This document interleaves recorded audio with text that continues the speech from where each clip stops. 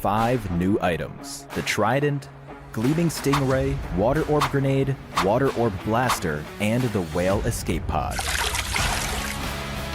The Trident is sealed within the Ocean Palace. It can be retrieved after some time passes in the match.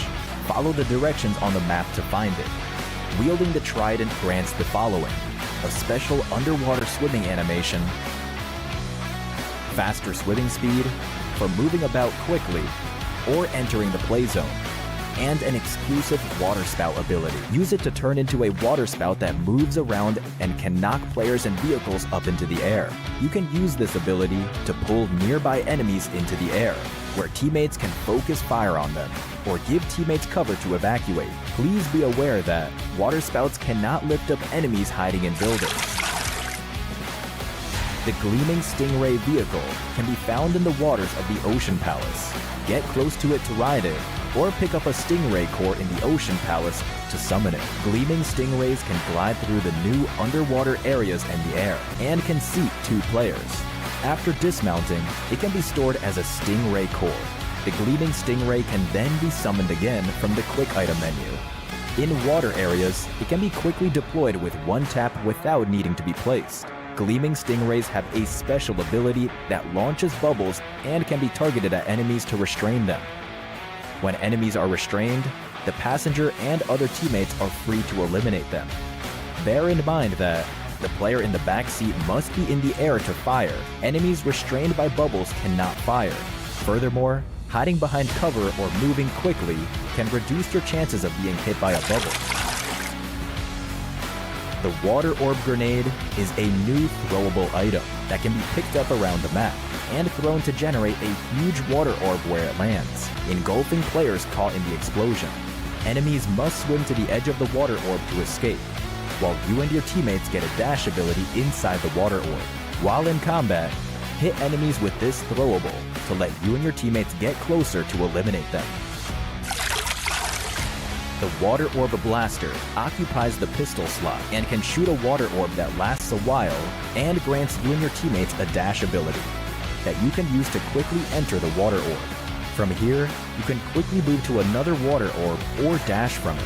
When fighting in buildings, you can use this item for quick movement and counterattacks. The Whale Escape Pod can generate a water orb where it lands. Enter the water orb and wait a while for a whale to appear and take away everyone inside. It can carry your whole team, and you can also change its route or get off midway. It's a great option for getting to the play zone. That's it for this video. I'm sure you're already coming up with a bunch of other ways to use these items. Try them out in the new version now. Winner, winner, chicken dinner. See you next time.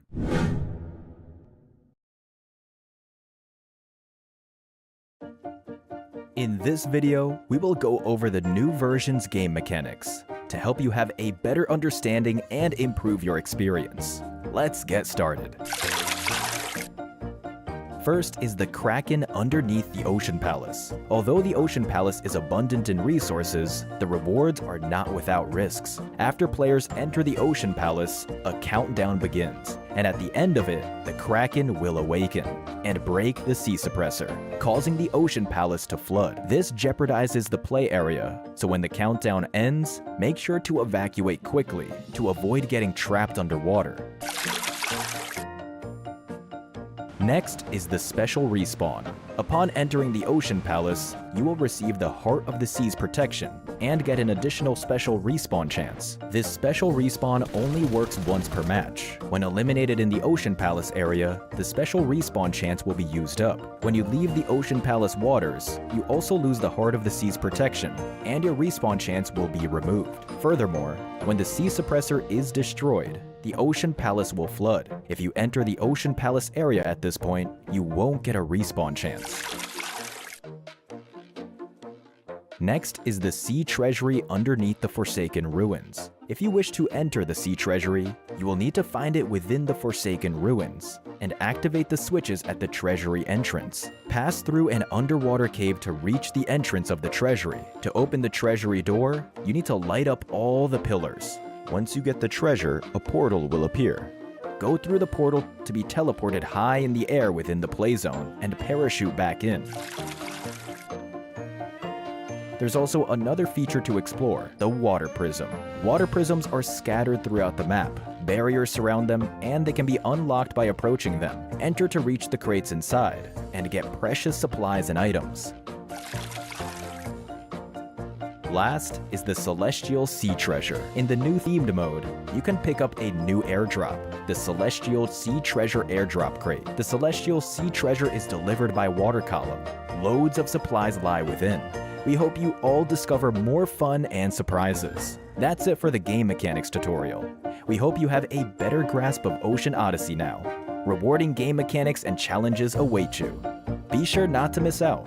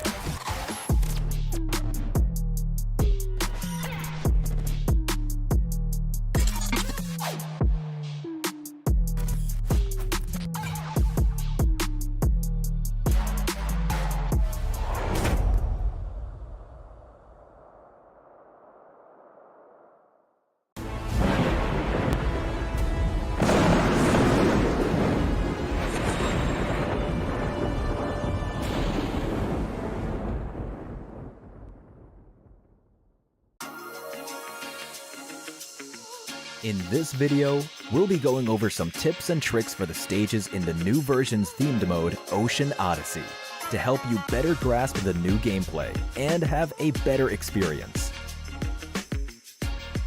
First, situated underwater beneath a huge statue is the Ocean Palace. At the beginning of a match, there are 2 ocean palaces that you can go to. They are located in the waters under the ruins and Milta. Each ocean palace has loads of supplies and treasures. It's an ideal landing spot. Now, what's the quickest way to enter the ocean palace? Parachute directly to the ocean surface at the start of a match, and after plunging underwater, you will get a speed boost so you can quickly reach the palace. You swim faster in the water near the ocean palace, and you can hold your breath for longer, allowing you to move around quickly underwater. After passing through the sea suppressor barrier, you can enter the ocean palace. The sea suppressor barrier forms a large air pocket in the ocean palace, and you can battle in this space. The first time you enter the ocean palace, you will receive a special respawn. Do keep in mind that you will lose it if you leave the vicinity of the ocean palace. Inside the palace, you can activate the water nymph performance. When it ends, you'll be rewarded with supplies. A powerful item lies at the center of the palace, the trident, which unlocks once the countdown ends. Upon retrieving the trident, not only will you get lots of supplies, but a special respawn card as well. It's used to respawn in the battleground, and still works even when eliminated outside the ocean palace. However, the respawn card has a time limit, so pay attention to when it expires. Lost crates are hidden in the waters all around the palace. Dive in and explore for surprise loot. Once a certain amount of time passes in the match, a kraken will appear and destroy the sea suppressor, flooding the ocean palace. Use the portals in the ocean palace to leave quickly. Finally, there are several Forsaken ruins. Besides having tons of supplies, the Forsaken ruins conceal 2 sea treasuries. Find the switches to remove the water veil and enter the waterway from the ocean temple. Then you can find the sea treasury located underground. Light up all the pillars at the treasury entrance to open the treasury door and obtain the treasure. On the ground of the Forsaken Ruins, there is a blasting current and a mirage tower. Use them to get higher up or to move around. When you encounter an enemy, use them creatively to take the enemy by surprise. Furthermore, some Forsaken Ruins will have a spirit whale that appears in the sky after some time and will leave a water orb on the ground after landing. Enter the water orb to board the whale escape pod. When the blue zone approaches, you can use the spirit whale to quickly get to the play zone. That's all for this video. Discover more ways to have fun. Hurry and try out Ocean Odyssey in PUBG Mobile. In this video, we'll be introducing 5 new items: the Trident, Gleaming Stingray, Water Orb Grenade, Water Orb Blaster, and the Whale Escape Pod. The Trident is sealed within the Ocean Palace. It can be retrieved after some time passes in the match. Follow the directions on the map to find it. Wielding the Trident grants the following: a special underwater swimming animation, faster swimming speed for moving about quickly or entering the play zone, and an exclusive water spout ability. Use it to turn into a water spout that moves around and can knock players and vehicles up into the air. You can use this ability to pull nearby enemies into the air, where teammates can focus fire on them, or give teammates cover to evacuate. Please be aware that water spouts cannot lift up enemies hiding in buildings. The Gleaming Stingray vehicle can be found in the waters of the Ocean Palace. Get close to it to ride it, or pick up a Stingray core in the Ocean Palace to summon it. Gleaming Stingrays can glide through the new underwater areas in the air, and can seat 2 players. After dismounting, it can be stored as a Stingray core. The Gleaming Stingray can then be summoned again from the quick item menu. In water areas, it can be quickly deployed with one tap without needing to be placed. Gleaming Stingrays have a special ability that launches bubbles and can be targeted at enemies to restrain them. When enemies are restrained, the passenger and other teammates are free to eliminate them. Bear in mind that the player in the back seat must be in the air to fire. Enemies restrained by bubbles cannot fire. Furthermore, hiding behind cover or moving quickly can reduce your chances of being hit by a bubble. The Water Orb Grenade is a new throwable item that can be picked up around the map and thrown to generate a huge water orb where it lands, engulfing players caught in the explosion. Enemies must swim to the edge of the water orb to escape, while you and your teammates get a dash ability inside the water orb. While in combat, hit enemies with this throwable to let you and your teammates get closer to eliminate them.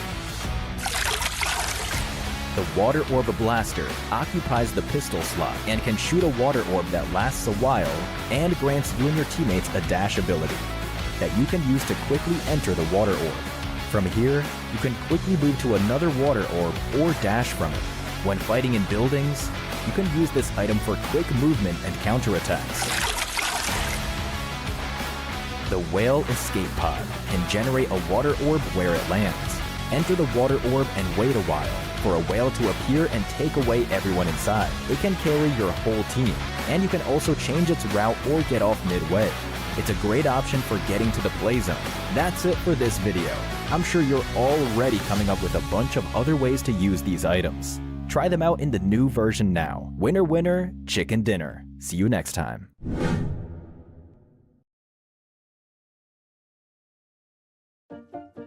In this video, we will go over the new version's game mechanics to help you have a better understanding and improve your experience. Let's get started. First is the Kraken underneath the Ocean Palace. Although the Ocean Palace is abundant in resources, the rewards are not without risks. After players enter the Ocean Palace, a countdown begins, and at the end of it, the Kraken will awaken and break the sea suppressor, causing the Ocean Palace to flood. This jeopardizes the play area, so when the countdown ends, make sure to evacuate quickly to avoid getting trapped underwater. Next is the special respawn. Upon entering the Ocean Palace, you will receive the Heart of the Sea's protection and get an additional special respawn chance. This special respawn only works once per match. When eliminated in the Ocean Palace area, the special respawn chance will be used up. When you leave the Ocean Palace waters, you also lose the Heart of the Sea's protection, and your respawn chance will be removed. Furthermore, when the sea suppressor is destroyed, the Ocean Palace will flood. If you enter the Ocean Palace area at this point, you won't get a respawn chance. Next is the Sea Treasury underneath the Forsaken Ruins. If you wish to enter the Sea Treasury, you will need to find it within the Forsaken Ruins and activate the switches at the Treasury entrance. Pass through an underwater cave to reach the entrance of the Treasury. To open the Treasury door, you need to light up all the pillars. Once you get the treasure, a portal will appear. Go through the portal to be teleported high in the air within the play zone and parachute back in. There's also another feature to explore, the Water Prism. Water prisms are scattered throughout the map. Barriers surround them, and they can be unlocked by approaching them. Enter to reach the crates inside, and get precious supplies and items. Last is the Celestial Sea Treasure. In the new themed mode, you can pick up a new airdrop, the Celestial Sea Treasure airdrop crate. The Celestial Sea Treasure is delivered by water column. Loads of supplies lie within. We hope you all discover more fun and surprises. That's it for the game mechanics tutorial. We hope you have a better grasp of Ocean Odyssey now. Rewarding game mechanics and challenges await you. Be sure not to miss out.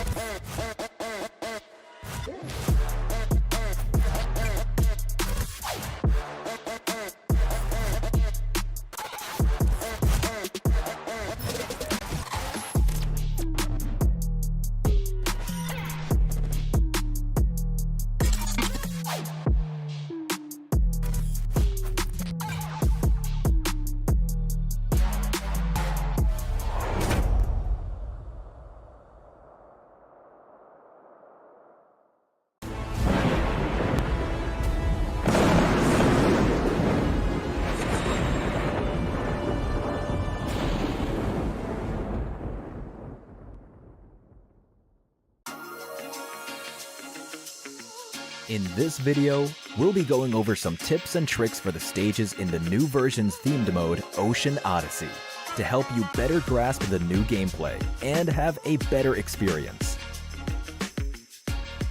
First, situated underwater beneath a huge statue is the Ocean Palace. At the beginning of a match, there are 2 Ocean Palaces that you can go to.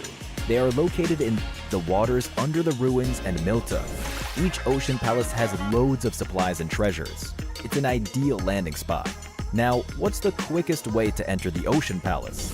Parachute directly to the ocean surface at the start of a match, and after plunging underwater, you will get a speed boost, so you can quickly reach the palace. You swim faster in the water near the Ocean Palace, and you can hold your breath for longer, allowing you to move around quickly underwater. After passing through the Sea Suppressor Barrier, you can enter the Ocean Palace. The Sea Suppressor Barrier forms a large air pocket in the Ocean Palace, and you can battle in this space. The first time you enter the Ocean Palace, you will receive a special respawn. Do keep in mind that you will lose it if you leave the vicinity of the Ocean Palace. Inside the palace, you can activate the Water Nymph performance. When it ends, you'll be rewarded with supplies. A powerful item lies at the center of the palace, the Trident, which unlocks once the countdown ends. Upon retrieving the Trident, not only will you get lots of supplies, but a special respawn card as well. It's used to respawn in the battleground, and still works even when eliminated outside the Ocean Palace. However, the respawn card has a time limit, so pay attention to when it expires. Lost crates are hidden in the waters all around the palace. Dive in and explore for surprise loot. Once a certain amount of time passes in the match, a Kraken will appear and destroy the sea suppressor, flooding the Ocean Palace. Use the portals in the Ocean Palace to leave quickly. Finally, there are several Forsaken Ruins. Besides having tons of supplies, the Forsaken Ruins conceal 2 sea treasuries. Find the switches to remove the water veil and enter the waterway from the Ocean Temple. Then you can find the sea treasury located underground. Light up all the pillars at the treasury entrance to open the treasury door and obtain the treasure. On the ground of the Forsaken Ruins, there is a blasting current and a mirage tower. Use them to get higher up or to move around. When you encounter an enemy, use them creatively to take the enemy by surprise. Furthermore, some Forsaken Ruins will have a spirit whale that appears in the sky after some time, and will leave a water orb on the ground after landing. Enter the water orb to board the whale escape pod. When the blue zone approaches, you can use the spirit whale to quickly get to the play zone. That's all for this video. Discover more ways to have fun. Hurry and try out Ocean Odyssey in PUBG Mobile. In this video, we'll be introducing 5 new items: the Trident, Gleaming Stingray, Water Orb Grenade, Water Orb Blaster, and the Whale Escape Pod. The Trident is sealed within the Ocean Palace. It can be retrieved after some time passes in the match. Follow the directions on the map to find it. Wielding the Trident grants the following: a special underwater swimming animation, faster swimming speed for moving about quickly or entering the play zone, and an exclusive water spout ability. Use it to turn into a water spout that moves around and can knock players and vehicles up into the air.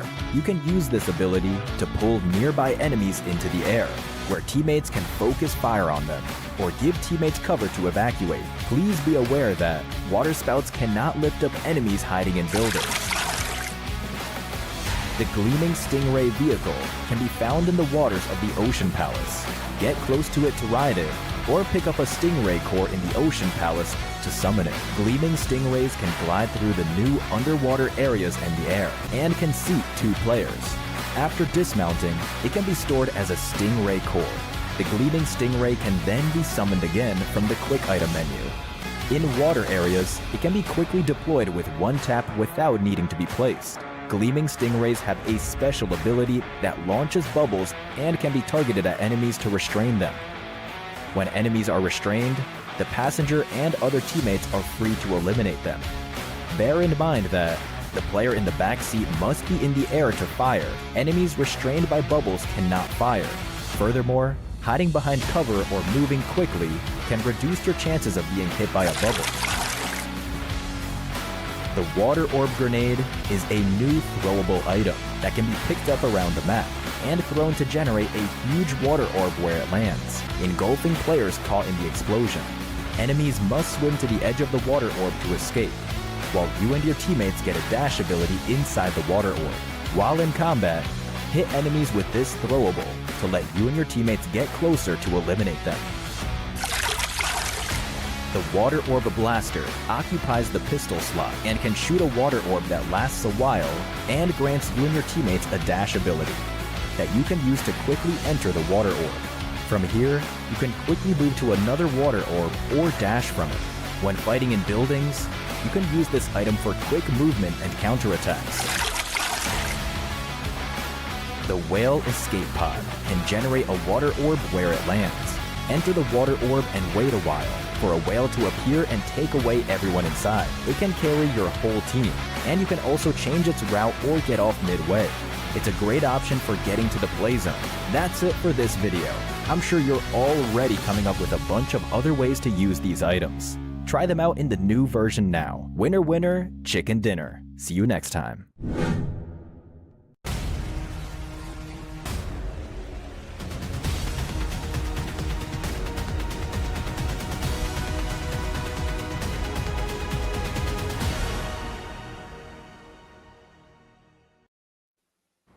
It's week 2, and there's a whole lot of chicken dinners to be claimed here in this week to see who will be some of the best teams to be performing here in the PMCL Southeast Asia. Joining me today is going to be Cuckoo TV, and my name's Contra. And as a matter of fact, we'll be here for the entirety of the course of week 2's action. For those of you guys who might have actually missed the first week, don't worry, we got you guys covered as well. But Cuckoo, man, tell me about your weekend, because you guys have cast a couple of matches of week 1, and it definitely was pretty intense as far as the audience could see.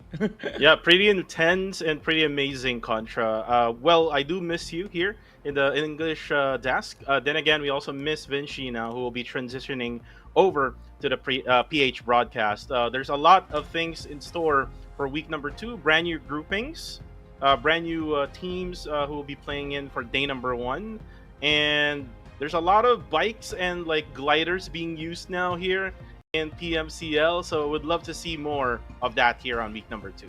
Yeah, and I guess that this is where it definitely shows that teams are playing with higher tempo as well, and sometimes in desperate situations you just gotta make sure that you take whatever you can to get your way into the circle. But of course, they had a couple of days of break, and you know, they might have actually used this time to re-strategize, so we do perhaps would see a little bit more of a change coming in here into week 2's action. But of course, we'll give you guys the lowdown of what's the score looking like for some of the teams that have been able to secure some good bonus points for the week 1. And of course, starting a brand new week, it seems like we're going to be seeing them starting from ground zero again, or perhaps, well, just stashing even more to be able to get into the grand finals.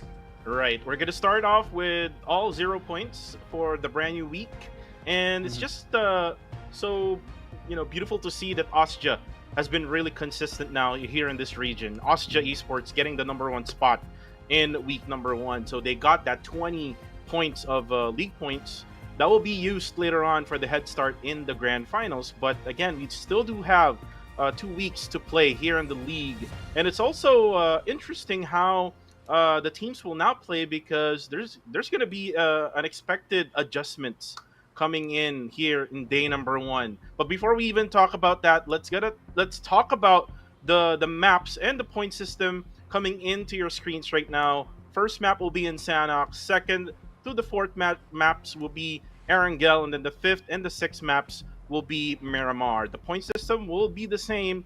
First place, or the winner chicken dinner team, will get 10 points, goes down to 6, 5, 4, 3, 2, and 1.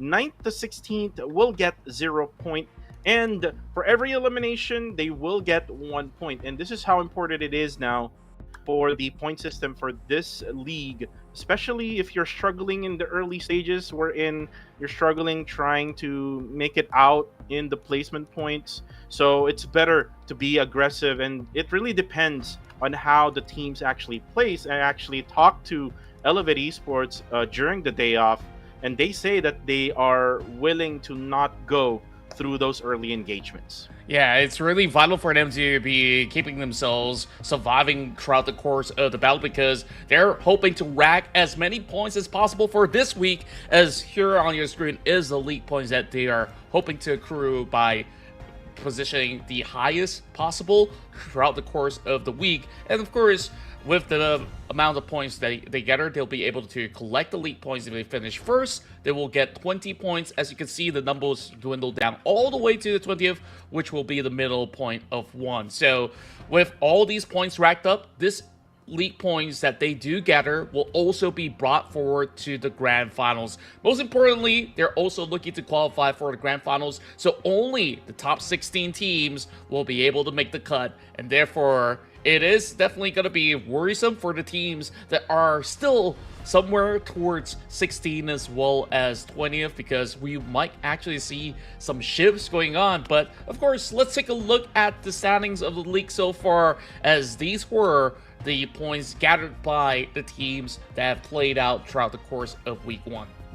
And I talked about Austria getting that 20 league points. This is going to be big for them, especially if you're going to be targeting that 4,500 prize pool, which we're going to see later on. But if you look at the bottom side of things, we have 2 Singaporean teams on the 19th and the 20th spot. So they really need to do a lot for week number 2, especially for week 3 as well. GG at the same time will also have to do the same, kind of like what Flash Vision and RTC will do. They will have to be more aggressive, though, because we've seen a lot of passiveness coming from this team, but they do love to play in Sanhok. Yeah, they absolutely do. They do have some pretty high win ratios as well. So we'll see how things is gonna fare heading into the very first game later on. But, you know, teams, they have a fresh start so far. So who's to say that even RTC, who have shown some signs of struggle, might be able to do much better this time around. And of course, to kick off our week here on our Wednesday run, we'll be having groups A, B, C, as well as D to be playing. And of course, through your screen, you probably have some of the favorite names like Harami Bros, Genesis Esports, the champions of Week 1, Asia Esports is still in play as well, including Yangon Galactico. So it definitely will be a really tough group to actually play out throughout the course of the day. So we shall see who will be coming up on top of the leaderboard once day 1 concludes. Meanwhile, for you guys who's also looking for Group E, they'll be performing from tomorrow onwards, so don't worry too much about that, as you guys would still get high quality gameplay here in the PMCL. Yeah, we may not have Elevate, GOAT, Risk Guys, and Exquisite Esports, but you can see all of the top tier teams still here, like Austria, like Arame Bro, like Genesis Esports, like right now with Sin being able to be the top PH team last week. But here's what I'm talking about. League prize pool right now is a total of $18,000 US. As the first placer will get 4,500, the second place will get 2,400 USD, 1,800 for the third placer, 1,500 for the fourth place, and then 900 USD from 5th down to the 8th place, and then 600 USD from 9th until to the 12th place, and then 300 USD from 13th down to 16th, and then 150 USD from 17th down to the 20th spot. But the weekly awards are very important as well, as the best performance team will get 150 weekly and 150 weekly as well for the Terminator. And we actually saw the announcement already that Austria Esports got the best performance team, and Red Bull being the Terminator of that week. Yeah, Red Bull has definitely shown a tremendous work rate throughout the course of the very first week that we've actually seen. Great highlights coming in from that player himself. And Asia Esports, you know, undeniably the current best team for week 1. But, you know, teams can sometimes lose their grip heading into week 2 because of all these changes that will be brought to light in moments time. So I wonder what will happen later on, because, you know, maybe in Sanhok, not too much of changes will be shown just yet because they only play 1 game of Sanhok into each respective day. But Erangel as well as Miramar, I think this is where you see teams actually make shifts in towards whatever they actually plan out. So that's what actually gets me excited to see whether if there's going to be anyone that could actually hold Austria back. We might probably see like 2 adjustments made in Sanhok here, Contra. If you notice from last week, Kill Enemy and Strangers Esports always fights in boot camp. We saw them adjusted already right around day number 4 or day number 5, but we'll have to see that one out first, because I think they're experimenting with that dropping point right just below boot camp. Another thing is the adjustment coming from RTC Esports. RTC has been dropping together with some of the big teams like Sin, to be more specific, at Hatin. So they need to manage to get a specific drop point, not dropping with another, you know, squad, because that's really gonna make you not score too much like what they did in week number 1. Yeah, I think this is definitely worrying for the side of RTC if they really want to rack up those big points, because if you start off and you get taken by players out there, it's definitely going to be pretty tough. But you know what's easy for you guys to get? It's the Galidria X-Suit that's currently available till the 30th of September. So you guys got about 1 month's time for you guys to claim not only the beautiful X-Suit itself, but also get your hands on the first ever advanced upgradable MG3 Sky Huntress, so you could dominate the competition and have a whole lot of flair while doing so. Now, of course, we get back into the thick of the conversation as well, where, you know, you guys could just log in and, you know, have your try in getting your hands on this X-Suit, where the first draw is only at 10 UC. So yeah, where were we? We're talking about changes, right? So Yep. Back into Sanhok, of course, sometimes it gets really rowdy. So I really want to hear your thoughts. Who do you think is going to claim the first game? Well, the first game, my prediction will be Harame Bro. Harame Bro didn't got any chicken dinner last week. So this week, I think they can start with a win of the first map here in Sanhok. I know you got Ostia there. Queen Toya also has Ostia, Zan, and Riam on core. But why do you pick Ostia?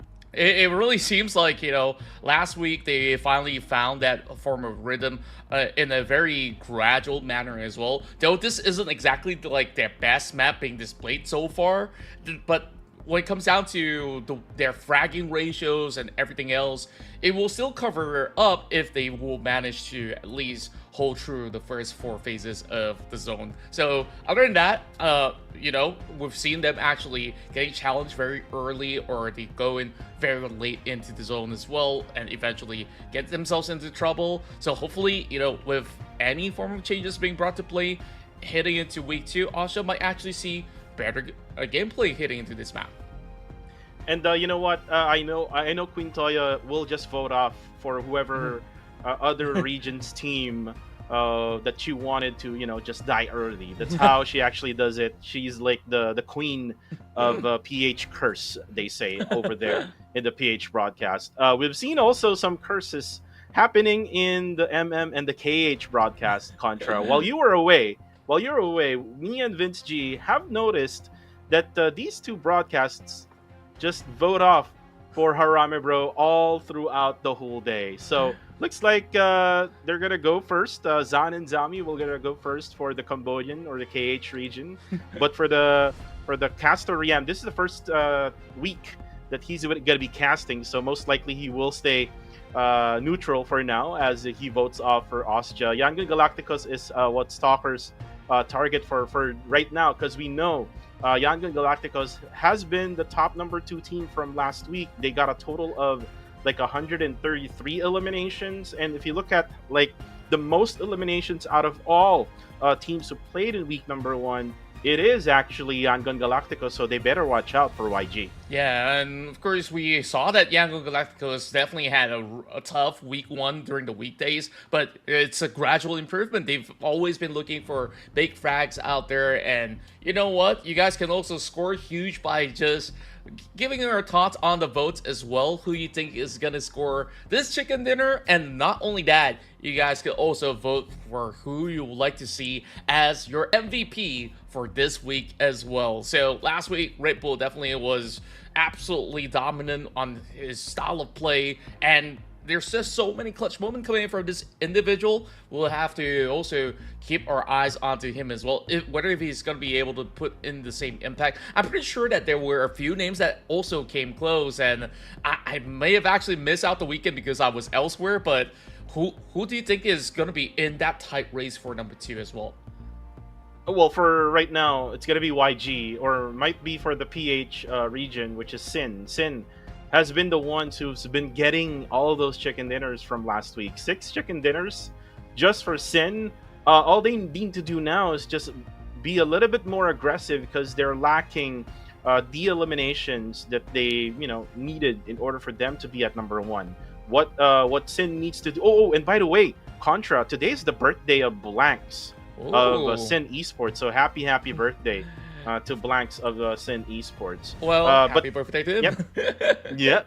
And before we talk about the birthday of Blanks, same goes to Harame Bro. Harame Bro needs to also be consistently aggressive for their squad, and they need that winner chicken dinner. I think that is the missing formula for Harame Bro. That's why they didn't got that number 1 spot. Well, of course, right now, there's just a whole lot of formulas brewing as well because we got 16 teams that have been sort of finest of Southeast Asia, and they're about to duke it all out once again. And thank you guys for joining us for now. And of course, if you guys are first timers, hit that subscribe button, hit that like button, or follow wherever you guys are watching from, because we are about to kick off our very first match as we dive right into Sanhok here in the PMCL Southeast Asia. Well, let's go in the game.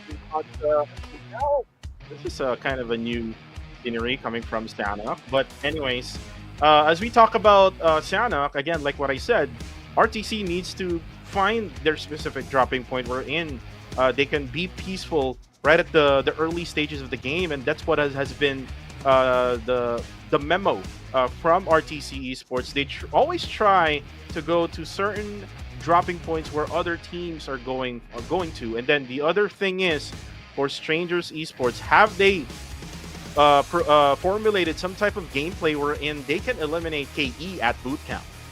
Well, we shall see in a moment's time as we are just taking a good look over onto the course of the field. Austria will dominate the entire area of Kao as well as Tatmo, so there's plenty of loot for them to start with. But I'm looking at the southern side of the islands to be a little bit more congested, as you have TTQ as well as Dread Esports to be in close proximity. And any further off, they're going to meet with Harame Bros.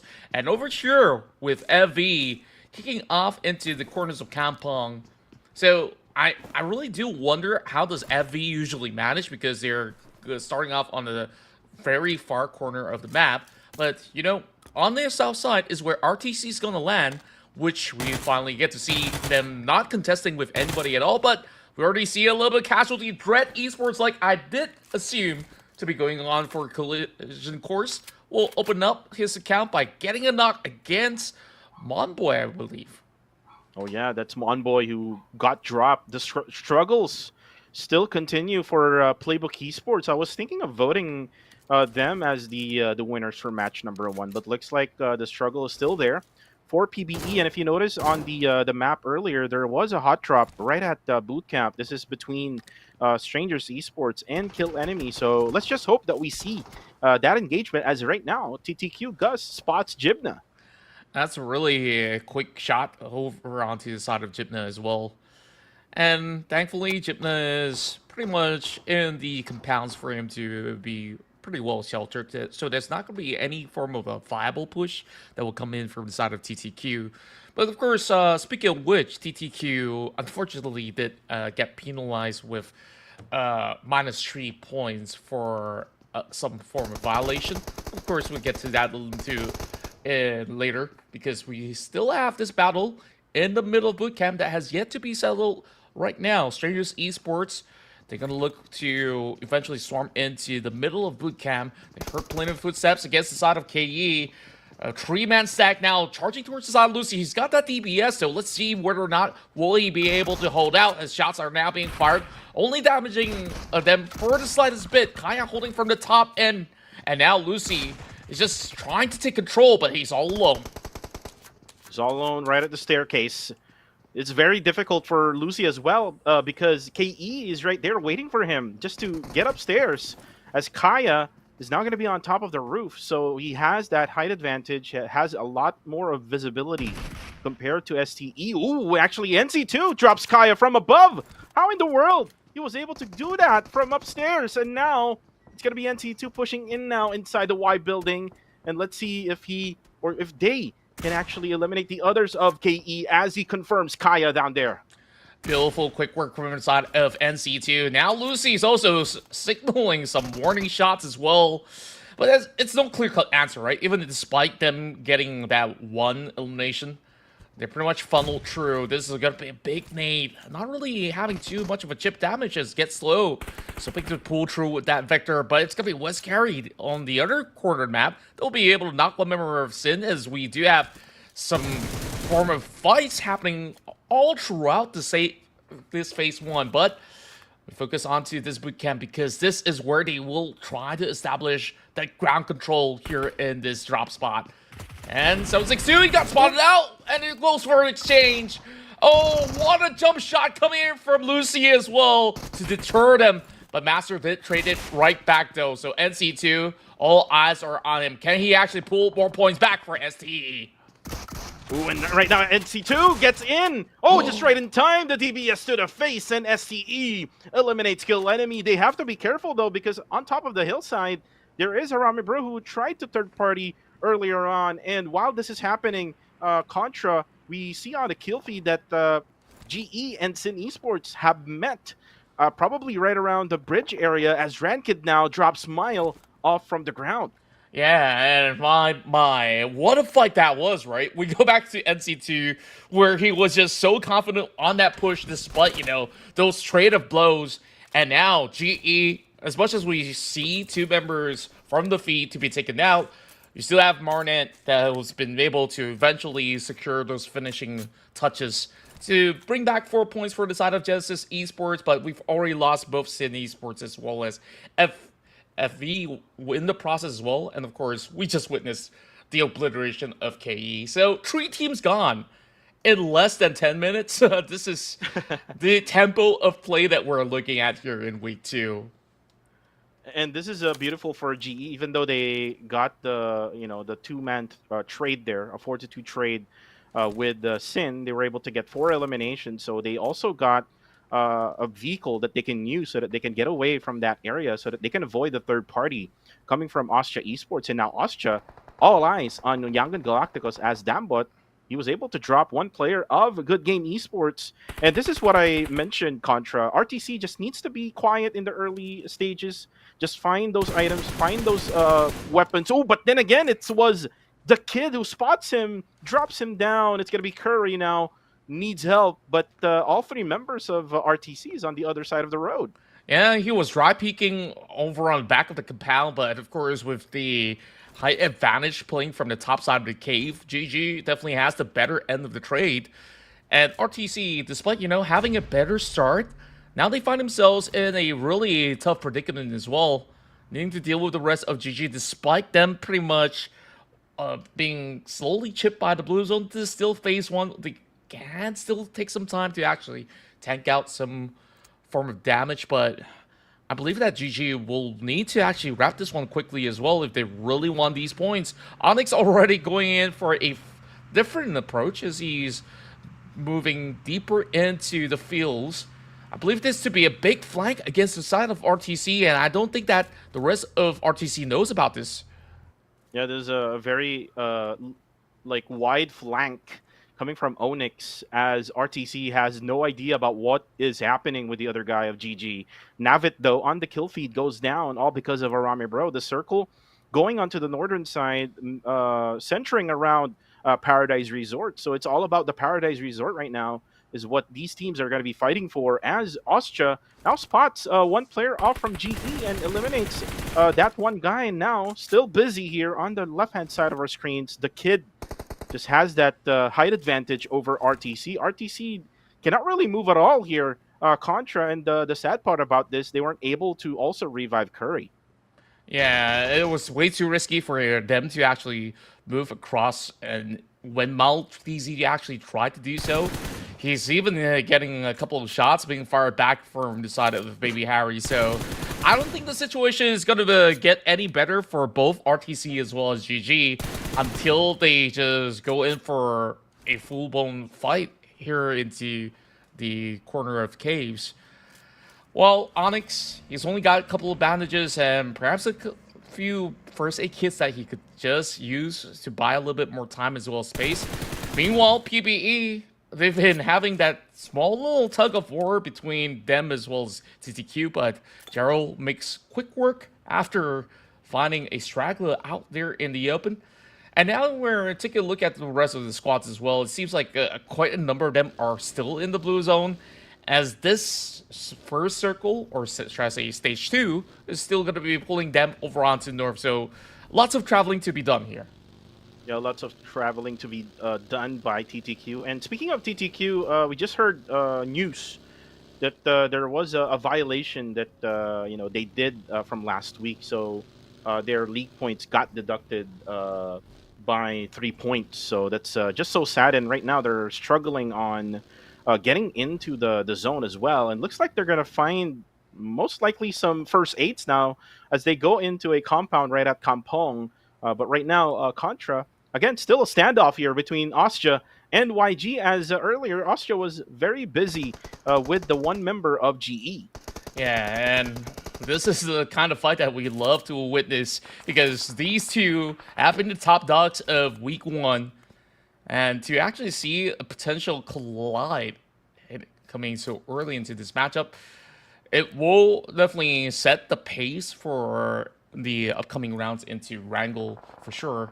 But of course, going back into the action of what's happening in the cave, it's RTC just rendered into a very sticky situation where they can't even get out of the open grounds. They don't have vehicles. They don't really have anything to work with, to be honest. So RTC, they're in a pickle, and GG says, I'm not stuck here with you. You're stuck here with me instead. So the kid happily charges right through. But facing off against Dambot, this might be interesting because we've seen quite a number of 1v1s from the side of Dambot he's managed to win in the past week. And if there's going to be anyone to rely on, I guess RTC will at least need him to bring a point back for the team. Yep, and Dambot have shown us, if I'm not mistaken, from an Erangel match last week, right around day number 5, he got like some sort of a 2v1 or a 3v1 spot highlight. But right now, it looks like Dambot will try to do the same. The kid got damaged there, just a little bit of damage from that DBS. Oh, but the headshot actually came from Dambot, drops Baby Harry down, and now it's going to be the kid and Onyx who will try to save the day for GG. Now throw of a nade, splash damage again for the side of Dambot, but he needs to be careful. He doesn't really need to go out of that house because if he does it, Onyx will be able to spot him. Another nade. Ooh, wow. Ooh, he actually just throw it outside, and actually the knockdown happened. The kid goes down. It's a 1v1, and this is what I'm talking about, or this is what we have been talking about Dambot. My, he might actually win this trade as well, but he's out of grenades, and I don't think he has any resources left. He's waiting to get a little bit more into that tight corner, but that grenade was absolutely beautifully lobbed from Onyx to still win the trade and eventually saving the kid in the process. But like I said, this fight, it's not actually rewarding even for the side of GG. Look at how far they are from where they need to be. Yeah, so super far, actually, to be honest with you. And if you look at the bottom side of the circle as well, it's way too stacked right now. We have Maxed, STE, Harami Bro, and PBE, so I'm not really so sure. Ooh, and look at that. Michi spots Jappy. Beautiful spray with the M4. Now Jappy needs to get revived. And by the way, this is the comeback of Jappy now after being inactive for the past, I think, 3 days from last week. So Emas is not going to be playing anymore, but look at this. Jarrell and Monboy now pushes in. Ooh, then the knockoff came from both of them. And then Range now surprises Jarrell, but Jarrell still was able to get the knockdown. Wow, beautiful push coming from PBE. My, Jarrell just storms right through the gates, and that funnel that they were being put into was just ruthless from what we saw. And now, not much has been left for the side of Harami Bros to do much more, but to rely on Federalis. 3-man pushing right through, and he's got such a tight space. It will be Mob Boy to take him down. And it's a tough start for the side of Harami Bros that's hoping to at least claim a lot more here in Sanhok. And this is still massive for PBE, which, you know, you said you wanted to predict. I think they're doing really hot right now. Well, for now, TTQ, Zuki will have to go for the spray. He needs to protect himself, though, because it's all 3 members of Fearless who might be pushing himself in. But the thing is about TTQ also has another guy who's still alive, which is Gus. So most likely Zuki will get protected. Circle now will be updated. And there we go. It goes to Ostja. And Ostja and YG is right smack at the middle. So most likely they will survive in the latter stages of this game. Now, this is our question earlier on, Contra, GG, how will they be able to get in? They actually got a scooter, and now spotted is Jarrell, and you can see Jarrell just goes for the spray through the trees as well, and they survive. Oh, just by a hair shred, I would say so. Just looking at the back end of Paradise Resort, there's still incoming teams as well. Oh, FRL has just arrived at the scene, and Pop-Pop is happy to take them on. But he's not really all too healthy as well. He's tanked up some of all the blue zone damage, and now they go in for a nade exchange. Both members of GG now clumped into a very tight space. But thankfully enough, those nades won't be able to connect directly. But this one will, as Astro X just preemptively predicted that he's going to be right behind that stone. And that will secure it. 2 good nades is all that they needed. And that will be 6 points in for FRL. Wow, on-point nades from Fearless Esports. And it came from the 3 players, or actually the 2 players from Pop-Up, or probably Astro X. Astro X already has 4 eliminations in the bag here, 6 total for them. And they can go ahead and occupy now Paradise Resort. PBE, though, did heard those gunshots from the edge of the circle, so might as well try to go for that gatekeep. But they also need to think about GE, which is Marnet, who is still alive, out in the open, the lone member for the side of GE. And look at the votes now. Ostia, 58%. Wow, over half of the people are voting for them. But I am voting for them for this game as well, so... it just goes to show, right? Like, Ostia Esports, after the brand new transfer, they've been working ever so effectively. And, of course, still not too much have been seen from the team just yet for now. But that fan base definitely is super solid with those predictions. And now, that 1v1 will result in Marnet getting the upper hand with that jump shot. Beautifully done from the side of GE. Now, stashing in their 5th point, but, you know, it's been massive improvements coming from teams like FRL as well as PB here in the early stages of Sanhok. Now, these nades are flying right through. Marnet still has another fish to fry. This is going to be Astro X. After a great successive strike towards the side of GG, they want blood, and they want it quick and swift, and they will get it. They will get it. Astro X, though, with the blue zone, it's just way too much for him now. Ranzer will most likely have to get all of the first aids now for Astro X. Astro X will not be able to get revive anymore here, except if he's able to still get inside the zone. But Mitchie is there for him to gatekeep them. PBE has total control now of the eastern side of the circle.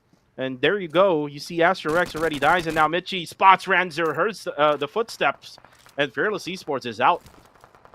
I just love seeing how confident PBE is, and they are just making sure that nobody cuts across. That was just very quick picking, as well as great thinking coming in from the side of the members of PBE.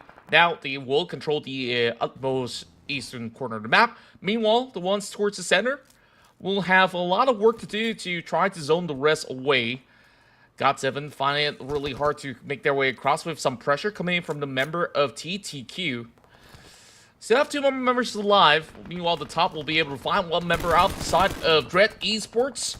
As they try to run across, Gus tries to trade right back. Edward, he's just gonna full send it with the rest of his squad, where they do have a P90 in hand, but BN Carry will bring 1 down at the very least. But it will go ahead to detonate it, and GOT7 remains to be intact, but for Dread Esports, they try to run through, and Ostia holds them down the line. Martin will get all of these members on the ground. Wow, 3 members down as they push for Dread Esports. Now, Demios just hiding inside the smoke now, who is still just waiting for Ostia to move. And this smoke will eventually come off, Demios. You better protect now your teammate as he now goes off. Red Bull now ready for action as Martin spots him down. Martin with 1 HP left defeated Dread Esports off, and now we're down to 6 teams remaining. My. Last week, it was all about the Red Bull show, and this week, Martin's looking hella mighty. He's already got 3 points by his name, and look at that. Ostia Esports, not only do they have the only compound available in the circle, they dominate the circle for the moment, while the rest of these squads are still on the outskirts. Now, I want to see what happens on the south side. We have STE as well as Team Max that will need to journey their way through that part of the map. And PBE, they already have Jaro booking the center of it all, so this is not going to be all too easy, as Ostia still hunts for a target, and that target to be GOT7. God7. Nades are coming in from their side. YG, though, very busy from afar. They're at the edge of the blue zone, so it looks like they're going to be on a duo split here, trying to split it up so that they can fight off against God7. God7 does have a P90 also, so if you try to get closer to them, then they can burst you down with the HP. But look at YG's doing right now. They're using the vehicles for them to be able to scout them out so that they can also be spotted from behind now. It's going to be gunshots. Oh, nade coming from Romeo Boy. Drops MH, and now he needs help as WTZ together with YG will be delayed now, all because of that molly. Yeah, such a tough fight this is. YG, they look to turn the other way around. This fight will not result all too well if they stay put for too long. The zone's already closing right in, but they have Cute Loki to try to fend him off. He's still hiding right under the vehicle while the air slowly getting spotted out. WTZ is the first one to be out, but it will be trades after trades. Loki, so effective on that strike. And now, can he get more out of that situation as YG hopes to stand tall? It's only VN carry left, but he's got no space. Now he deals with Martin. He does find him true, but that will be stopped as Asia Esports will still have members to be able to hold them through the blue zone. Now, 8 points in. Asia still looking really strong here in order to secure a chicken dinner, but the rest of the squad's not too shabby as well. We have 3 members on the side of YG, 3 more remaining from strangers, and speaking of which, those numbers will deplete with those nades flying through. Red Bull is hunting out for YG. Another nade, another knockdown for Red Bull. Now the revive will take effect now for Romeo Boy, but he cancels it out all because of the pressure being put in by Red Bull as he eliminates all 4 members of YG. Now we're down to 4, and he's not stopping, Contra. Wow, I take my words back, you know. I thought it was the Martin show. Red Bull, he's the late game monster, but he's now been clipped on his knees. NC2, another time member to hold him right through the back. And my, he just basically depleted the entirety of YG and immediately looked for another target in the form of STE. That reaction was second to none. But even despite him being knocked down, I believe he should be getting revived right now by Skynin. So right now, also they still have 4 members against these 2 squads who's only playing by duos. Oh, and NC2 spots Skynin. It's gonna be the STE squad. Now coming inside the circle, they're outside the zone. Ooh, spotted by Martin. Now it's only going to be Get Slow for Strangers Esports, and he's going to be sandwiched. Max and Ostja, and Get Slow will most likely deny himself, but no, it's going to be the nade from Ostja who will get the first winner chicken dinner for week number 2.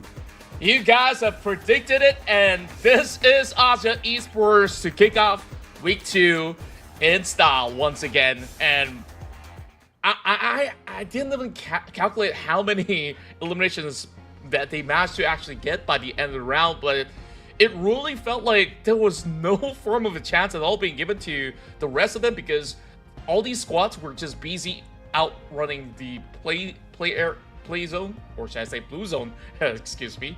And the moment that they arrived, they were left with almost no cover, right? With only trees as well as some rocks to begin with. And immediately, Asia Esports, they waste no time. They sent Skynin as a sacrifice, but they got all the information that they needed to actually close out the game. Yeah, they got the information that they needed. Team Max was just right on the southeastern side, and STE just down on the southwestern side. All information needed, all for the 3 members. So what a way to, you know, sacrifice yourself, Skynin. And the fact of the matter is, Contra, Austria Esports got the circle in the very beginning of the game. So they were dropping out at Cow, and we go to the highlights right at this time, and we saw the early engagement coming from KE and the STE. STE got the best of that, and then it was RTC who's tried his best for GG here, as he was not able to, you know, clutch it out because of the frag grenade coming from Onyx. But then again, going back to whatever I'm saying, Austria got the first circle, and then it never went away from them. They all basically fully controlled whatever circle that we had in this game. Yeah, and they've done it magnificent as well as at the very same time where, you know, there were these teams that were battling across Paradise Resort, which PBE has eventually sorted them out, and they came in from the south side, which was quite impressive out of what PBE has been able to pull out. While, you know, I see many of these teams that were just trying to gatekeep each other for the most part, and it was this big battle between YG as well as GOT7 that have definitely seen this whole battle erupt into the open, and Asha had that perfect opportunity to claim all these numbers, and once again, Red Bull is your numero uno. Will be having the most total elimination points as well as damage to book out the match. Wow, this guy has a plan on taking that MVP off from Federalis. Looks like he's all focused and he's all in all throughout this league. I mean, they started week number 1, he got the Terminator. It looks like he's all focused and he's not stopping. 6 eliminations for Red Bull. And let's see if he can do more in the bigger maps like Erangel and Miramar. Yeah, and for Asia Esports, this just looks like a day in the office, right? Like, from that tempo of play that they've had from the previous week, they're bringing it forward to now, and, you know, I put this random vote onto Asia thinking that, yeah, I voted for them because I think they could still improve in terms of their positioning, and they have definitely gotten the best ideas of how to actually work out this map of Sanhok, where they've done plenty of damage throughout the course of the battle and also rack up a total of 25 points with that 15 elimination added together. Wow, this is an early double-digit eliminations coming from Austria Esports. 15. And by the way, from last week, the record is 19 total eliminations. Has been done by 2 teams. So let's see if one of the teams right now with the new groupies that we have can do the same thing. But for Austria, if they manage to get Sanhok, then this only means one thing, Contra. This is Austria may be dominating also the bigger maps, because normally we don't usually see them being that dominant in Sanhok. So again, for the other teams, beware of Austria Esports. Yeah, they gotta be very well oiled in order to challenge Asia Esports. And speaking of which, you know, like from what it looks to be, Asia did manage to get the upper hand when it comes down to the early game till the end game with the zone upon them, which they have less concern of needing to reposition. So I think it's really up to the rest of the squads to really be safe getting into the zones instead, because we see too many fights happening in the early game where 3 squads being wiped off within less than 5 minutes. I guess like some of these changes might have actually affected the tempo of play that we've had, where, you know, these standard numbers are still pretty much what we would expect coming in from the side of Sanhok, but my, it really felt like there wasn't much time for even players to heal up, whereas you can see this to be one of the lower numbers heading into this match. Right, and it's all because of that circle. It's an open circle. To be honest with you, it went towards the middle portion of that road, and then all they needed is to just hide behind those trees, and it's not that too many trees around that area, so they really had a hard time. And Austria had like a complete team by around stage number 7, so they had most of the advantage at the end. But you can see now the match standing, 25 points for Austria Esports, and this is a good sign for Strangers Esports. 13 points to start off day number 1 of week number 2. PBE also doing a good job here for match number 1. 12 points total. But if you can see the others on the right hand side, Harami Bro only got 1 point, and I think this is the first time, in my opinion, or if we try to look back, Harami Bro had a bad game in Sanhok, because usually we see them getting a minimum of like 5 points or more.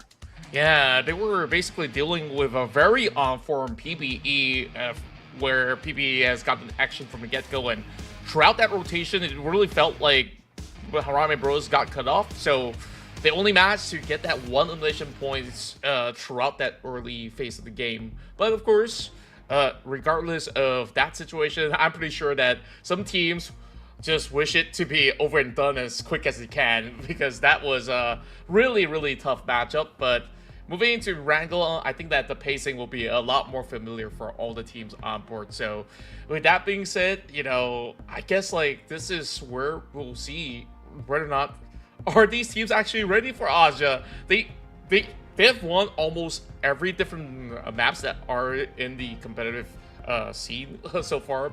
Miramar's checked, Erangel's checked as well. So now they also add Sanhok to the list. This team just looks to be the most well-rounded compared to most of them. Yeah, you're right with that. And I think this is the first time also that we didn't really had any compound in the last circle in Sanhok, because usually we saw from last week wherein the circle would go right around in an area wherein there's like houses. So this time around there were no houses, just trees and rocks to get covered. So the other teams really had a hard time on protecting themselves, and Austria Esports, Red Bull was just finding all of these angles, just the reflex of this guy after eliminating YG, and then he just looked at the players of STE, tried to fire his gun. This guy is on fire right now, Contra. Yeah, if only we have a replay of that clip again. Like, it just goes to show how great of a player he is. Like, that reaction speed was something that we don't see every day. Like, that's what really sets him apart from everybody else, because he's always ready to fight. Despite you saw damage being done to him, even when he's outrunning the zone, he's still trying to dish out as many as he can. So not only that, his eyes were so sharp, he snapped it towards the side of STE and he got it, which was so impressive. But of course, that was definitely a huge highlight for the side of Sanhok. But moving into Erangel, Asia may not have always seen that level of crazy consistency into, say, a top 2 or say a high ratio chicken dinner just yet, but they always book out at least with minimum 4 elimination points to begin with. So unless something really bad happens to them in the form of rotation, then perhaps they will be caught off guard. But I'm happy for his game. I got my predictions right just to start off a great week. Yeah, just to start off week number 2, Contra already got his prediction right, so that's a good way to start it off. And actually, it looks like Queen Toya's prediction, which is usually a curse, didn't really happen because she predicted the one who won in game number 1. But another thing as well with Austria, it's very underrated to see Martin able to drop 3 players all at the same time. If you remember back when Dread Esports pushed Austria Esports, Martin was on fire, just firing his M4 over to Dread Esports, and one by one Dread Esports didn't have any chance. It was only Demios who was left at that Coup RB, and he was also the last one to actually be eliminated by Martin as well. So Martin showing up here in this game as well in Sanhok, and a good thing to see that he's also doing a great job for his squad. And it looks like this is kind of like the final lineup in my opinion for Austria, because if you remember, GUI played last week during day number 3, and after that their gameplay kind of changed. It's not that too aggressive compared to the first couple of days. So I am expecting that GUI won't be playing for the meantime for the side of Austria Esports, and we're gonna see the rest play it out for the rest of the week. Yeah, if there's going to be changes necessary, maybe heading into perhaps a Miramar round just to keep everybody's stamina level at a high, right? Maybe you might expect the top to be going in for that substitution or so. That really depends, of course, whether if it's him or even Skynet, because when we're looking at both Red Bull as well as Martin, they're looking picture perfect as a duo, right? Sometimes they even split up if they need to and just create a two-point flank, which is absolutely scary when you have that firepower coming from both Martin as well as Red Bull. So that could be a really interesting style of play for the side of Austria Esports as well. The dynamics for a team that has been brought together for, I would say, less than 4 months, right? On how well they synergize, especially considering the difference of languages that they're usually accustomed to, and now needing to find that middle ground. I think that whatever that Austria is doing, whether from the management side or from how the coaches have been able to really put them together into such synergy, that's definitely deserving of a really high appraisal. So with that being said, when we look at other teams as well, I think PBE was also getting a whole lot of points in those rounds. So I'll keep my eyes on PBE in these upcoming rounds. Well, for the meantime, Contra, let's talk about again the newest Galadriel X suit with an exclusive lobby post. It is available until September 30. Wreak Havoc with the Sky Huntress as well, the first ever advanced upgradable MG3. The first draw of the day is always at 10 UC, so grab yours now. We haven't seen yet today the MG3. We have seen the P90 being used by God7, and those are the two weapons that you would have to be careful for if you're going to be fighting against a player with those weapons. So you have to be careful being burst down by these weapons. So grab yours right now up on the shop in PUBG Mobile. And you mentioned about communication between Austria Esports, wherein they have 2 Cambodian players and then they have 2 Thailand players in their lineup. So I actually spoke with Rix together with Aya. We had a podcast yesterday, and I did ask him about his stint in APG. And while we talk about that, let's talk about first my prediction for this game. It's going to be Austria still for me. Austria is, does have that momentum to say the least, and I know that they are very good as well in the map of Erangel. So I saw your prediction, KE. You're the only ones that is very different here. Yeah, Contra. Because I do believe that KE needs a little bit of a boost of morale, because they haven't been the most consistent, but when they look good, they look unstoppable, right? So provided if they have made good changes heading into their rotation in these early games, KE, I think that's the only bane of it when it comes down to how they actually play out inside of Erangel. Other than that, I still think that they are at least a potential top 5 finisher heading into most of these maps, but I'm not too certain. I'm just throwing a name out there, to be honest, but KE definitely has a very solid chance. But I can see a lot of fans for Harame Bros because of their performance from last week. And their performance from the last game, though, it's very underperforming. So it's kind of like contradicting here. But, last game, there were so many Austria predictions. So if the powers are combined, Contra, maybe it's giving them that, luck in order for them to get that winner chicken dinner, in order for them to sustain until the end of the game. Riem Angkor and Stalker, interestingly, voted Harame Bro. So looks like they're going to do the same things as what Queen Toya is doing right now. Queen Toya will curse Yangon Galacticos. Sammy goes for PBE together with Zan here with Harame Bro as well. So very interesting picks coming from our casters. So going back to the story about Rix of Elevate Esports. So last season he played for APG Esports. So they had 2 Singaporean players, and then they had 2 Filipino players in that team. So they had Rix and Dos, and then 2 Singaporean players. So I asked him about communication. So he did mention that there's going to be challenges if ever you're an import from a different region. And whenever they talk Singaporean language, that's when all hell breaks loose for Dos and Rick. So for Austria, I think they're doing it pretty well. They're able to do it. But right now, before we even talk about that, you can also vote for your favorite team. Just scan the QR code right now using your devices, and you can vote for your favorite team as well as the rising star of this season.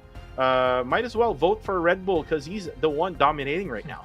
Yeah, you could do so, or it could also be your very favorite player out there, whether it's Federales, whether it's all these other names like Morden, Dewey. I mean, if that's Austria Esports, right? Since high percentage of you guys are basically rooting for the Cambodian team, and of course, when we take a look into YG, well, the YG's got some high fragging power as well. I think I'm also kind of surprised to also see lesser votes coming in for YG in the early stages, but they are known to eventually up the ante when it comes down to how they progress match after match. So we'll definitely see if they're going to be able to get some of these games going on for them. But Harame Bros, they have the majority vote right now.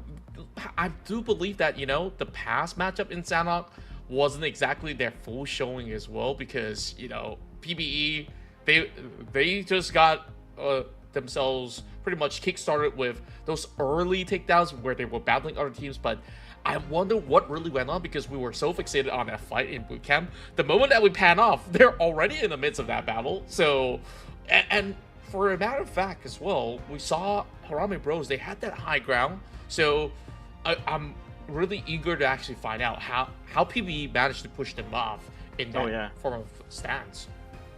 Yeah, and usually if you got the higher ground, you have more advantage, right? So for Harame Bro, I think they made a little bit of error there, because I think there was like one player of Harame Bro, which is Range, who was on the downslope area, so he wasn't able to see what Jarrell and Monboy was doing when they actually pushed in Harame Bro. And they also had like another player who was like far away from them. There were like two together, so they're on a 1-2-1 split for Harame Bro.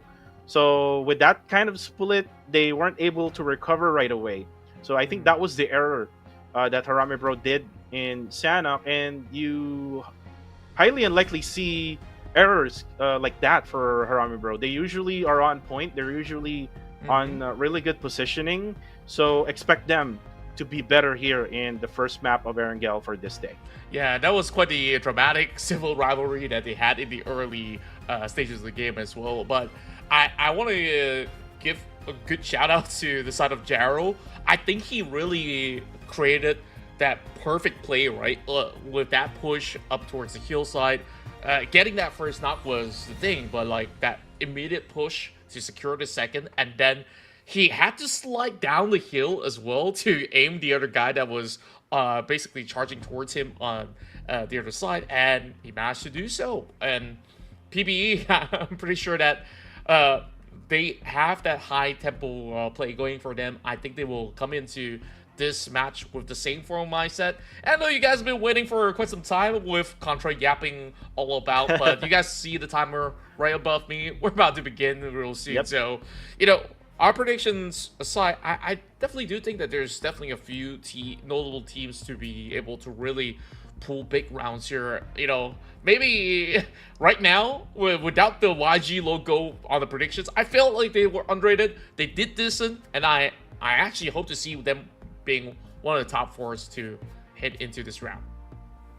Well, YG will have to make everyone their believers, in other words here. For the meantime, we're going to be starting off. 10 more seconds left to go as we're going to be flying in to the OG map of PUBG Mobile.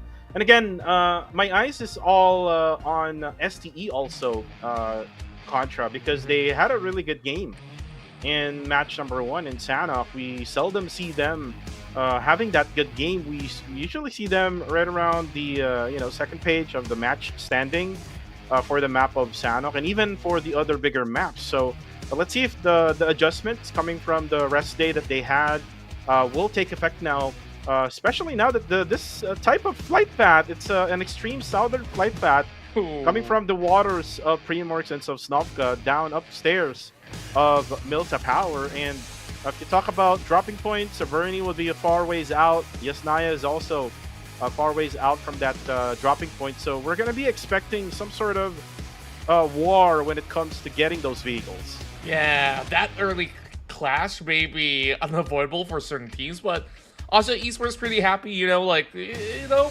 just move into the islands anyways, so they won't be worried about getting to a far off area of play. But look at the southwestern corner. You got KE, you got YG, FBE, and even TTQ, but of course they will eventually disperse into different locations of the map. But those fight for vehicles might be happening around the outskirts of Pachinki as well. It seems to me that Ramen Bros, they just don't want to waste time. They just move directly into Pachinki, whereas over onto the far eastern corner of the map, they'll have the leverage of getting in early to the zone. So this is a very interesting start to what it seems to be the very first match in Erangel. Wow, look at the circle, by the way. This is actually going to benefit a lot for STE, because we know that they drop around Yasnaya Poliana, they don't even have like someone else who drops around Yasnaya. So this will be good for them. They're going to be at the center. For Sin, it's not going to be a long rotation for them. PBE might as well wanted to go back to their original dropping point because Stalber and Kameshki is inside the circle. Nothing yet. If you look at the the drops from the others, nothing yet of a hot drop. GE though actually picked Novo instead of Rozok, so might be bad for GE because they're gonna be fighting right around the bridge if they don't rotate early. Yeah, this is going to be a little rough one to start things off with. But it's even tougher for my prediction KE, right? Like, smack dab in the center of the city of Primos being the furthest one away to the zone. So it really depends whether if they want to take an alternative route than to cut through Fairpier, because that's where the danger zone is between those two squads. That's between Quarry as well as Fairpier. But for YG, they're going to be A-OK, just driving through the fields of South Gatka. Some call this the swamp as well. So they should be able to eventually get into areas like South George, and we already see that damage. Not the perfect landing for inside of Romeo Boy, but it's okay. He's still having those 4 wheels working. YG, they have a clean passage, which is rather interesting compared to the rest of these teams. They can just loot up South George, Hospital Grounds, or anywhere around that facility. Take that northern point because they know nobody's going to be anywhere close to Severny to eventually get to Stalbert. That's going to be an interesting approach if they are hoping to avoid any collision at all in the early game. And you can see YG. Oh, again, the bike again. Contra. We saw a lot of bikes when you were away. I'm not sure what happened. After when you went away, we see a lot of bikes being used. It was like Dread and a lot more of coming from the KE side. This is what we, like Vince G and I, talked about. If your vehicle is already exploded, might as well use a bike, right? Yeah, it's some of it is foldable. You can carry it along with you, so you could just use it when the situation is pretty dire. But for now, in the early game, you want that US. Like, it's all reliable and can be pretty tanky as well. So put it to good use if you may. But like you said earlier on, like a team like STE, they love the spot of Yasnaya. They always go back to it. This is going to be a prime spot later on. I wonder how many more teams will be joining them as well. But if they arrive through a bike from the south side heading into the city, it's going to be easily spotted through the open wheat fields, I would say. So not the best of ideas, but hey, could be something. Yeah, you're going to be pretty much open, Contra, if you try to use a bike out of that open, then from the south side, like say from Primarks, going to Pochinki, most likely you'll be spotted. But the way it works now, I mean, if you saw those games from Erangel, where KE actually used those bikes in order for them to get to the circle and even eliminated a squad. So that's how the bikes were used last week. Gang. But yeah, they're like the biker gang right now for Kill Enemy. So let's see if they're going to still use that as a meta here in PMCL. Another thing about Dread is they got their chicken dinner right at the, if I'm not mistaken, the 5th day of week number 1. So they're kind of like one of those teams who, tries to boil up, heat things up until the very end of the week. And let's just hope to see that their momentum is still on their side. Oh, and Curry goes down, by the way, as now we see Range, who will confirm Curry. That's a red dot on the AUG that he's wielding, and look at that distance as well. So impressive so coming far. in from Range. I guess like his name entails, right? Like he just spot things from distance and he just secures it for the side of Harame Bros. Much better start moving into this round, I would just assume, based off what they've been getting so far. Meanwhile, it's a reliable DP spray that will get Labukun instead. So it's not just one team that RTC had to deal with. They arrived to this corner map thinking, hey, coast should be clear inside of Yasnaya. Well, not so much. Now nades are flying in as well. Maltese, he's pretty much stuck with nowhere to go. But what else would be offered from the side of RTC? Dambot has got to pull off a clutch, and it really feels like both GG as well as RTC, they always lock horns early into the matchup. Yeah, and you know what? RTC weren't able to, analyze the situation we're in. Half of Yasnaya most likely will be occupied by the team, or by another team rather. But for RTC now, they're down to 2. They're going to be surrounded by all 4 members of GG. And let's see if STE can also go for a third party here as they hear those bombs being put off. Oh, and West now spots again Sin. This is the second time around for today. Earlier in Sanhok, and then now Sin got spotted by GE. And looks like GE's target right now is the rotation of Sin. So they have studied Sin pretty well. Yeah, and it really felt like we've never really left Sanhok to begin with, because we had GG fighting some of these RTC guys, and once again, Sin getting caught midst of rotation as well. At least this time, it's only going to be 1 member. Speaking of which, GG now will have the kid joining in a little rather late, but he does carry that DPS as they are feeling a little bit more confident for the push. Dambot's got 3 grenades. Heard those footsteps. I think he's about to just toss it right through against Baby Harry. Not sure if he's being spotted yet, but he heard probably the cock of the grenade. So this is going to be a big toss, and he does nice too! What on earth, Dambot? Oh my goodness me! RTC might turn this one around. Yes, indeed. 2 knockdowns off of that nade. Now the finish coming from Maltese, just not giving any space for the side of GG. Now GG, the kid now tries to go for the help out, as the kid now will be spotted from the side, and it was 762 who drops him down. Now Onyx will be the last member left, and Dambot finish them off. 3, or probably just 2 eliminations only for Dambot. RTC survives with a 4v2. What a spectacle. 4 versus 2, and it was all done with the opener of a beautiful nade from the side of Dambot. We gotta get that on TikTok, on YouTube, on Facebook, every social media platform. That's one heck of a clutch. And yet again, it's Dambot. Dambot has always been the one to keep the rest of these members of GG at bay. Even on that last game in Sanhok, he almost took all of them down. Yeah, you are right with that. But this time around, it was a different story. He made that sure.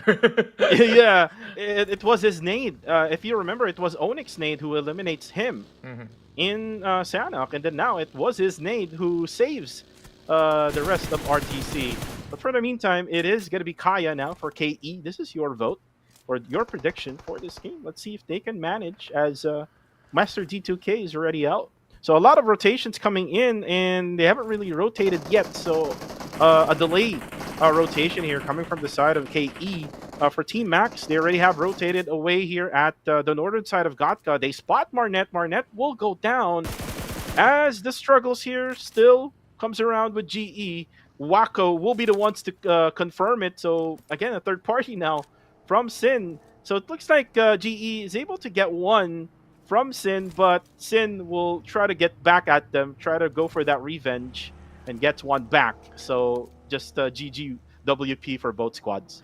Yeah, still hot on each other's tail though. Like, Sin Esports, they at least have a great region to gatekeep some of these members of the side of GE. Meanwhile, the rest of GE as well, they're just hoping to take some really off angles on these choke points. And meanwhile, Ferrales arrives into the scene out of nowhere. But Cool has been able to at least put a stop to that for the moment. 3 more grenades, but those Molotovs absolutely zoning him out. He wants to deal with range first, and he will land that nade.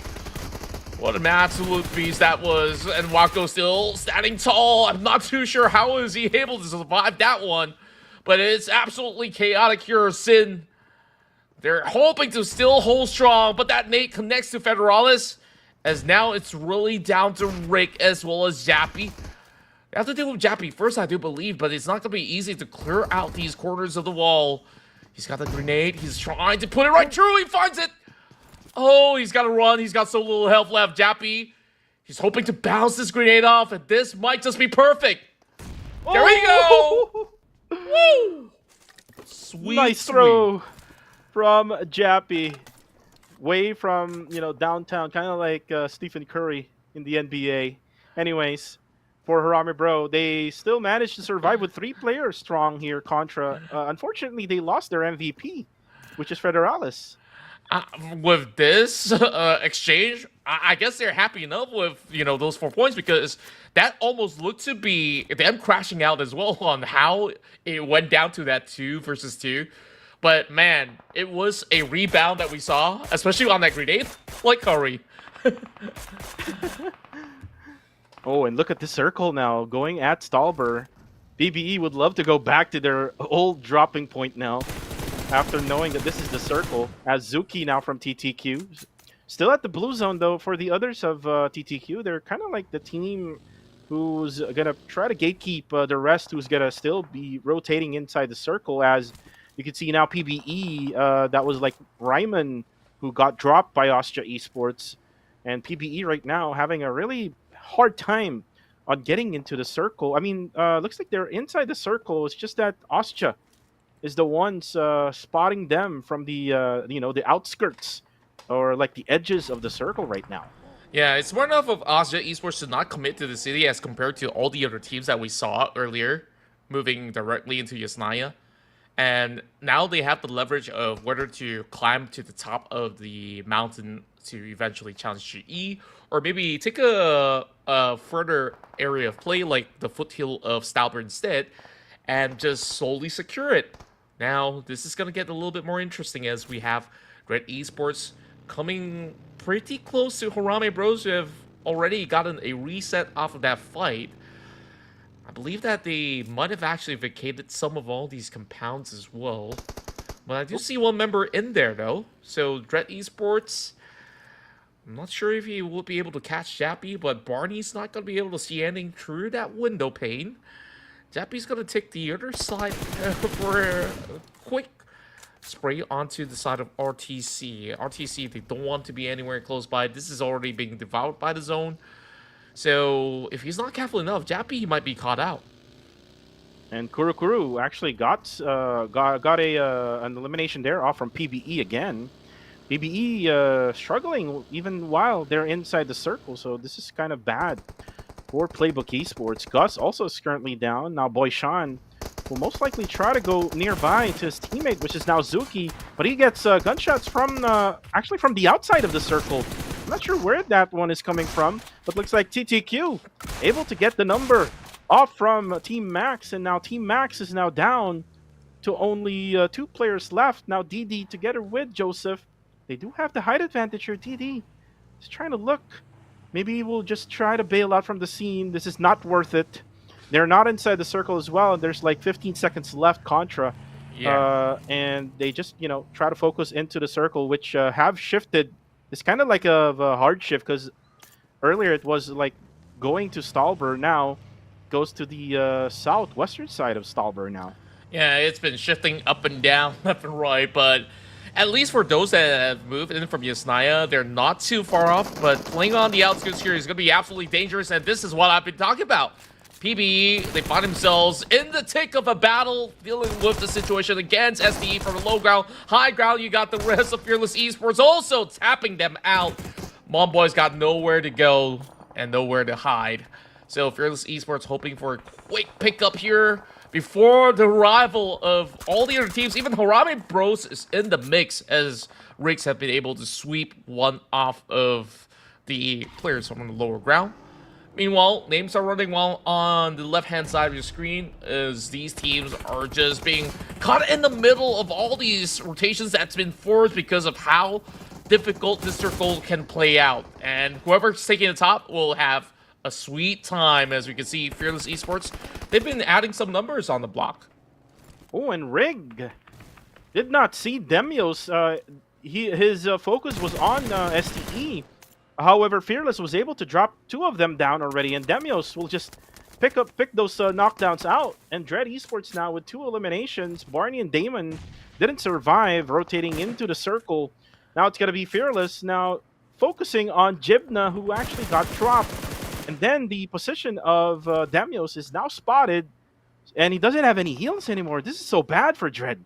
Yeah, honestly, I don't really see a way out for him, especially with the entire Fearless Esports really surrounding this corner map. So Dread Esports will just have to tap out of this match. Meanwhile, Maltese, hot up of that fresh win, now challenges that one member pushing right through. Fearless will lose one off. Ranzer taken down, but Pop arrives to the back. I thought that Fearless was doing really well until they actually arrived to this warehouse. And RTC, they've been playing with two, but it really felt like they have the whole squad with them. Astrox as well as Popov tries to clear off the section, trying to flush them away, but it doesn't seem like any of these nades are actually connecting. Popov can take the other corner and just be noisy neighbors. Maltese's, he naded his own teammate. No, that's not a target. This is bad.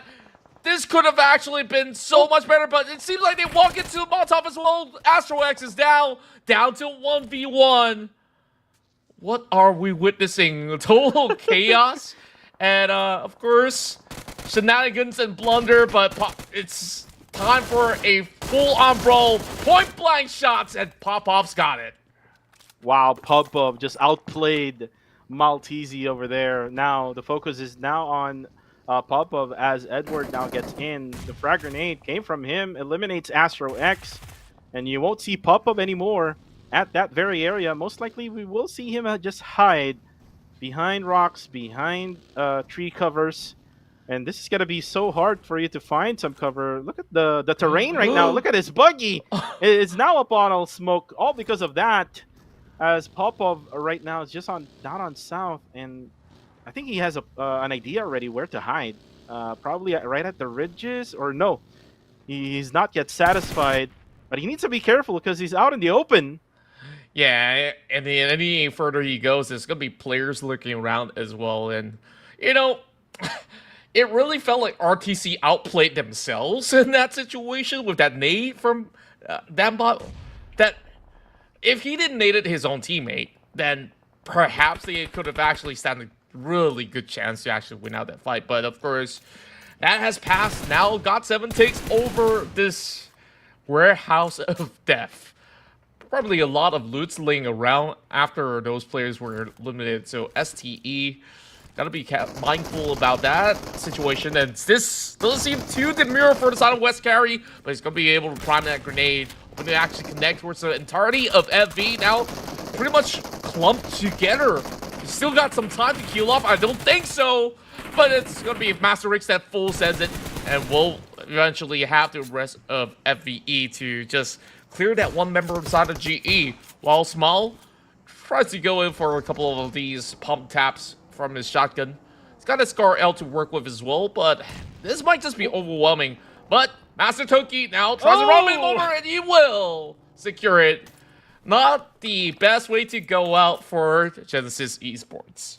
And what is happening to GE now? I mean, we're kind of like watching this from a different multiverse contra. They're being eliminated by Flash Vision Esports. Usually we see Flash Vision Esports being the ones dominated. So this is good for Flash Vision Esports. They're able to dominate one of the top tier teams here in this region, as God of Death 7 or Glory of Dragon 7 was able to take control now of their side. Austria now looking from down below, and YG doing a really good job on selecting and picking the position that they're in, right on top of everyone else, to be honest with you. So if you try to ask me, YG has the better chance of winning here besides Flash Vision Esports. Yeah, which is why I would say that my second choice would be YG to be able to dominate some of these maps of Erangel, and it really goes to show that they have a great understanding of how this whole circle will play out from the get-go. And KE is also not too far off. They've been able to get that safe passage from the back.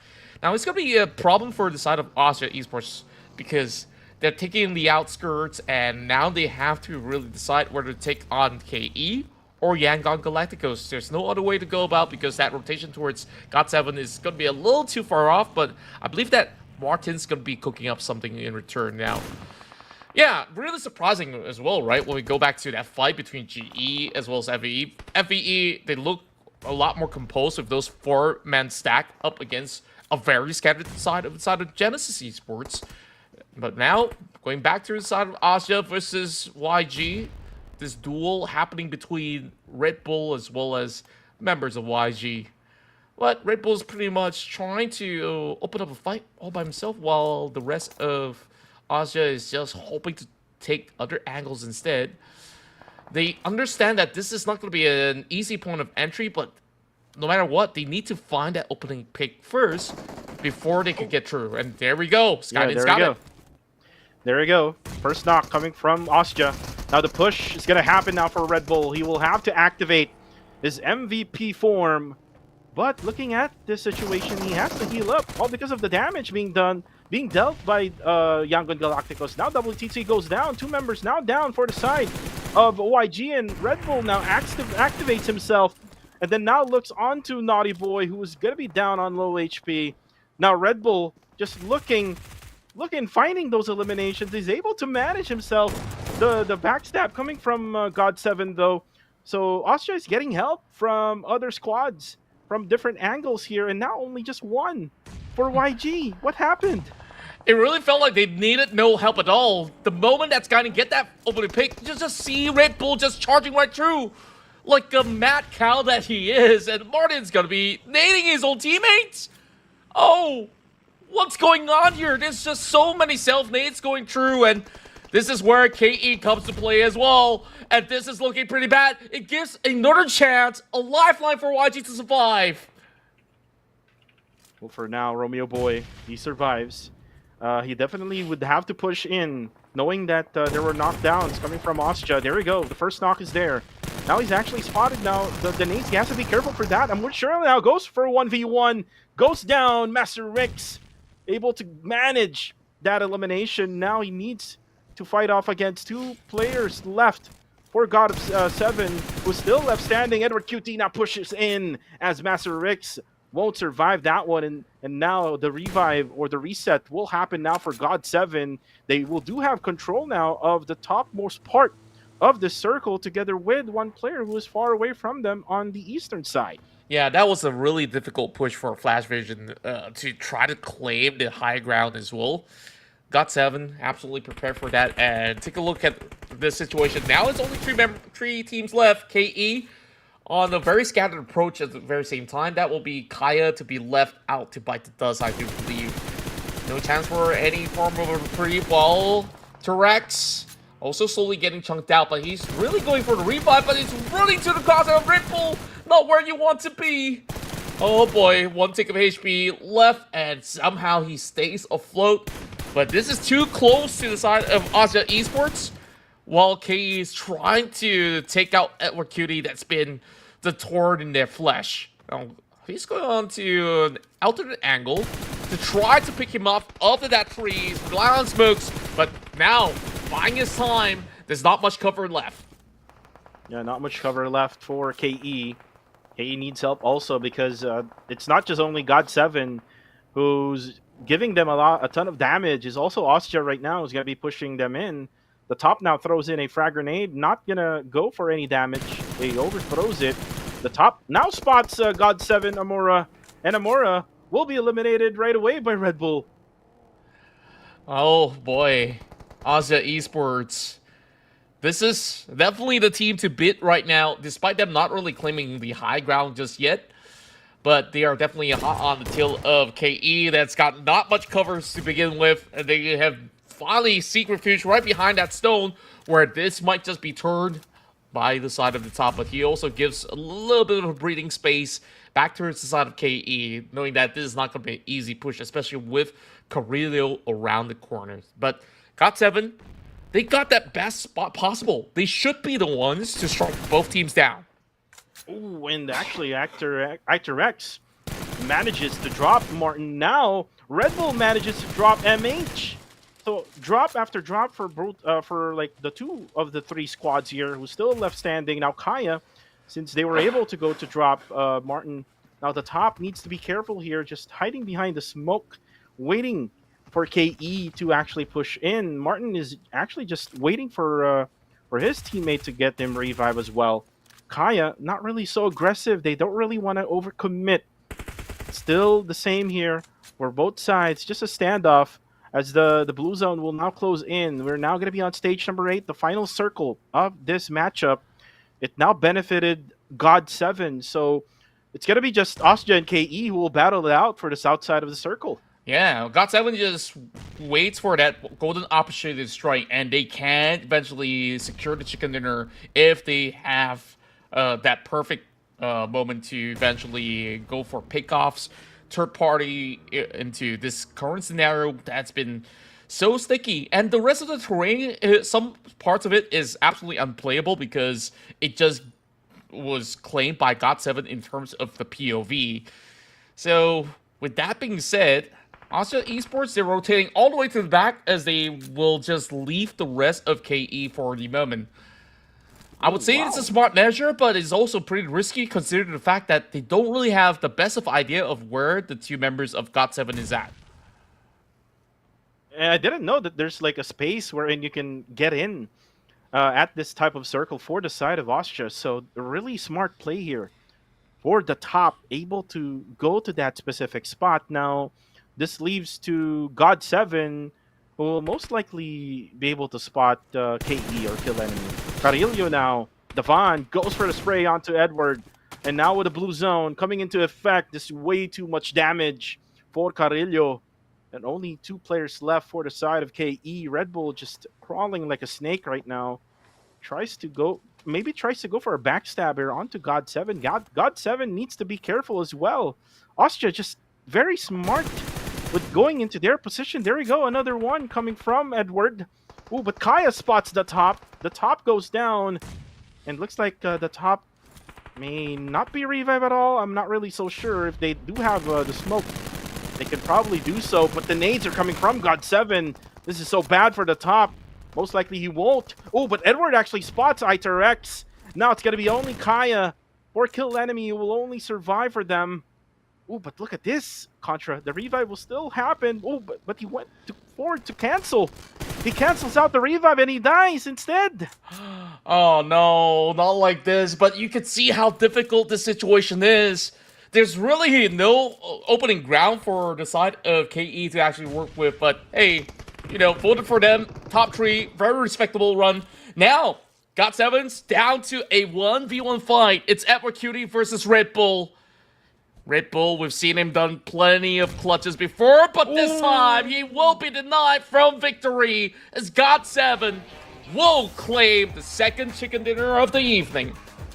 Almost for Osja for a 2 consecutive winner chicken dinner, but God7 says, nah, we're not gonna let you go for 2 chicken dinners early in week number 2.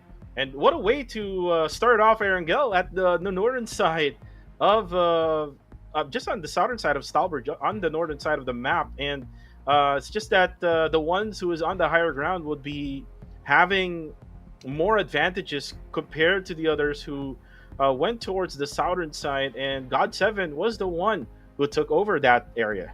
Yeah, and I think that Edward Cutie was really taking charge of the entire situation, right? Like, KE, they tried to drive deeper into the open fields, and Edwards is just holding all of them down. As a matter of fact, FV was also one of the top contenders to be claiming some of all these areas of play, but you saw what happened to them. They were given no space at all, even when they were in close proximities.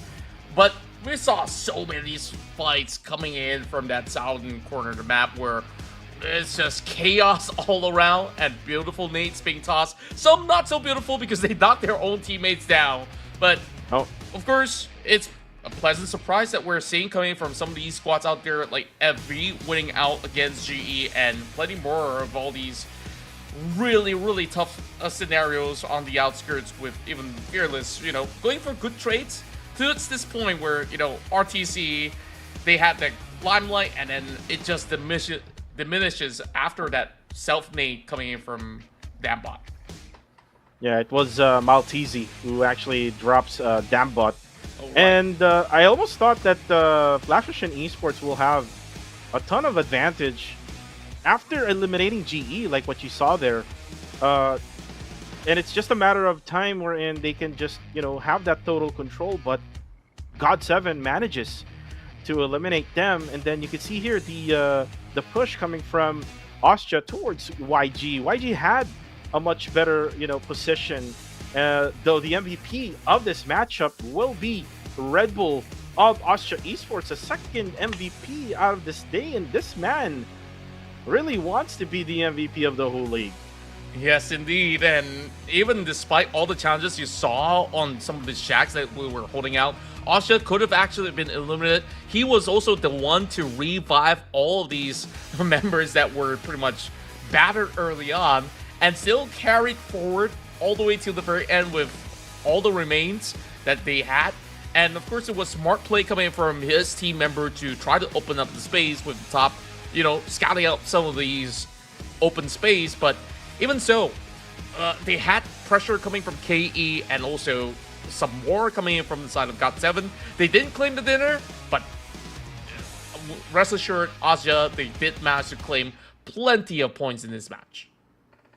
And you can see also God7, or Glory of Dragon 7, getting their own winner chicken dinner. A much different view of this team compared to last season, and even in the first week, they were able to find their ways in order for them to get those scores. Now 12 total eliminations to be added in their bag, and that's a total of 22 points for their win in match number 2.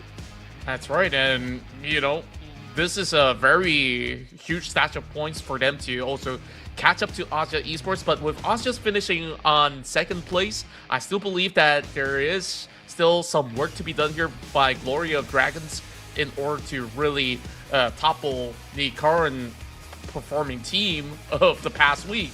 So even despite that, I think that it has been such an explosive round where we also see a lot of all these teams that may not have done the best into week 1 to also gain a lot of momentum in this match. And if you look at the overall stats, it's all about the frag grenades, in my opinion. We saw a lot of frag grenades being done or being used by all of the teams. I think the one with Sin and the Harame Bro, really, utilities were used correctly, to say the least. It was Jappy who went for that final frag grenade at the very end, and then we also saw like a misuse of the frag grenades, wherein they dropped their teammate for RTC Esports. And even with that thing happening, it's good that there was a Molly there who dropped one of the players of Fearless Esports, so it came down to a 1v1 between Popov and Maltese. Just so unfortunate that Maltese weren't able to go for a clutch there over Fearless Esports. Then again, a lot of things happen here for the side of the Myanmar squads, or even in the the Cade side for the PH squads. I think a lot of struggles happened towards them. Look at the match standings here. Look at on the other side. PBE only got 0, and then Sin, the top PH team from last week, only got 2, and then Dread only got 2 as well. So the struggles continues for the side of PBE. As for Arami Bro, and this has been the consistency from Arami Bro. No chicken dinners at all, but they always get like minimum of 4 or maybe even 5. But in this game, they got 6 total eliminations. Yeah, I would still say it's quite the bounce back for the side of Harame Bros. They got better trading going on, but they did manage to survive the cut. Concerning the fact that they were from that low ground trying to cut through Yasnaya into Stalber. And PB pretty much the same as well. There was just no entry point for them, which is why some of these teams tend to struggle as they move a little bit later as compared to some of the rest of the pack. But look at this though, Austria Esports, and within the span of 2 rounds, they've gotten themselves 40 points. Still some gap here between them as well as GOT7, who have just claimed a chicken dinner of their own. But we have not really talked too much about how well Strangers Esports have been holding up, where they've been able to put 12 elimination points as well as decent rank points to begin with. I think they're definitely in a really good position to kick off this second week of the run. But as we sift through some of the teams in the middle of the pack, there's still very healthy numbers to begin with. So we'll expect a lot of shifts. I believe even from the 16th spot, you could easily climb up to the top 5 with a good game. Yeah, indeed. This is not yet the final form of the teams for week number 2. It's just 2 games here. I mean, we know Ostja has been dominating for the past 2 games, getting that winner chicken dinner in match number 1 with 25 points, and then on match number 2 getting almost a chicken dinner over God7, but God7 manages to actually get that. And you know what, for Harami Bro, I usually say that their first 2 games are the ones that are good, but looks like it's a different story this time around for week number 2, and I think that's the adjustment now that needs to be done for Harami Bro.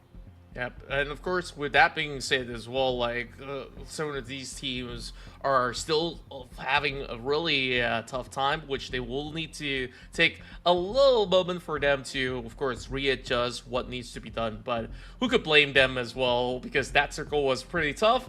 But, you know, there's always another game to be played out, which will be happening in a moment's time. We take a short break, and we'll come back real soon.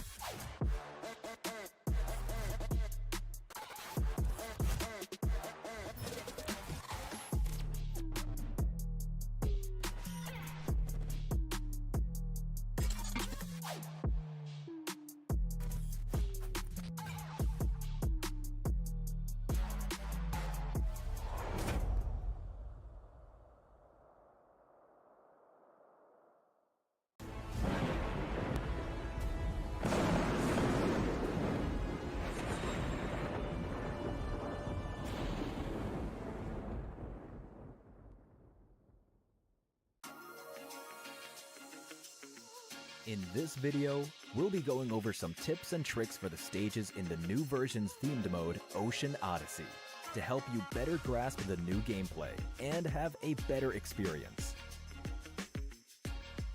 First, situated underwater beneath a huge statue is the Ocean Palace. At the beginning of a match, there are 2 Ocean Palaces that you can go to. They are located in the waters under the ruins and Milta. Each Ocean Palace has loads of supplies and treasures. It's an ideal landing spot. Now, what's the quickest way to enter the Ocean Palace?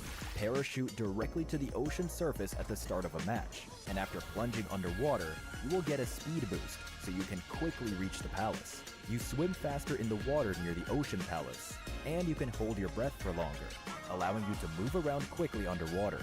After passing through the sea suppressor barrier, you can enter the Ocean Palace.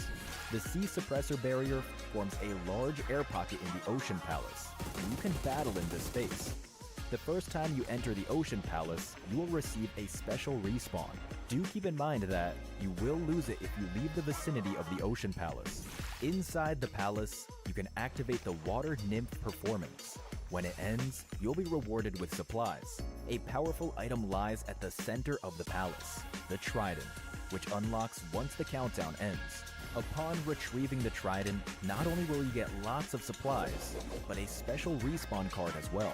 It's used to respawn in the battleground, and still works even when eliminated outside the Ocean Palace. However, the respawn card has a time limit, so pay attention to when it expires.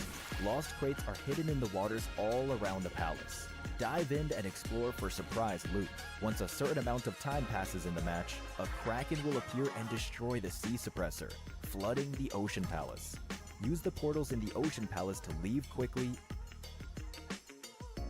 Finally, there are several Forsaken Ruins.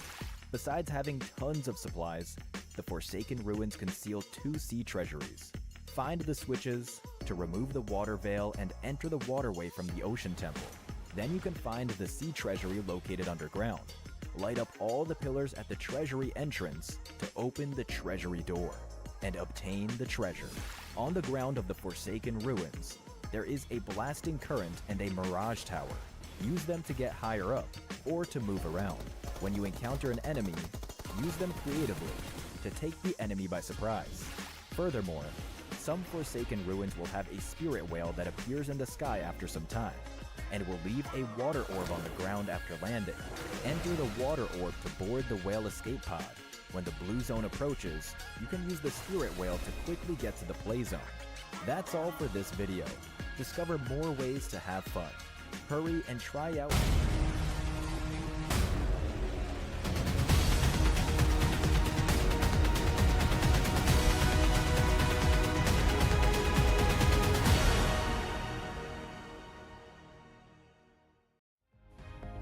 More PUBG Mobile action happening here in PUBG Mobile Challengers League Southeast Asia Fall of 2024. We are right back at again here in the English broadcast, Kuku TV, together with Contra. And we saw Austria just totally dominates two maps, in my opinion, because they got one chicken dinner in Sanhok, and they almost got one in Erangel, but there's still 2 Erangel maps left, Contra. Who will get that winner chicken dinner for both maps? Well, we shall see in moments time, where it was a really strong showing coming in from the side of GOT7, where they managed to be the king of the mountains by the end of that matchup, and they played it in, to their own strength as well, because they understood that they have the better terrain. And you guys, do you have a better suit for yourselves? If you don't, Galadriel X suit is what you want to get. For only 10 UC for your first draw, you cannot you not only get the Galadriel X suit, but you also have the chance to get the advanced upgradable Sky Huntress MG3. You gotta make sure you add this to your collection, because it only lasts till the end of September. So that is gonna be just about 1 month for you guys to claim this one. So with that being said, going back to the stories of PMCL, brand new week, we're still seeing Austria being so dominant in their form. It really feels like they have the potential to be a champion already, but that's a little far off, because we're not even in the grand finals yet. Here in the league, I do think that these teams are looking to race up against each other, and Elevate Esports is one of the picks that I have thought to be pretty interesting heading into week 1. They've been very dominant in some of these matches, but I want to see more. But looking at the YG, this is absolutely a strong pick moving into some of these matches here. Yeah, strong pick for YG for me. The reason behind YG's pick is YG or Yangon Galacticos always had that one good Erangel game. We did not see that in the previous map, so I'm just hoping to get them at least one Erangel good game. For you, you have Elevate, though they're not playing for today, so I'm gonna ask you right now, Contra, who would be your pick if not Elevate? Oh, right. My bad. I guess I have mistaken a little bit of that, so don't mind me. Look, as we look into potential options out there, since you picked YG already, I would still say that Austria could still bring one back. Just looking at that performance, it's just outstanding. It's just really tough to not have them in the middle of that equation. So, that's my safest pick ever, moving into this match. Yeah, an Austria pick would be really, really safe, especially that they're very consistent all throughout match one and match number two. But again, you guys out there who's watching this game right now, scan the QR code and vote for your favorite team. Might as well also vote for your favorite rising star player of this league. There's a lot of choices out there. You can probably choose Martin, or probably choose Red Bull, or maybe choose uh, Federales for Harame Bro. For the side of YG, you could probably pick Cute Low Key. So those are the names that might be in there for that rising star. But again, in just a few seconds from right now, in just 30 seconds, we're gonna start now with our very second Erangel map, the third match of day number one here for week number two. That's right, and I just want to see if there's going to be any form of a bounce back coming in from names like Harame Bros, PBE. PBE has done really, really well heading into Sanhok, but of course they still need to keep up with the rest of the team's tempo as we will move into our third match of the evening here in the PMCL Southeast Asia.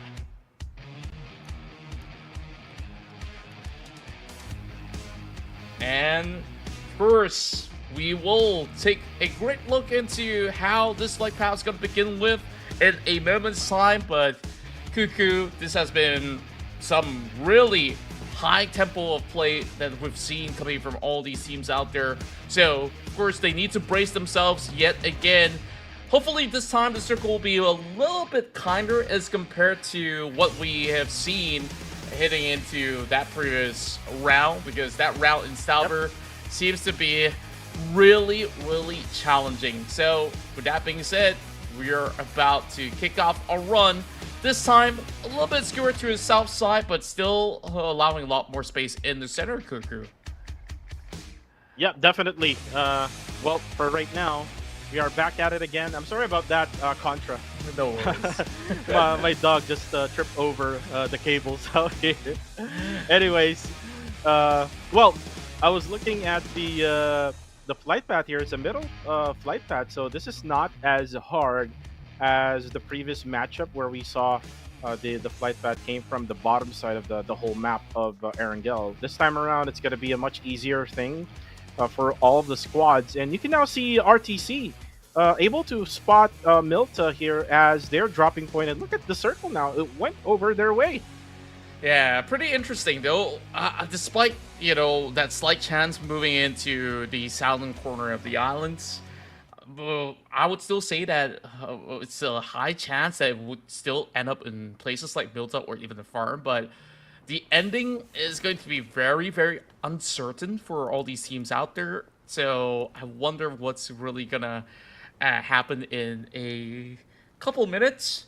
But for now, I think like all the teams on board that are at least around the corners of Prison or even the shelter grounds such as Red Esports, they're going to be happy about this. They could just take to the lumber mill and call it a day and just look for all these teams that will be journeying their way through. Now, heading into the southern side of the island though, Team Max, Azja, they always drop right by.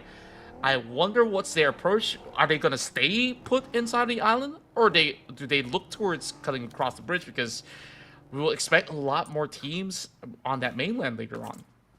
I might expect them to be right around just the bridge area to try to, maybe gatekeep one another with the teams who dropped out at Sosnovka Island.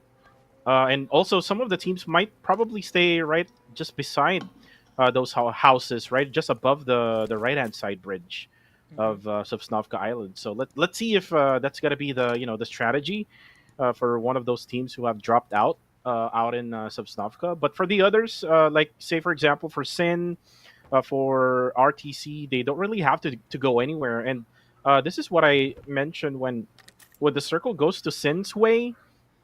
Sometimes they don't really love that middle portion of the map.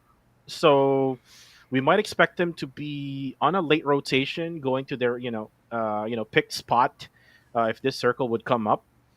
We might not see them right over there at Milta. Just right around the areas of Milta Power would be the same for the side of Sin Esports. Probably until maybe stage number 2 or maybe just stage number 3. Yeah, and I guess like they don't really like the spaces which will draw a lot of attention just to play it a little bit safer, which of course could still be a good game plan for the side of Sin Esports, considering like how things have went throughout the past week, where they don't exactly seem to be the most confident to actually take on those early fights. To take such a high risk, you just really got to make sure that not only do you just take the center, but maybe look for a certain alternate location that could provide a little bit more of a cover instead. So perhaps they will still loiter around those area of play. As for PvE, I think they'll be happy enough that, at least school is just by the edge of it, so they don't really have to do anything too drastic in the early game. But for the rest of Harame Bros, though, there's a couple of approaches that they could actually work with, whether if they are taking the corners of Milta or just hope to try to pick off certain teams around the farm area. They could just opt to wait here and expect certain teams to also cross by the bridge. So plenty of opportunities in the next couple of minutes for Harame Bros to make a scene. And this is a different rotation for Harame Bro. Usually, you would see them right around the eastern side of Shelter, trying to go onto the upper hillside. And if you remember when they played around day number 1 and 2, they usually have almost the same rotation as what Playbook Esports has. So this time around, they went onto the bottom side of this circle, trying to go around farm areas. And I'm just thinking that they're going to probably go to Milta as well for this circle, just right around the bottom side of it. As for GE has been struggling for the past 2 games, so expect them to really bounce back here, especially that they're really hungry to get back their championship, as we know for a fact that they've been like the 3-time PMCL champion for this region. You can hear those gunshots coming from Austria, just a test fire for Austria Esports. But then again, for this time around, we see Dread Esports firing at will. I'm not sure which team this one is. It is TTQ. Zuki tried his luck to go at this compound, but Dread already made their way, and looks like they're on a duo split right now. And by the way, this is the addition of Barney. Once they put Barney in, the gameplay of Dread actually was different compared to before. Yeah. It was more aggressive, Contra. Yeah, we could definitely see that Dread Esports so far has been able to rack 3 points ever since fielding Barney into the matchup. And, it's at least gaining certain tempo of play. Now, what they really do need to improve on is perhaps a little bit more of a thinking for the long game approach instead. But especially now that they do have a very good spot to take for the side of Milta, this is a spot where other teams are hoping to crash right through as well. So perhaps this is where they will try to find themselves a couple more eliminations before moving deeper to the hills, as it's still not all too crowded in the early game. But as for the rest of GE as well as Playbook Esports, they're hoping to siege control of the spine of this hill. This is not going to be easy for the rest of Justice Esports. And, going back to that past matchup as well, Justice Esports didn't exactly have the cleanest of fights. They were just going in all alone on a very scattered approach, and it just got slowly picked off by the rest of Flash Region Esports, which, was really surprising to me and you in those sort of instances where we have seen them thrive so much as compared to what we've seen earlier. Oh, God7, the aggressiveness still there. Now it's going to be STE will try to defend their 4th. Now it's going to be a 2v2, but then again, the rest of the cavalry here for God7. Now Sandwiches get slow in NC2. They drop down and gets eliminated right away by God7. This is a different God7 is what we're looking at right now, Contra. Wow, fully confident in squad, just running them right through. And you know what, ladies and gents? Oh, no. This is the craziest hardship that we've ever seen. Everybody is brought forth into the islands. Welcome to the Austria and Team Max Island, ladies and gents. But You know, good news for the squad. This is a place that they have known like the back of their hand. But as for all the other teams, now they will have to race through the bridge where nobody's camping out just yet, but there are even battles taking place as well. FVE, FRL, they're pretty much locked into these compounds. Frankie tries to step out, will be caught out instantaneously, as they do have those trades going on. I guess he was trying to find certain angles to go in for an exchange, but to no avail. Master Toki now receiving sprays coming in from the top side. Ranzer will fall though. Same goes to the side of Puff Puff. Now Kuru is going to hunt out for Astro X. He's just leaping all around.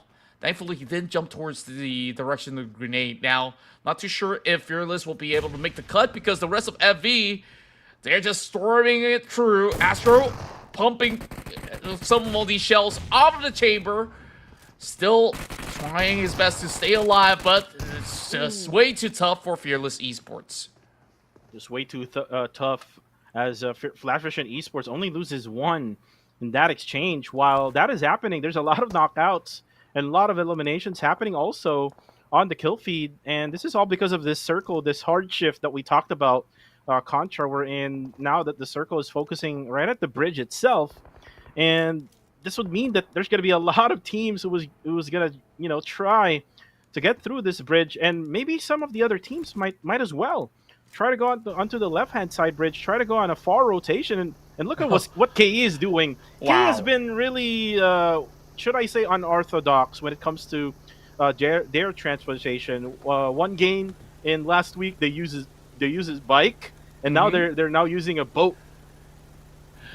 I don't know what to say, and it wasn't exactly a straightforward journey with this boat as well, because they always start in Primoz, right? And this is a really tough journey for them to even cut close towards Novo Renoy to be the only couple of stops that's pretty much possible without any form of, I would say, area of play. So with that being said, perhaps they will need to just dock right across the other side of the blue zone to eventually find a vehicle to just work around the island. So hopefully KE will be able to make the cut though, than to bleed out without any form of a battle. Meanwhile, Master Rakes still out for blood, it seems, as they manage to find a pick against the rest of Justice Esports. But it's not going to be all too concerning just yet for the side of GE. It is still going to be a lot of space for them to work with. Meanwhile, GG, they drive through the opposite bridge in order to seek perhaps a chance for them to just get themselves pretty much no challenges across this section of the map. Whereas FV, they're still hoping to take on other teams. I'm concerned for them because they should not stay too long into the mainland. Oh, and now Barney goes for the kill. And there you go. That's elimination now for Flash Vision Esports. And this is just so bad. They were like trying to get GE covered, as GE now has all their eyes onto TTQ. And after that elimination, might as well for Dread go for that sandwich gameplay and get GE eliminated. GE has been, totally struggling ever since map number 1, and this is not the GE that we know of from the previous last 2 seasons. I'm not sure what's wrong with them right now. I mean, there's still Smile, who I think got the most elimination out of the squad all throughout week number 1. But then again, the others needs to step up, like West or maybe even Flash, who just got into their lineup. But look at this, Smile now spots TTQ, tries to throw in a nade, will not do anything for now. Lucy goes out from the battleground here, as only one player left for the side of Strangers Esports. But then again, also for the kid, so this is KE and GG fighting off cam. As for TTQ, they're just focused onto GE, that they don't really want to have them cross over the bridge. Yeah, it's just so tough. This game is just an absolute mess for all these teams to actually play out from. But at least with the rival KE, who's hoping to make their way across, they're they managed to at least get one pick off so far. But they're pretty much scattered while the rest of TTQ tries to fend off the rest of GE. And like you said, it hasn't looked to be the same sort of GE that we've seen coming from the first week, as they once again get eliminated very early into the matchup, only achieving 2 elimination points so far. Not the best look for the team, but hey, I guess bad games do happen from time to time. Yeah. Well, for GG now, their eyes is all on KE. Kaya out in the open. Ooh, goes down. 40 GG, Jisoo, and the Kid. Kaya survives, and then he will be able to get the elimination here as Onyx. I think he dies all because of that fall damage, just denying himself out. Good Game Esports is out of this game. Also, same goes to Strangers. It really feels like nobody is a big fan of this circle at all. Take a look at the teams that are healthy at the moment. There's only 4 teams that still has 4 full members now, or should I say 5. I mean, I don't want to keep count because these numbers could easily just dwindle down in a moment's time. But when we take a look at the circle, though, Team Max, they have not moved from Novo, and there's no good reason to do so as well. Asia Esports, all they really had to do was just to move up to the radio tower, and things are looking crystal clear for them to at least zone all the other teams that's coming in from the eastern corner. Meanwhile, shots coming in for the side of Asia to eliminate KE. Like we saw from that rotation, it was a little bit questionable, but hey, I guess at least it was close to a top 10. And look at now the votes, Kadra, 54% for Austria Esports. The KH community right now just working hand in hand to vote Austria Esports. GE, though, with 14%, and then Harami Bro at 3rd. Now, Dambot able to get one down for Dread. Barney now goes for the spray, and RTC needs help as Jibna goes down also in the blue. Labokun almost will die here, but then again, there's going to be still some HP left for him. And then for Barney, can go manage to go for the kill out for Dambot. Unfortunately for the rest of Dread, he will not be able to revive them. But then for Labo, unfortunately he went towards Team Max, so this is just so bad for the side of RTC. They're now down to only like 2 players left remaining, and they have RTC, Curry, and Maltese. God7 spots them out, and they're going to be on a pinch here, as they're now on the edge of this shoreline together with the port area of Novo. And looks like God7 has all angles for RTC here. Oh, man. I'm not too sure even if they were to actually be able to survive one shot of itself. They're still MH that's bombarding them right of this moment. Curry needs to first fend off against MH, who's being brought to 50%. Then deal with the rest of the squads, but of course from the back as well. Molotovs and the kitchen sink, you name it, they've got it all offered on the table. RTC, this time top 9, not too shabby after all, considering that this is one of the toughest circles that we've seen so far. Yeah, we're looking at top-notch gameplay coming from God7 right now. It's kind of like the powers of GE just went straight at them, and then GE now just completely struggling all throughout the games. Oh, now look at this. Who will be the king of the hill at this area? Austria Esports right now is currently on top of the hill. Harami Bro trying to climb over this hillside. Jappy, Rig, Red Orales in range, still left standing for the side of Harami Bro. They need to be a little bit more patient because the circle will now shift out. And no, it doesn't shift out from them, so they most likely will probably just stay here, but they gotta make sure that they're not open onto the northern western side of the circle, because they might be shotted by Playbook Esports or maybe by a different team. Yeah, PBE, as much as they have a lot of compounds on that corner, the next shift of the circle may not actually offer that same sort of reprieve that they do have at the moment. Harami Bros, if they can win out against Asia, this entire sector controls 50% of the current safe area of play. So it's going to be a tall order for now. Asia Esports is still dominating that sector of the radio tower for now. But the other teams that are going around that Nova Nordic sector, once they are done with all that babble, once when that's completed, there's plenty of space for them to at least hug towards this side of the hill, or shall I say, at least tuck themselves in towards the south side, where it's also a lot safer for them to eventually challenge Austria Esports. So this can play out in so many different form of ways. But for Harami Rose, I thought that they would go for a challenge, but they're just playing very defensively against Austria.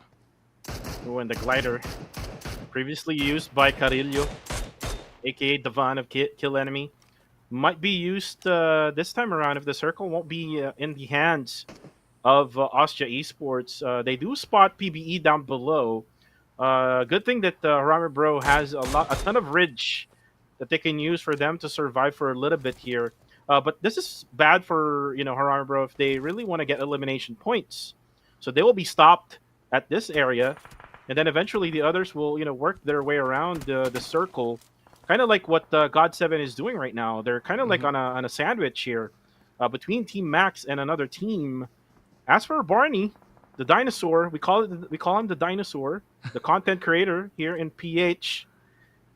He needs to crawl his way through the grasses. Ooh, but then again, he actually spots Mitchie, gets the knockdown. But the big problem here is Contra. Jarrell will be looking at this side, and he will be gate kept.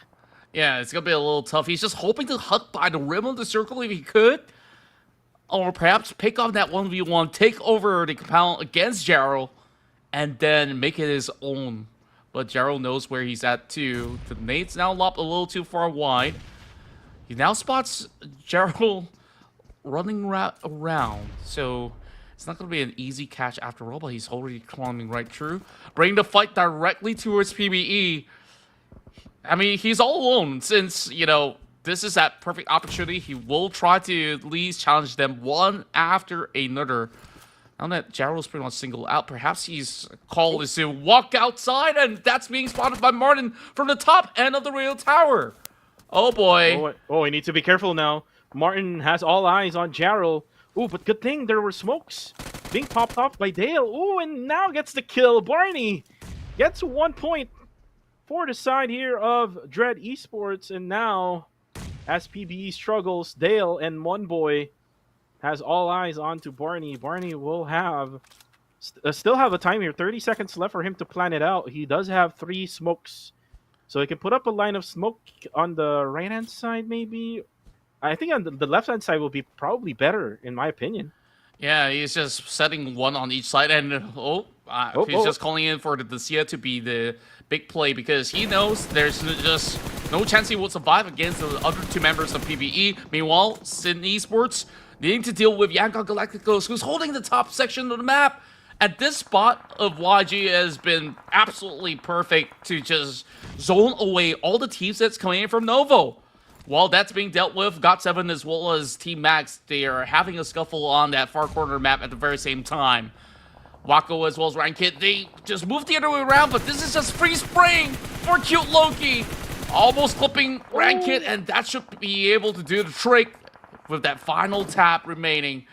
One member in the form of GOT7 will deplete to the blue zone, while the rest of Team Max tries to duke it all out against Wako, who's been able to survive from that spray. But he's only got a cover of the tree at the moment. Oh, and he actually got eliminated. Martin again with that meeting 14. Always comes into a play wherever he is. They do have the top of the hill right now, like the highest point of this area. Unless if they go down, especially if the circle would go away from them. But this will give Barney some additional time to go across the road, be able to get into the circle, and be able to get those heals coming in. The bad thing about it, it's just bandages that he has, so it will take a lot of time for him to recover and maybe try to go a 1v1 with Monboy. Yeah, it's just so tough if you're not going to be anywhere near Asia Esports. Which is why Harame Bros, right? Like, they've been right underneath that radio tower for a very long time. Like, it's a smart play because it's the safest that it could be, at least for the time being, until it shifts once more. then they will be forced to battle. Meanwhile, Red Bull, he just wants to take a snack in his flipped over SEA. Who can blame him? I mean, right now, they're all chilling. They could just basically take a pick of whoever were to come their way. That could be a good camouflage too, so long as he does not move. But unless somebody just sprays through a vehicle that's pretty much unusable, which I don't know why people do that, that could be a free point. I'm just saying. Oh, yeah. But for now, everybody's occupied. YG especially. They got plenty of teams coming into that sector of the map. And honestly, none of these guys can challenge Austria. So the only possible team to do so is Harame Bros. But they're not going to be involved just yet. We shall wait and see. Oh, there you go. With this update of Circle, we'll definitely gonna see Harame Bro try to challenge Austria now. As I think this was Martin again was able to spot one from down below. This is Team Max V9. Martin just really good with his Mini 14. Does have still a lot more bullets to spare. But again, we're gonna have to wait it out for Barney and Monboy. This is gonna be a 1v1 between him and Monboy as Martin continues with those taps onto Max V9. Circle will come into a close after 10 seconds. So Dread Barney really has no choice here. We'll just have to push now. He actually is ready now to throw in the molly. Does have another one in the bag. Does go out his will pull out his shotgun also with his M4. Hopefully we could see that battle between these two players from PH. But for now, it's just a stalemate. I'm actually surprised that he survived for this long as well. I mean, what? What? Look at his HP bar. What? And he still survives, but that blue zone is gonna take his life. Oh, not like this. Not like he did this, so well. He needed that one more second, Contra. Half a second. Give him that half a second. He won the rest of PBE. Like, wow. It was already hard on himself. Like, the rest of his teammates were long gone. And he managed the top 5. Super impressive. But hey, you know, that was the best that he could do. I salute to him. But Austria Esports, let's see how will they actually fare now that even Yangon Galacticos will give a little bit of pressure, and perhaps with all these distractions, there might just be a chance where Harame Bros can actually strike them down. Speaking of which, Martin again with the Mini 14 will seek out Joseph, one more member down from the side of Team Max, and you got Martin, who's just waiting to take on the rest of the Filipinos right underneath this mountain. And all these grenades are being sent in as well. They have to be on the lookout because there's fire from above. Oh, there's fire from above. And Martin does have enough bullets here. And they just need to be careful, though, because he might slip. Range actually spots Martin. Martin also spots Range. Oh, but the bad thing about this is Max is third-partying whatever is happening between Austria and Harame Bro. And then YG can just dissect every single player of Austria Esports. And then Martin got spotted now. Rig spots him with an AUG. Now it's going to be YG versus Team Max down below. Now the nades are coming in from the side of YG. Naughty Boy gets DD down. Joseph will try to heal himself up. DD just hides behind the care package. Now Federales comes in, eliminates Austria Esports, and now it's going to be 3 teams remaining. YG, that's mini red zone bombs after bombs coming from YG, but then from atop, it's going to be Federales who's going to try to finish YG. It's going to be Harame Bro who will try to get this win. Now Romeo Boy will be the last members left standing for Yangon Galacticos. Can he survive this one out? Well, for now, he will survive, but then Federales gets his UMP out, and he eliminates YG. And it's the Federales show to claim the chicken dinner back for the Philippines. Harame Bros will be your winner for our second Erangel map to be played out. Wow. And just like that, the moment that the rest of Austria was just pretty much overwhelmed with all these other teams that's running towards all these different directions, that pick against Martin was that golden ticket. That was the golden ticket for them to just have the entire section opened up, while the other two teams, Max as well as Erangel Galacticos, they were really going at each other. So nobody was ready for Harame Bros on what they offer. What a game that was. I 100% agree with you, Contra. Once they get the knock onto Martin, it gives them a lot of opening. They can definitely get out of that spot where they've been for the past, I think, 3 stages of this matchup. After that, it's all going to be up to Federalis. Federalis just went on active mode right at the end, able to knock, I think, 3 or maybe even the 4 players of YG. You can also add Team Max to that regard. And this is the first chicken dinner out of all of the games from week 1, and then now here in week number 2 for the side of Harame Bro. Congratulations, getting their first winner chicken dinner in PMCL Fall. They finally broke the code, and this is one of the craziest that we've seen so far from Erangel, and I'm glad that they got the win through some of the hardest rounds, because the rest of these rounds might look a lot easier for them to deal with. So hopefully, you know, this is where they start to regain their confidence moving into the other course of the battle, especially as they prepare for what's about to come in those future matches in Miramar. But take a look at this again. Barney, he took out 2 members from the side of PBE, one with a little help coming from Martin as well. But all in all, that was an impressive top 5 coming in for Dread Esports due to his heroics. Yeah, all out for Barney at that moment. You had really no choice. Just have to push in, go towards PBE. But for the MVP of this matchup will be Martin. Again, all of those pot shots from up above with that Mini 14 gave him a total of 10,025 damage. It's just that some of his knockouts were revived by the other squads. Only 3 eliminations total for this guy. And this is another game for Austria wherein they almost got a chicken dinner and then all of a sudden got taken by a different team. And this time around, it is Harame Bro who finally got their chicken dinner for PMCL Fall. Yeah, and I'm just so happy to finally get to see, you know, this massive win, not only for, you know, Harame Bros, but Federalis is back in action, ladies and gents. Like, this is where we really finally get to see that those exchanges of, you know, rounds between perhaps Federalis as well as Red Bull to be the MVP of the match. So, you know, throughout my surprise, Martin with so much damage to be done, but there's only 3 elimination points, where Harame Bros was dormant for the entire course of what you said, at least 3 phases, right?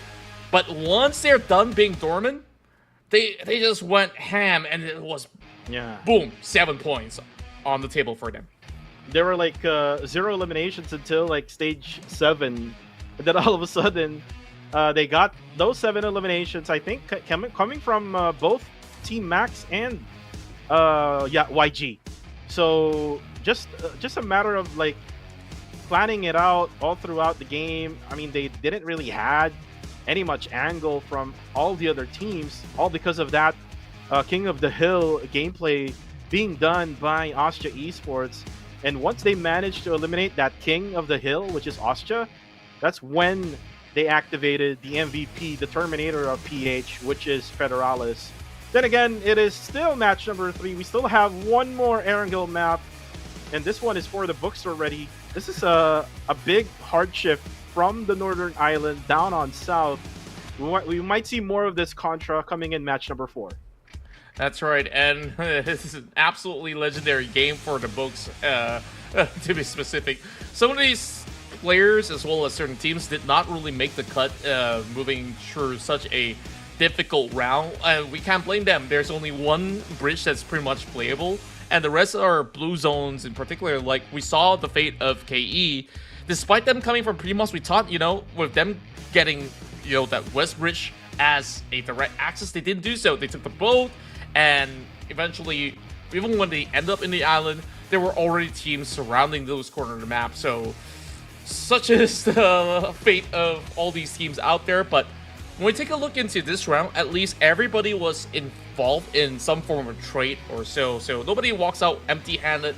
That's already good news. Harame Bros with a massive 17, whereas everybody is just touching the borders there with Team Max as well as Red Esports with 10 points apiece to be within the top 3 ratio, whereas an average of 5 points in between to be the kind of mark that we're looking at for majority of these squads.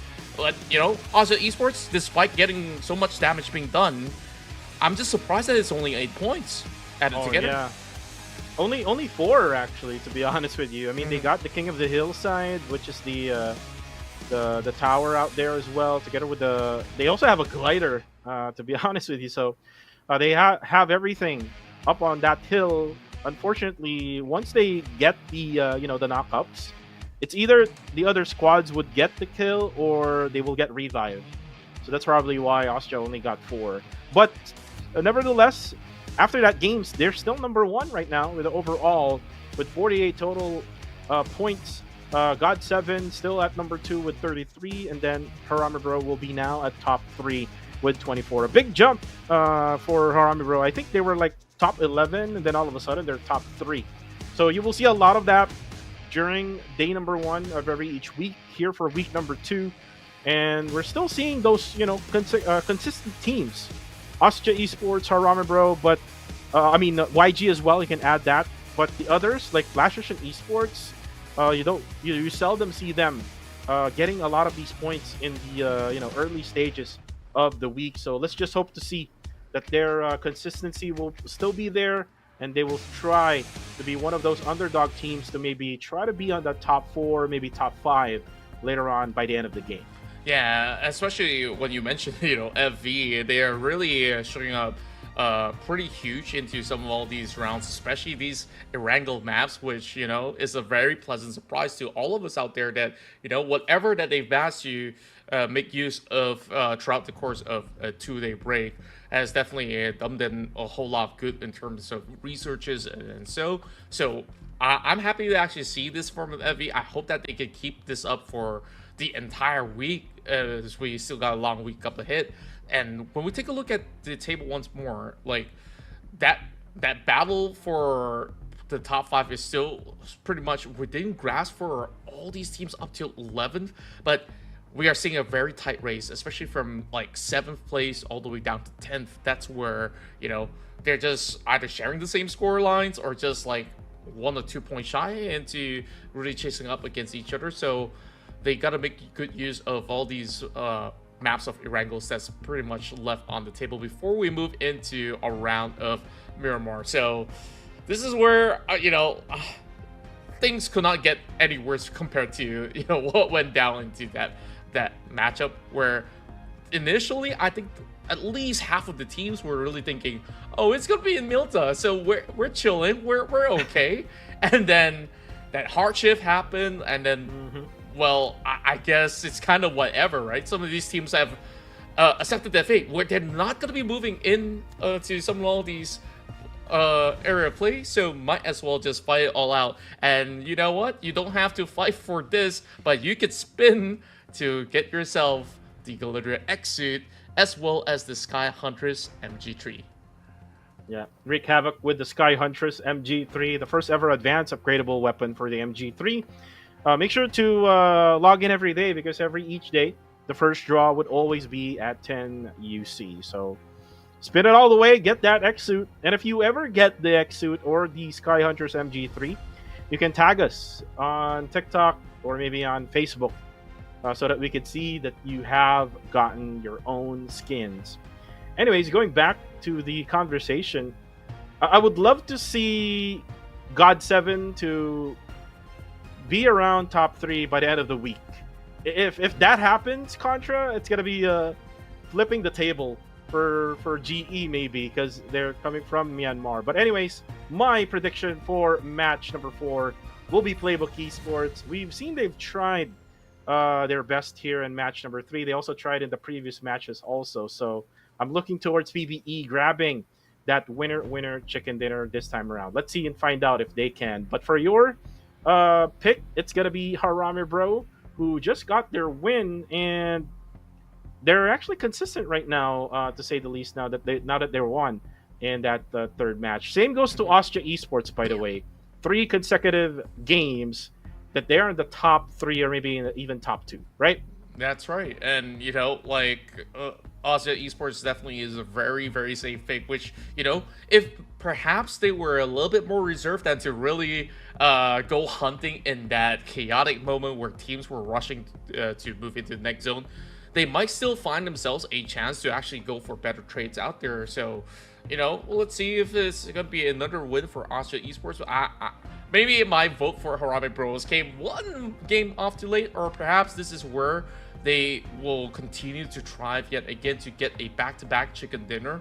We shall see. Now, also, I think that the Cambodian picks are actually rather interesting as well, with TTU as well as Fearless Esports. I think in terms of firepower rates, they have definitely thrived in some of these maps that we've seen in the early game, but we have yet to actually see neither of them to be making a top 5 cut. Maybe this is where they will be able to really bounce a couple of knots up the charts at the very least. Right, and we've seen Fearless Esports in the circle wherein we got it from Stalber. They try their best to be able to get on top of the hills of Stalber, but it's just so unfortunate that God7 or maybe even YG or Ostja who got there first. So it's just a matter of Fearless trying to be there first. Because like what I said, I talked to Rix of Elevate Esports yesterday. Me and Aya asked him, what's usually your game plan? What's the things that you've learned from previous season? He said that trying to be disciplined is one of those things, and discipline in a way wherein you don't get delayed when it comes to rotating to the next rotation. Because the moment you get delayed, the moment that you're late with the rotation, that's when your team will easily get eliminated because someone else is already there waiting for you to just fire at will and gatekeep and just spray down on you. Yeah, I think like this is a really important notion as well for those players who's hoping to step into the pro scene. The difference between a normal lobby as well as a esports lobby, the tempo of play is very, very drastic, which is why you could see that they're always on the ball or moving every couple of minutes or so, because the circle will just close right through if you're not really planning every step of the way, especially on the first couple of phases where you're looting up. Some teams will take too long to loot up, and which is why it causes a very slow rotation. So we'll see, if the tempo of play is going to be even faster when we do move into Miramar later on. But for now, of course, this is going to be one more map of Erangel to be played out. You can vote for your favorite teams and tell us who you think is going to take home that chicken dinner. Now, yeah, back towards discipline as well. It's interesting that he sees discipline in this form of way, because sometimes when we talk about discipline, it's more like whether if you're disciplined on the trigger when you do see like maybe any player moving across you, because sometimes you go in for a shot and then you just alerted maybe 2 other teams that's around the corner as well. Right. And another thing that Rick's actually mentioned is whenever you're like eliminated already in game, so it's just say for example for Elevate, it's just Claire and Coca-Cola who's alive. That's the moment that you are disciplined, wherein you don't even talk. You just let the 2 others talk to each other so that they can have much better communication and much better gameplay. Because if you try to like butt in, even though that you're already like eliminated off from the game, usually the other players or other even like classic players, just the ranked game players, they tend to be distracted. And that's another thing that you have to be disciplined of when it comes to playing this game. And we know all of these pro players are all disciplined and all ready for this region of PMCL. And what they're actually getting ready as well is to be at the top of this region. Because if you're going to be on the top of this region, then you'll get that only ticket. That's only one ticket towards PMGC, right? True enough, and of course, everybody is really having their eyes on the prize. And right now, if we're basing off form itself, like Austria is definitely on the right track and looks to be PMGC ready. As for other teams, it's still really hard to tell. I mean, we got a lot of good teams. I'm not saying that, they're undeserving or what, but like, you gotta prove yourself, right? Because you got big names like Harame Bros, YG, list goes on. The list absolutely goes on. So that's where, we got these weeks to really filter out, who's really the cream of the crop out of the Manny. So, moving into some of these battles, like when we talk about discipline in the comps, I guess that portion where you did mention, like, after turning into a crate, all you have to do is just spectate, right? I guess that's where you also see whether if your teammates do need a little bit of that assistance as well in the form of communication. If he might have actually turned a blind eye on, some of these free picks, which, you can alert, okay, or you have to be careful about your left or your right. These can also be done as well, but like I said, sometimes too many noise could make things worse. So I guess it's very situational when it comes down to when it's actually required or not. But at the very same time, like you said, all these pros, they're pretty much used to all these sceneries of, maybe in a tight area of play. You would expect players to be all around you anyway, so leave them to it. We'll leave them to it. Actually, I was part of Blacklist before as an analyst, and I remember Claire was the only member left for the team, and what he does is he actually turns off the mic and the speaker. That's what he does. and he's basically a guy who gets easily distracted. So that's why he does that. So it really depends on the player or the person. So I'm kind of like the same thing. I'm easily distracted. If someone would distract me trying to go for the clutch in ranked games, especially in Sanhok, that there's like so many players, random players coming in from different angles. So it's better for you to hear the sound cues, the footsteps, and at the same time for you to focus on what you will do next in this game. But again, you can go for your favorite teams again. Still, the QR code is there. Scan it right now. Vote for your favorite team. We've seen the voting results earlier. It's always been Austria at number 1. During week number 1, the prod actually told us that the one being voted in the QR code is the one getting cursed. But looks like this week, Contra, it's totally different. Austria has been number 1, I think, for the past 3 games already, and they're doing really good. Yeah, I wouldn't say there is much curses left on the table, thankfully, when it comes down to week 2. I guess curses have been lifted, and you guys, maybe it's your turn. Like you can vote, make it a reverse psychology, vote for a team that maybe you're hoping that you'll be able to see them gone too soon. I'm just kidding, by the way. Don't do that. That's a little mean. But of course, your favorite team, make sure you root for them because they're about to play 3 more maps for the evening. You can once again predict for all these matches that will be happening later on as well, because when you scan that QR code, I believe you see 6 maps and also that MVP for you guys to pick. The QR is going to be gone within less than 10 seconds as we're getting ourselves ready for the final Erangel map of the evening. So, Cuckoo, today's matches of Erangel has been breathtaking, honestly. Like, it's not your typical matches. You don't always see these kind of circles, all these hardships, and maybe this could be the worst circle yet. We'll never know. Probably some circle we're in, there's half water and half land. We haven't seen that one yet. I mean, there were like some teas in the previous week wherein we saw the circle going onto the western side of Gatka. Like half of the circle was in water. But for now, this flight path is now on the northern side, just on the eastern side of Yasnaya, going to the western side part of the map, just in the middle portion. And with this type of flight path, how will Austria play this one? Because I do know that they only have one dropping point for Erangel. I'm not so sure if they have like a backup plan here for this time around. So let's see How will Austria play this one out? They might do a little bit of a delay or a late rotation for later on, so we might see them in the blue, especially if the circle will go onto the northern side with this type of flight path.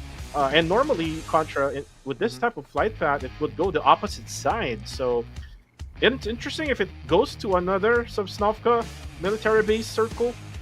So let's see and find out in just a few, as we're now looking at Ramibro going into Pochinki. And you can also... Ooh, there we go.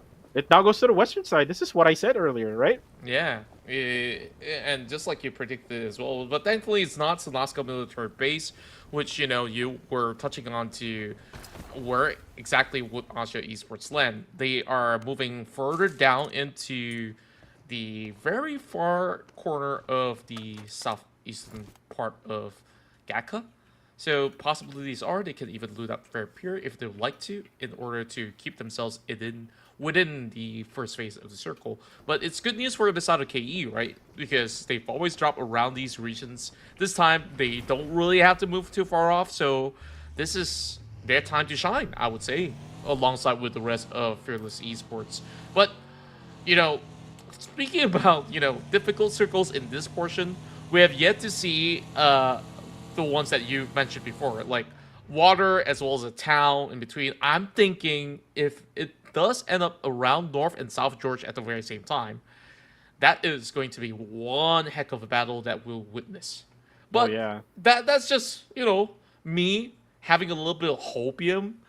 Other than that, like, this is very likely to be a Gatka area of play. All right. Well, I mean, if it does, you know, go there to the middle of North George or South George, then it might be a battle right at the river area, which is going to be really interesting for all of the squads. Very awkward as well. Yeah. I haven't seen yet a circle down up north, around the areas of Saverny maybe, or maybe on the northern side of shooting range. Right now. Oh, looks like Dread and RTC fighting. Ooh, Labo, got pushed, and he wasn't fully aware of that. And now RTC is out. Wow. In the blink of an eye, my friend. In a blink of an eye. I can't believe it. Even Labo, he was shooting at somebody else, and then this drive-by just happened, and suddenly somebody just pops up in front of his face, takes him out as well. RTC barely even got to play this match. Were they able to loot as well? Or I think not, right? I think it was only Labo that was holding a weapon earlier. I don't think the rest got an any, because that's just a really tiny shack, right? So chances are there's only a clip of a magazine alongside with a weapon. If you're lucky, maybe a machete. All right. But yeah, 4 points delivered to the side of Dread Esports to add to what Barney and the rest of the pack has gotten so far. Yeah, and also a big start for Dread Esports. They were the team that I almost interviewed yesterday, but they were like so busy. They had a lot of stuff to do during days off.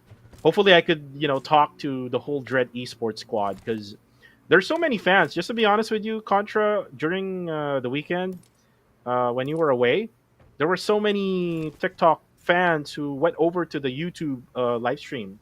Oh. So that they can cheer for Jibna and the rest of Dread Esports. Oh, wow. Keep them coming. Of course, we absolutely do love you guys hanging out on the TikTok platform as well. And of course, make sure you hit that follow button while you're at it. And Jibna has been around for quite some time. It has always been very impressive to me. Like his style of play. He has his own flair, and throughout all these teams that he's played for over the years as well, he's always a very strong. He always offers a strong presence in the team. That's what I really do love about Jibna. So the squad of Dread and the rest, they are definitely in good hands, especially with the addition of Barney. Now going back into what we do have here, Harami Bros. They're in a really, really good spot. Like, this is the kind of area which you will usually see Harami Bros go ham in the late stages if it does close in the Gatka. So Now, my concern is, other teams moving into this direction, how many of them will be challenging that spot? Yeah, there'll be a lot, and especially we had that certain circle last week wherein Flash Russian Esports was there together with Austria Esports, if I'm not mistaken, and there was like so many teams who try to crash and burn in those two compounds where we Mhm. saw earlier where YG and the rest of I think it was Kill Enemy who was there earlier. So I mean, if that is the circle, but it's still 2 minutes left here before the blue zone would close in. We are still at stage number 1. We are seeing a lot of rotations coming in now. We see Team Max V9. This squad, by the way, Contra, this Mhm. squad in the final day of week number 1 just scored a lot of points for the squad. So it took a really lot of time for them to really adjust, especially with their new lineup wherein they got the 2 players from Myth Clan Mhm. now with Team Max. Mhm. So I just hope to see that their consistency is now back this time around as we see the bikes again, and the bikes are nearby. Ke really loves the bike.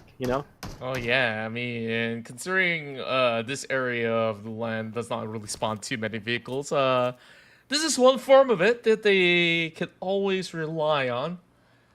But I don't think that they'll ring any of those bike bells for now. Well, they do see a plane coming through. Perhaps they're delivering some special packages.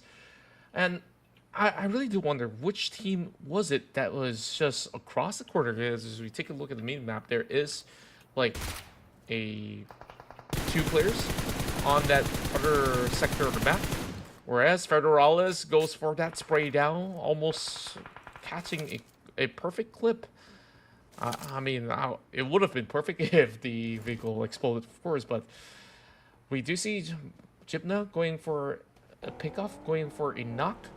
Other than that, all these early rotations is pretty tough for teams to actually catch out from a distance. As GOT7 is already finding themselves depleted by the blue. Amura Chile is the one that has fallen off very early into this game.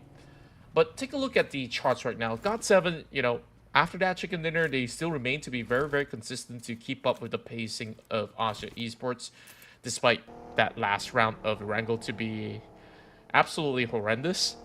I still say, like, a good chicken dinner again for GOT7 will be putting them in a very tight race for up against Austria. Yeah, I did not really imagine this one Contra wherein God7 would be on top number 2.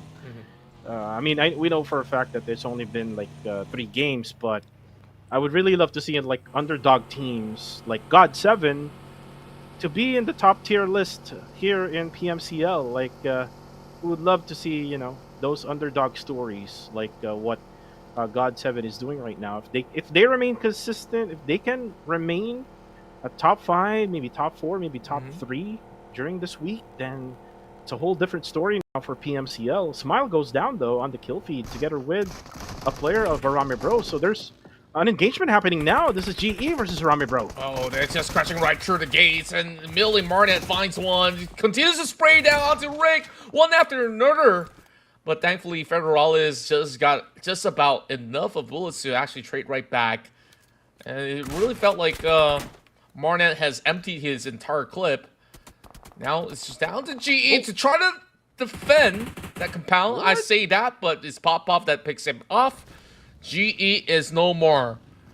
I can't even actually iterate words to really picture the scene where GE is not having any good time at all throughout these past rounds of Erangel as we continue with the battle. PBE now in close proximity against NC2, but those sprays are not connecting for NC2. But the rest of STE, they want to continue on to follow suit where they left off. Get slow now, pops that grenade to make quick work against the rest of PBE. I thought that PBE would have brought at least a couple more points together with them. Yeah, nice Kobe for the side of SCE. Now for PBE, they will die at match number 4. Looks like I have the curse right now, if I'm not mistaken, because Did I voted for PBE this game? Yeah, I did voted for PBE. Yikes. And if you remember Contra, I voted for Harami Rogue during game number 1. They got eliminated early in game number 1. I guess you were talking too much about curses. Except for Ostja. Except for Ostja, I mean, game 2, they got top 2. You got jinxed, my friend. You got absolutely jinxed. I think I got last season I was with Tash Bunny. So she said she was like having that Tash Bunny curse. I see. So I think I inherited her curse. Yes. Oh, look at the circle now. Oh boy! Oh, like I did mention early on, this game looks to be really good for KE, and it continues to be the case, especially with them already controlling the south side. They regroup into the center, but the other problem is that they're playing by the shore, so there's barely going to be any form of cover. But at least they don't really have to worry about what's in the water at all. Wow, I never knew there was a picture of Mr. Unknown here in this block. Wow. I guess like Jisoo is just enjoying his time by the sea, taking a good look at some art. But the rest of GG, you know, this other spot that they're holding here at least feels a compound, which is perhaps safe for the meantime. But you expect other teams to also flock this area in at least next stage or so. FV, so far, playing it really well. Now, trailed towards the back of GG. For the rest of the members, other than Jisoo, who's chilling, these guys are having a tough time out there. VN Carry barely surviving. His vehicle's about to blow up. Oh, don't ram that tree, my friend. It's not safe. It's not safe at all. He's got to really burn this truck to create a bunker, or else Team Max will do it for him. Oh, and there we go. The explosion happened. Team Max explodes his vehicle. Jibna gets slowed down. Now it's going to be Dread versus STE NC2. Now spotted here. Barney spots him down. Then there's going to be one more player left for the side of STE, and this is 762, who is far away from the two Thai players off from STE, and now it's going to be hunted by Barney, the dinosaur. Let's see if he can try to go for the elimination, as Barney will most likely go for the focus first on the revive onto Jibna. Jibna will just have to hide first at or behind that rock. As for 762, yeah, the best thing is to go into the waters, right? Just hide into the waters. Try to probably use your buggy, maybe as your submarine, or maybe some type of base. Yeah, there we go. Not the safest of submarines, I would say, but it'll do. It'll do for 762. Or otherwise. I mean, shots are already being fired. He loses those tires for sure. But for now, it's just going to serve as some slight cover. This is what you do when you're in a very desperate 10. But at the very least, for Strangers Esports, they have won a duel early on. Whatever else that comes with it, it's going to be a bonus for now. Going up against YG is not going to be the safest ordeal. Well, cool prize open this shack. He's got so little health left as he's being pretty much burned alive. The rest of Sydney Esports somehow suffering some casualties here, even despite Vin Carey having so little space to work with. And right now for Vin Carey, I'm not sure how he survived that molly. I think the side where he's at, there's no fire at all at that moment. Ooh, but then again, there's Migs now. Goes for the kill. Just so unfortunate for Sin. They lose two members wherein they had the chance to just go all out and still have 4 players remaining. So now it's just only going to be Wako and Migs. Now let's look at GG. For so long, they waited for someone to crash in. It's now YG, say Cloud, just bombs after bombs. Now the nades, 7 support knocks him down. Now it's gonna be Romeo Boy who tries to get in now. Jisoo tries to defend. Oh, and that's Romeo Boy who tries to get in, tries to get that S12K in. The kid was able to knock him down together with all of those eliminations. For the side of YG, now only Cute Low Key, who doesn't have any vehicles anymore to go to protect his teammates. Oh! Look at this. TTQ now goes for the third party. Wow, those Halo nades might actually deplete the rest of GG. I thought that the defense were looking sublime for GG as they manage to hold down those members of the side of Yangon Galacticos and now find themselves in another tough predicament. They barely even gotten themselves that reset, and now they will have to prepare for yet another fight. TTQ smart enough to actually strike in the time limit, and Onyx, he's barely surviving. He's trying to run right for any cover, but he will still be pretty much sniffed out by Cute Loki. It's just so chaotic here as the rest of these members of TTQ is just trying to clear whatever's left here on the compound. Whereas a little bit of a tight squeeze for the side of GG just to cut by the corner wall, but we'll find a trade going in their favor. They even thirsted down Suki. This opportunity does seem fit for them to do so. TTQ now, once again, on that bombardment. And I'm not sure if GG, how exactly are they still standing with so many of all these deflates? And they blind themselves at the same time. Burn to the ground. Support. That's a blunder right there. And that was the only mistake that Support did. He was doing a really good job on defending. Now, TTQ has a chance here in a 1v3. The kid does have the DBS. Knocks one. Can he knock two more? The push is going to be coming from TTQ. Now, Liquid won't be taken down. Now it's going to be Gus, who focuses on the revive instead of pushing the kid. And the kid now knows where to go, where to throw the molly as well. TTQ, KH crawls over to where Gus is as Sin is going to be eliminated while this is happening. The kid just needs to push up the tempo here. He just needs to put in more pressure onto TTQ. Now the kid will have to get out, but Barney is there to go for the third party. TTQ is out. I guess there's really not much room for them to play with here, which is why GG has been stuck inside of this compound for the longest of time. But they have the last laugh. They have managed to outduel all the teams that were storming in. First it was YG and TTQ. They came pretty close despite, you know, that small little blunder that could have actually annihilated the entire GG squad. Somehow they stood tall, and the play coming from the kid, that was absolutely phenomenal. Well, right now, nades coming from Fearless. Fearless versus Ostja. Just a civil war right now. This is what we're looking at right now. KE is actually on the other hillside.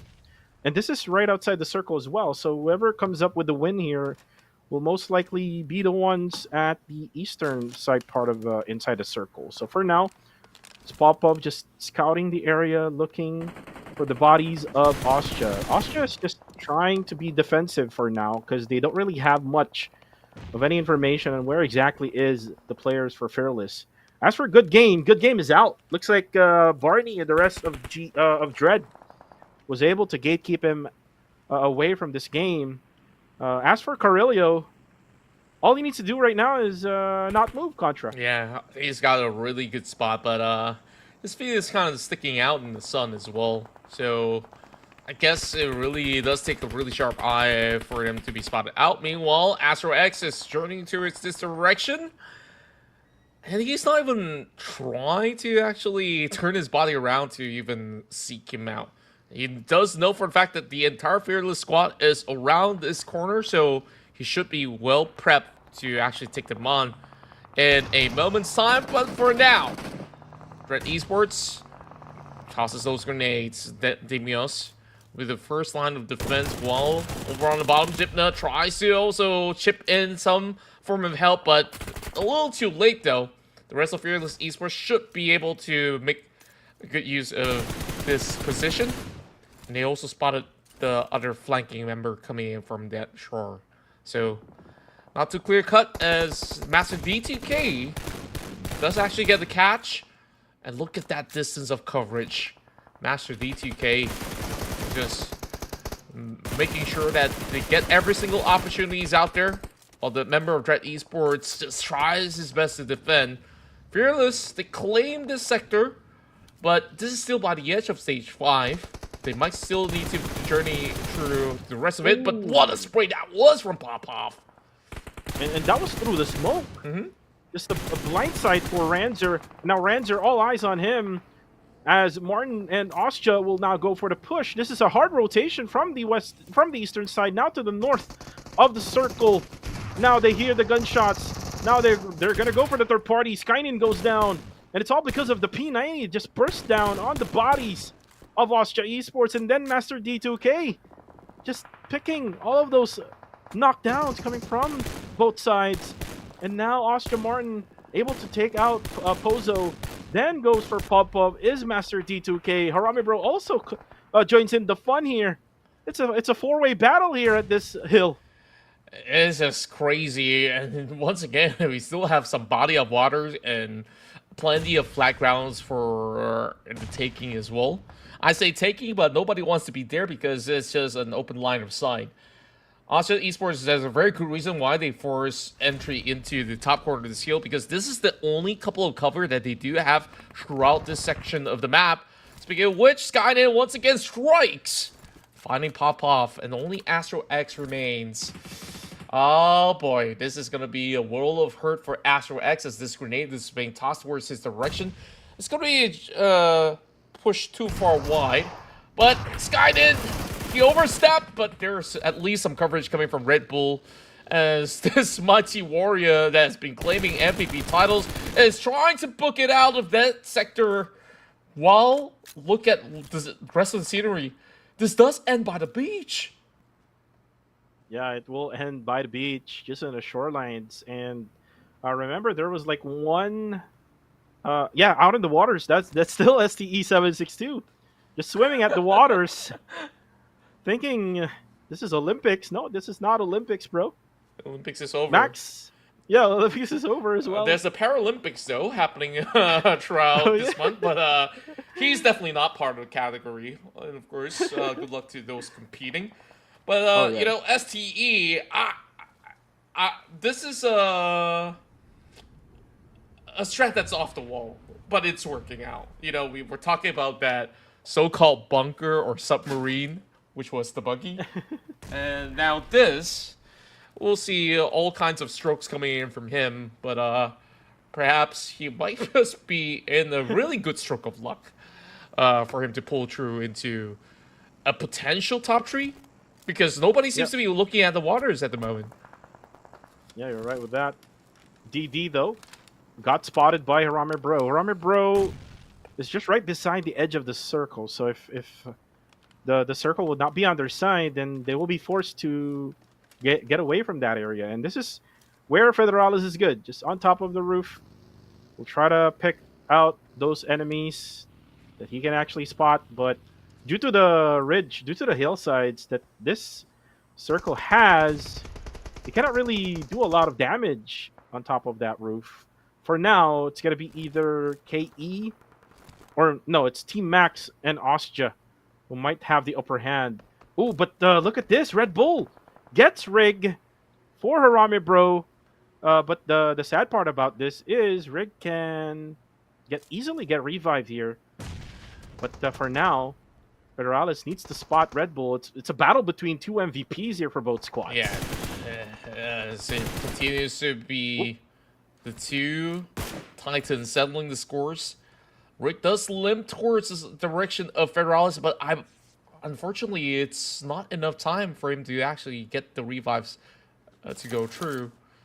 As he quickly bleeds out. Believe that to be a couple of times that the player has been knocked out, which is why Federalis didn't have the time to eventually get him picked up. And also, from that distance, it's not going to be all too easy, especially with Red Bull already marking that area of play. Joseph, however, will try to see if he can find opportunities of Federalis running out, because Federalis is really, really far from where he needs to be. So, the only option for Federalis is to fight. And that's the very reason why he's just locking his target to be Red Bull. Oh, there we go. 762. Trying to go for that gold. Yeah. He's going to try to make it maybe top 2 in my books. Because Team Max won't have any idea that there's someone right behind them, right? Right. And while they're at it, Federalis somehow makes it through against Asha and takes the fight to them. Oh, it was down to Martin to save the day. but it went too close for comfort for the side of Asia Esports. And just like that, you know, a medal should be in place, like you said, for STE.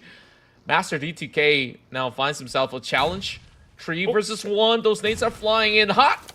But for now, he pulls all the way back, but towards the crosshair of Martin. Oh boy. Where can Master go? KE, so far, doing a very decent job at surviving. It's been back-to-back top 5 runs for the side of KE.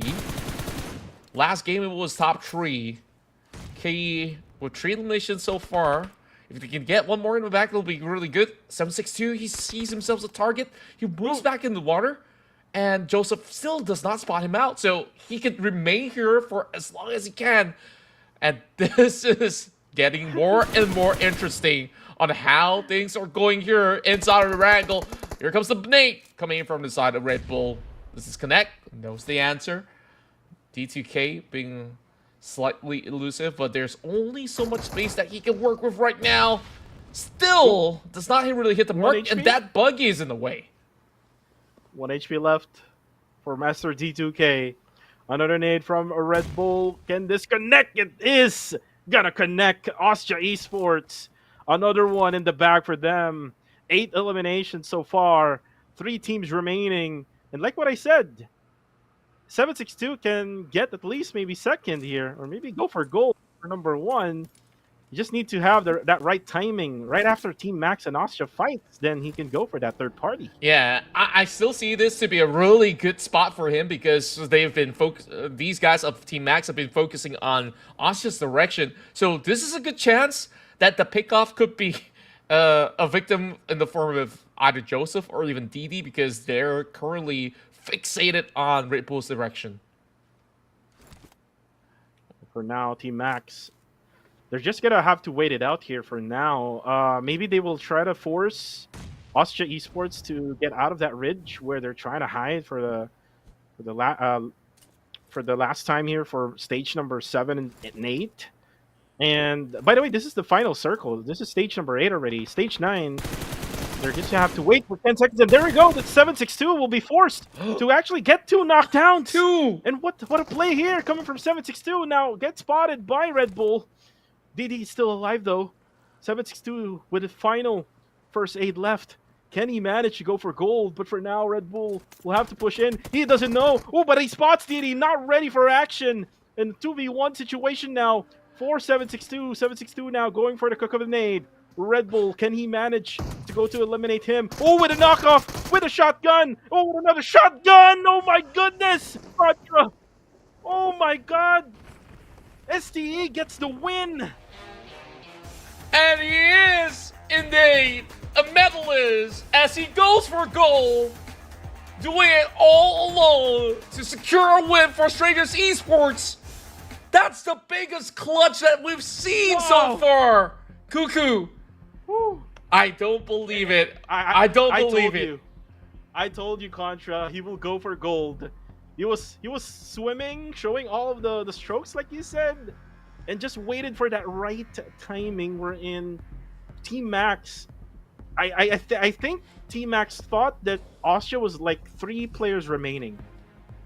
Just a thought for Team Max, and then all of a sudden the backstab play from 762, knocking 2 out of that 1 magazine of that M4.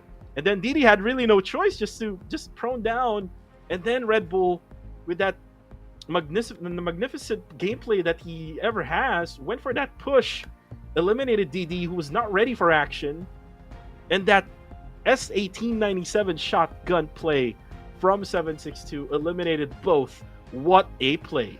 That was crazy. That was absolutely out of this world. That's the biggest chicken dinner that was served to any team at all. 762, he's been out there on the shore for more than 10 minutes while all of that healing is taking place by the beach.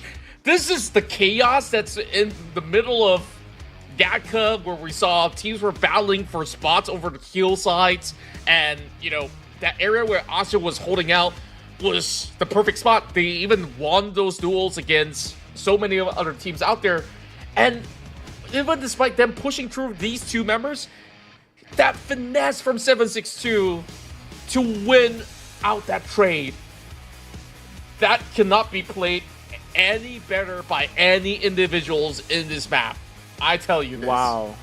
I would love to see how the comms is for Strangers Esports. I hope 762 posts it on Facebook or maybe on TikTok on how he managed to actually have done that. But it was the connection for Austria, Red Bull, and Martin that he actually beat it in this game. Then again, even though 762 did that clutch, Red Bull is still the MVP. 3 out of the 4 games already. Contra, this man, he really loves to take that MVP honors off from Federalis this season. 6 eliminations in the bag for him. I tell you what, this MVP title is absolutely rigged. Like, I know this guy does a lot of damage. Like, you can put him aside and give that moment to 762, right? Like, right. This guy, he's got what in the span of that 30-second play. That 30-second play, that was 4 elimination points off the bat with a shotgun. Of course, we saw Red Bull was really contributing a whole lot to Asia Esports to his own right, but man, my hero deserves a mention here. So, Red Bull, okay, kudos to you. You take that MVP. No one's gonna challenge you for that. Federalis maybe, but yeah, Red Bull, you take that. But we just got to talk about these guys, or should I say that one player, 762, who have been able to secure this win out of the off-the-wall beaten path. Wow. And by the way, he's the guy right beside Get Slow, up on top, the one on the left side. So he's kind of like on Super Saiyan mode without the hair, being kind of like Son Goku, maybe Vegeta. But anyways, 8 total eliminations for this squad, and most of their eliminations actually came from the mid game, wherein they were trying to rotate. They were trying to be on the hillside as well, with Get Slow and NC2. Lucy, though, I think he was eliminated early, so it was only the 3 players, 762, to be included. And right at that middle portion we're in, they lose 2.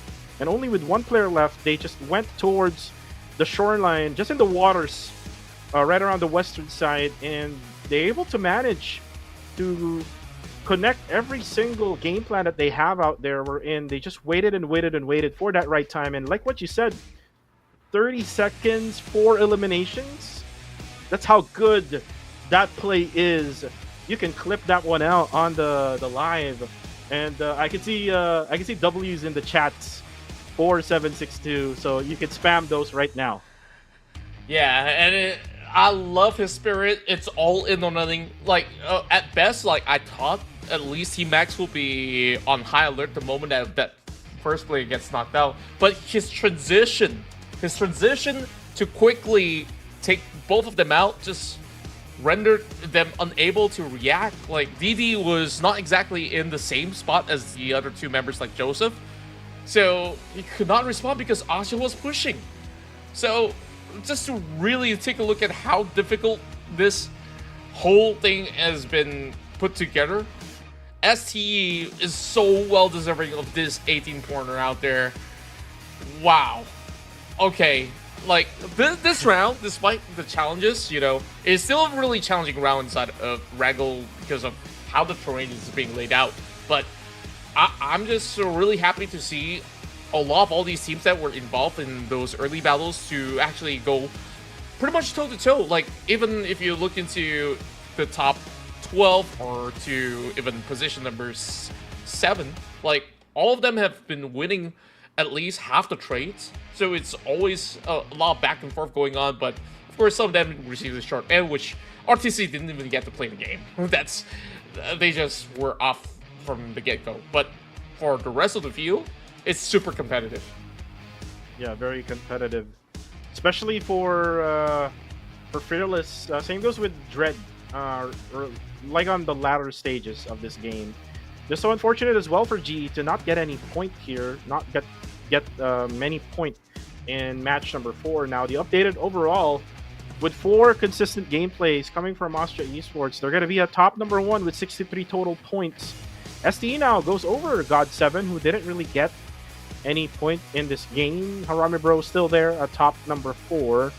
You can see Max and Dread. So if you try to look at the bigger picture here, Contra, those underdog teams now are playing well for day number 1 here in week number 2. Yeah, I guess like they're no longer underdogs for week 2, as we're seeing the only couple ones to be struggling here in this particular group fixture is RTC as well as Sin. But and you know, surprisingly enough, Justice Esports was really not having a good time throughout all the matches being played. Usually you see this team going in for an average of 5 points of eliminations and much higher in the middle of the rankings of position. Now finds themselves to be in a lot of struggle. It's always about that early game where they just get caught out one after another, and it really feels like they're not exactly on the same page at all. So maybe Miramar will be better for them, perhaps. Yeah, one of the strengths of GE is actually playing in Miramar. If not for Sanhok, if not for Erangel, then Miramar. Miramar has been one of their maps for the past week in week number 1. So let's just hope that they're going to be back in the drawing board here to plan out for a much better gameplay or strategy. But for the meantime, for Austria Esports, how long can the consistency be there for Austria? It's been like 4 games with really good consistency. It's been like top 1, top 2, or maybe just top 3 for Austria Esports. We'll find out in the next few moments to come as we go on a break here. Google TV and Contra. We'll be right back for more PUBG Mobile action.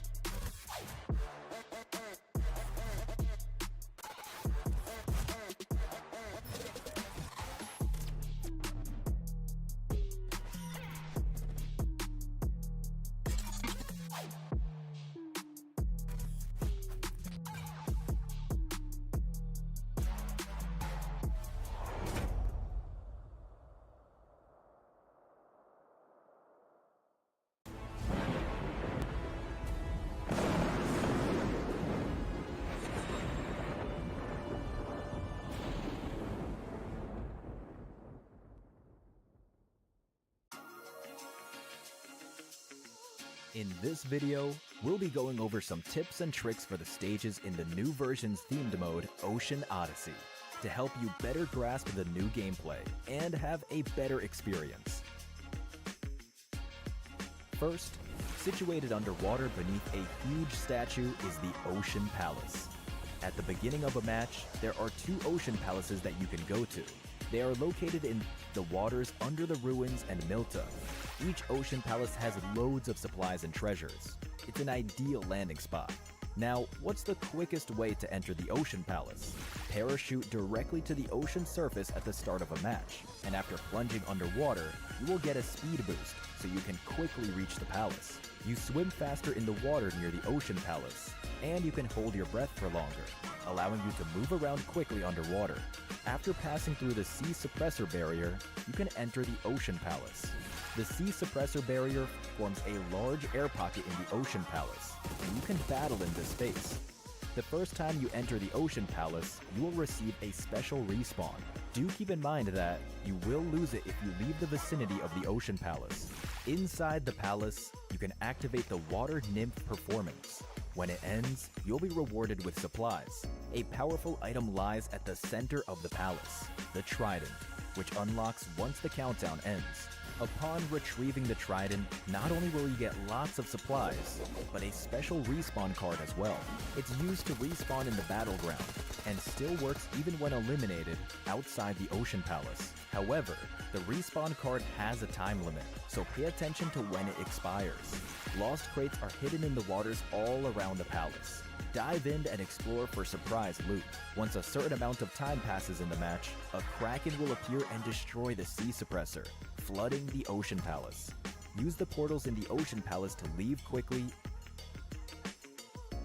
Finally, there are several Forsaken ruins.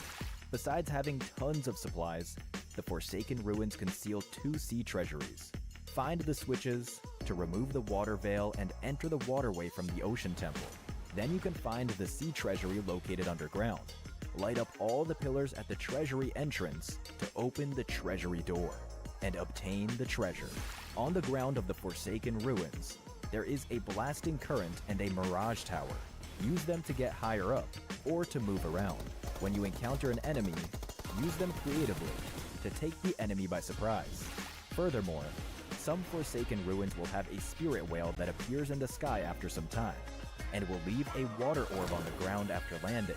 Enter the water orb to board the whale escape pod. When the blue zone approaches, you can use the spirit whale to quickly get to the play zone. That's all for this video. Discover more ways to have fun. Hurry and try out Ocean Odyssey in PUBG Mobile.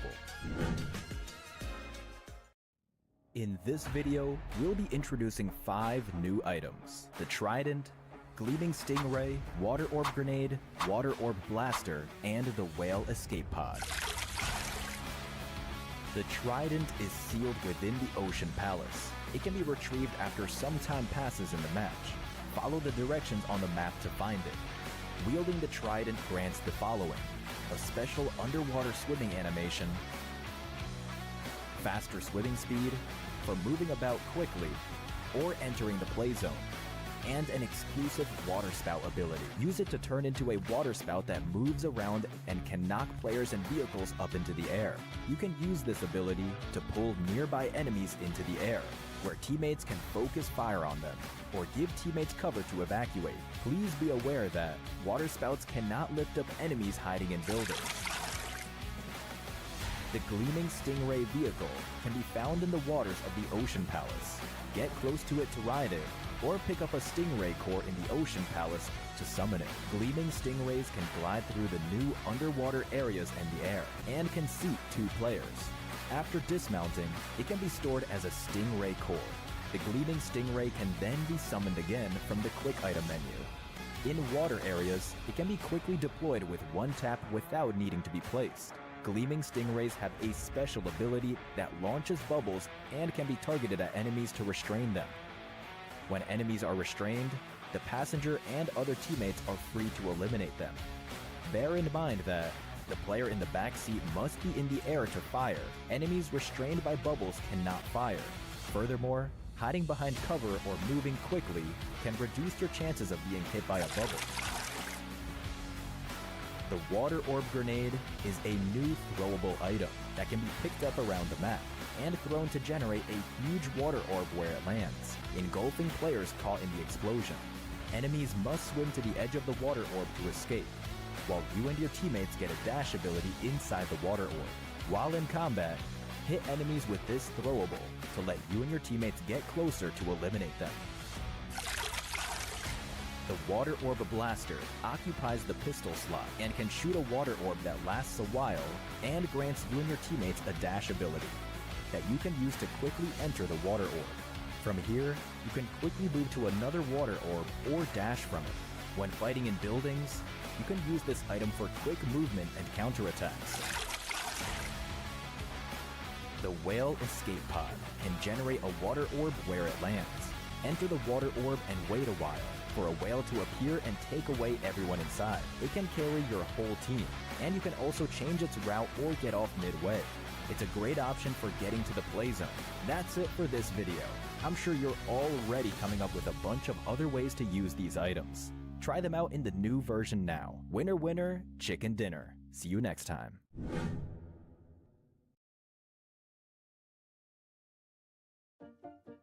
In this video, we will go over the new version's game mechanics to help you have a better understanding and improve your experience. Let's get started. First is the Kraken underneath the Ocean Palace. Although the Ocean Palace is abundant in resources, the rewards are not without risks. After players enter the Ocean Palace, a countdown begins, and at the end of it, the Kraken will awaken and break the sea suppressor, causing the Ocean Palace to flood. This jeopardizes the play area, so when the countdown ends, make sure to evacuate quickly to avoid getting trapped underwater. Next is the special respawn.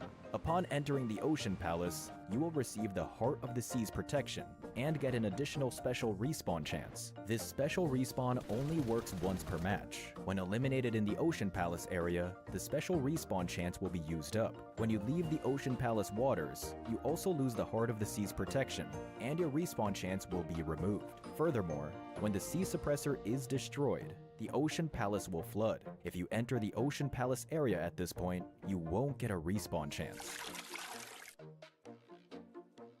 Next is the Sea Treasury underneath the Forsaken Ruins. If you wish to enter the Sea Treasury, you will need to find it within the Forsaken Ruins and activate the switches at the Treasury entrance. Pass through an underwater cave to reach the entrance of the Treasury. To open the Treasury door, you need to light up all the pillars. Once you get the treasure, a portal will appear. Go to...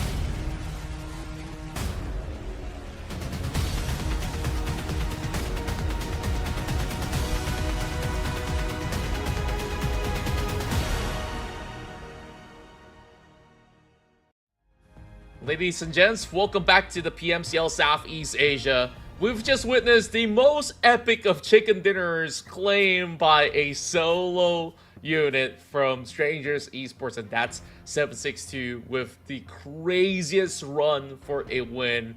And this guy absolutely deserves a medal, like we said, Cuckoo. You know, like, for those of you guys who did miss out, you know, once this day is over, rewatch the VODs. It's going to be available on YouTube, Facebook, as well as TikTok. So make sure you guys take a good look at that, because, you know, if you blink it, you might miss one of the most craziest moments out there. But Cuckoo, you know, now that's done, we're left with 2 maps to go in Miramar. Yeah, we're left with 2 more maps in Miramar, and there's 2 more games for Genesis Esports to try to make their way through the leaderboards here for day number 1. If not, they still have 4 more days to to go. But for now, yeah, it's one of the most epic highlights. It's a clippable highlight that you can do for later on for 762, and I just so hope that they can easily reset from that game over to the much bigger or much different terrain map like Miramar, because it's a way total of different strategy that you would have to have. But for the meantime, Contra, let's go with the newest Galadriel X suit, available right now until September 30th, and it has also an exclusive lobby post that you can have. Wreak Havoc also with the Sky Huntress, the first ever upgradable advanced MG3, and the first purchase is always at 10 UC. That's right, folks. Make sure to get your hands on this beautiful, beautiful set, and this being the only skin for the MGC right now, you definitely want to grab it. So other than that, of course, we go back into our predictions. You know, I guess, like, so far my luck was being used from the get-go with the prediction of Asia Esports. We still have a lot of Asia predictions from all the rest of the casters as well, but mine seem to be the same as well as compared to Pablo, as we are both voting for PBE. That's always looking quite good in this map itself. Yeah, you're right. PBE for both yourself, Contra, and Paulo B. For myself, it's actually Sin Esports is my pick, and I usually see them for the past week. Usually see them playing really good in the map of Miramar. I think there were like maybe 2 or 3 chicken dinners that they had last week, wherein they got it in the map of Miramar. So let's just see if Sin will do the same thing for week number 2. They haven't really played well, just to be honest with you, for the past like 4 games. But you'd also have your own choice, guys. The one who is watching right now, out at your couch or maybe in your computers or maybe your mobile devices, you can scan this QR code right now. Vote for your own favorite team. You can also vote for your own rising star. That's right, and there's just plenty of all these names out there. So long as you remember your favorite player out there, that's all that matters, as you lend them your support. And who knows, they will be able to score one win just like Hal 762. Honestly, at that very moment, he will probably be an MVP in everybody's heart. But right now, Red Bull is currently taking the top charts with multiple MVP titles already. So I don't know about Miramar, but maybe there might just be that fall off moment here, because that's where, you know, the shift of tempo kicks in heading into this matchup. So other than that, I mean, Austria Esports, it doesn't seem like they've ever felt like there's anything holding them back.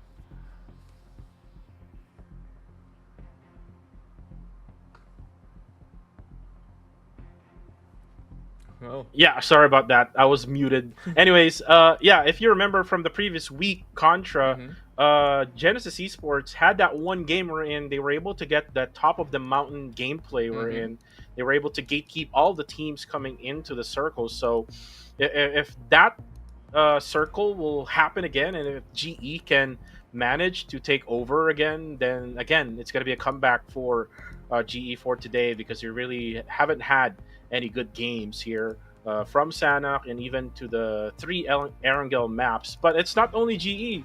There's a lot of teams that needs to improve and that needs to get all those cores as we now start this very first map.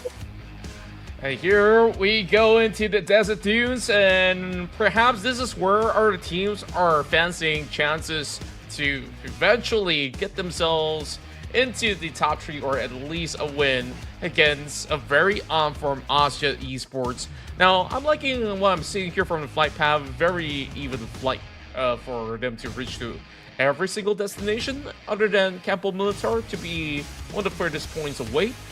But, you know, when it comes down to Miramar, I think that all these teams, they have been playing, you know, around all these different cross sectors, which even if they love Torre Ahumada, sometimes they would just go for an outer location like Los Leones to be shared with other teams as well. So we shall see what will happen from here on. This, you know, this could be a big change of tempo, and perhaps there's also more other players that will be joining in the ranks as well to be up into this match. Yeah, you did mention the change of tempo. Definitely it will be. Especially that this is a very big map. You will see a lot of players who will use a different set of loadout. I mean, in Erangel and in Sanhok, you would normally see DBSs. Here in Miramar, you would most likely see like an AR together with a DMR weapon. But for now, looking at RTC, looks like they're together with GG. So it's another hot drop for the side of RTC, and remember, they got killed early in Erangel with Dread Esports, and Onyx will have that chance. But the problem is for him is he does only has an SKS, so this won't be a good gun when it comes to, you know, close counters. But for RTC, they have the numbers advantage. Yeah, a really difficult start, and he's got to make every bullet work as well. There's only 10 bullets in the clip. Oh my word! I guess no bullets necessary because he couldn't even go for a tap. How did he actually see him? Was there like any pixels at all? And he's got to bring the knife to action. That's the way to do it. Yeah. And then I introduced Sir Cloud way back, wherein I told him about We call this in the Philippines Tondo Gaming. Tondo gaming. It's it's a place. It's a place in the Philippines wherein you see a lot of people try to go for the knife eliminations. So you have to beware of that place in the Philippines. But for PUBG Mobile, yeah, they could definitely do so, especially if you don't have a gun. And this is early stages in Miramar. So I think RTC had that frag grenade ready, Mhm. and on point they were able to get that elimination for Onyx. So GG now for 3 players remaining for them. For the side of Team Max, they also lose one member in their side. So I don't know what happened to Team Max. Yeah, Team Max. Not quite sure what went down. Perhaps a little bit of a tussle for the vehicles on the street. And as for TTQ, this is a very early move onto the mountains. Now, this is rather interesting. I really want to take a look at phase one, where this actually ends up as to why TTQ decides to basically get themselves into this section of valley already. But I love the proactiveness. But on the other side of the hill is going to be Master Smile. And Genesis Esports, this is their chance at redemption as they are finally going back into a map that they're really comfortable with. And this time, I believe the substitution has been done. It's going to be Zeiss that's going to be in the main lineup here to be playing out the rest of Miramar. Yep. Basically, Flash, their main man from Thailand, the one that they acquired during the off season, is now gonna not play. And if I remember it correctly, during week number 1, Zai really did struggle. He didn't even got any elimination during the times that he was actually in.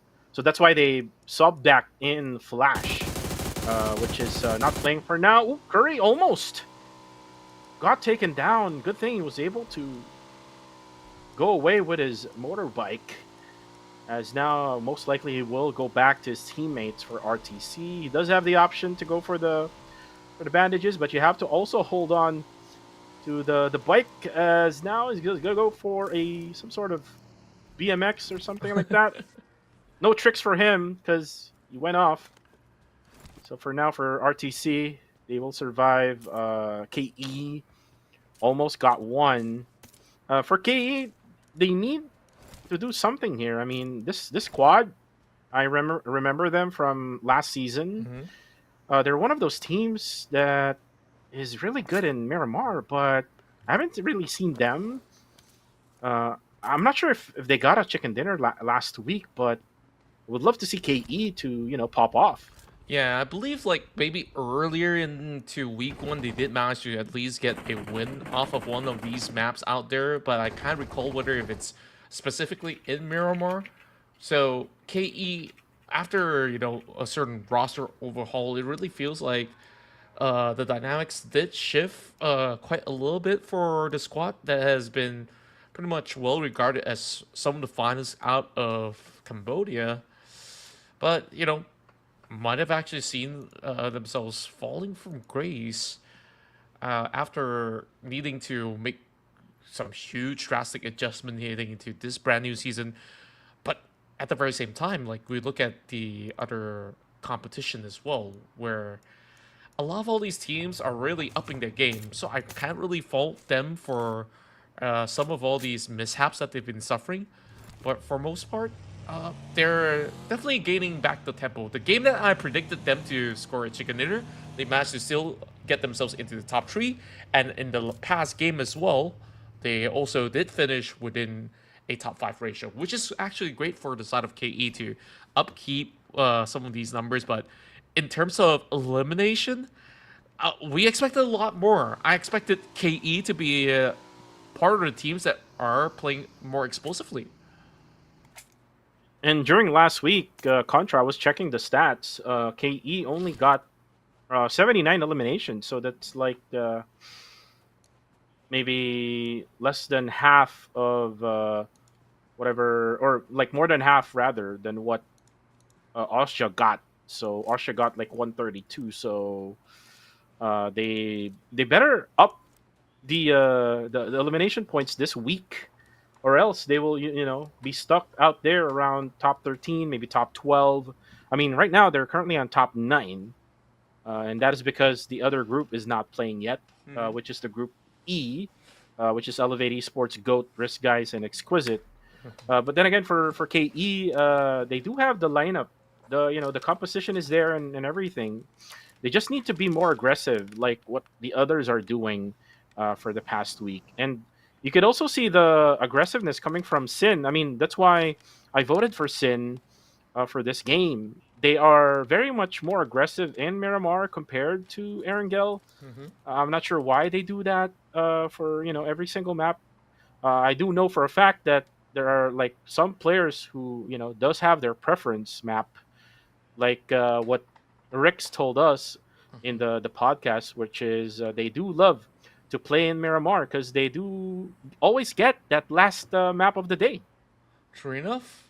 And you know, I guess like going back to what you initially mentioned as well, like especially now with Group A missing in action, this is a this is opportunities for all these teams here in other groups to just really set a high benchmark to make overtakes difficult for the teams that are not playing.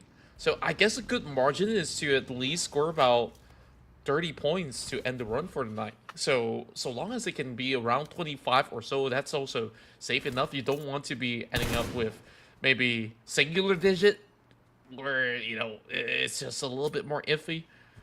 Now, of course, now we focus onto this fight first with Jisoo trying to go up against Maltese, who's hugging by the corner wall. He's got no idea at all. He opens up the doorway and quickly climbs upwards, tosses a Molotov just to deny entry as well. But chances are there's just nowhere that Mal can actually head out to.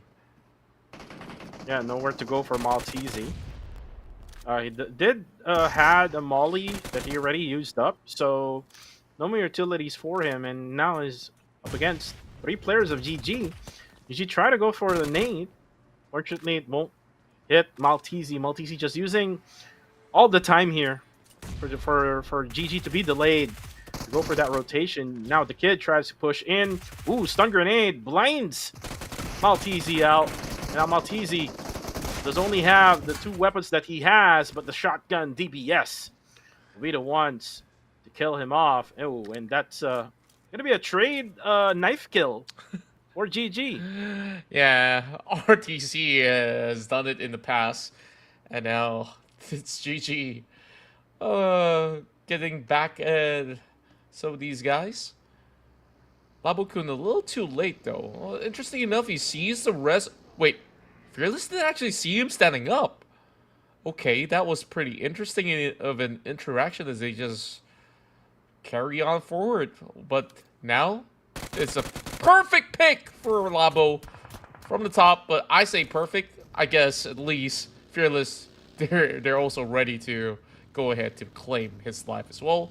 RTC at least got 1 elimination point in this match, so they're not empty-handed. Yeah, they're not empty-handed. They were able to kill Onyx in the early stages. GG now, since they got pushed by the last guy of RTC, now it's going to be Fearless, who does realize that players from GG are now getting gat reset, but Astro X was way too quick. Didn't even waited for the backup to come. And actually, it went right back at him. And now it's going to be Wow. Fearless who gets eliminated by GG. Oh my word, this is just 7 points off of the playing area, and my, GG. They are just relentless, they lost Onyx, and that does not really deter them. Support so far, really winning out a lot of all these trades from the flank angle, really supplements so much of the firepower of these guys that's really working in close quarter combat as well. Now, the only other thing that GG has to worry about is surviving the blue zone, but a passage has been opened up for them at the very least, while the rest of the squads there are in the mid of the field of Miramar, or should I say on top of a mountain.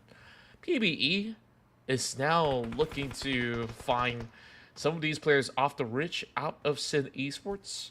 Now, I really do wonder what's Sin Esports struggle tree looking like, because they haven't really had a great run throughout the course of the past week as well as this week. For right now, Monboy sees a Migs off from Sin Esports. Monboy does have the height advantage, though he's not in the circle. Now for VN carry, it's going to be God7 now, up all on smokes and fire. He will be able to get into a small shack. Damon gets Boyshana from the feed. He will be able to manage to heal himself up for Vin carry. He spots KE from behind. It's going to be Kaya who got shot. Now the problem is, he's all alone, so it's a 4v1. Doesn't really have to peek for now.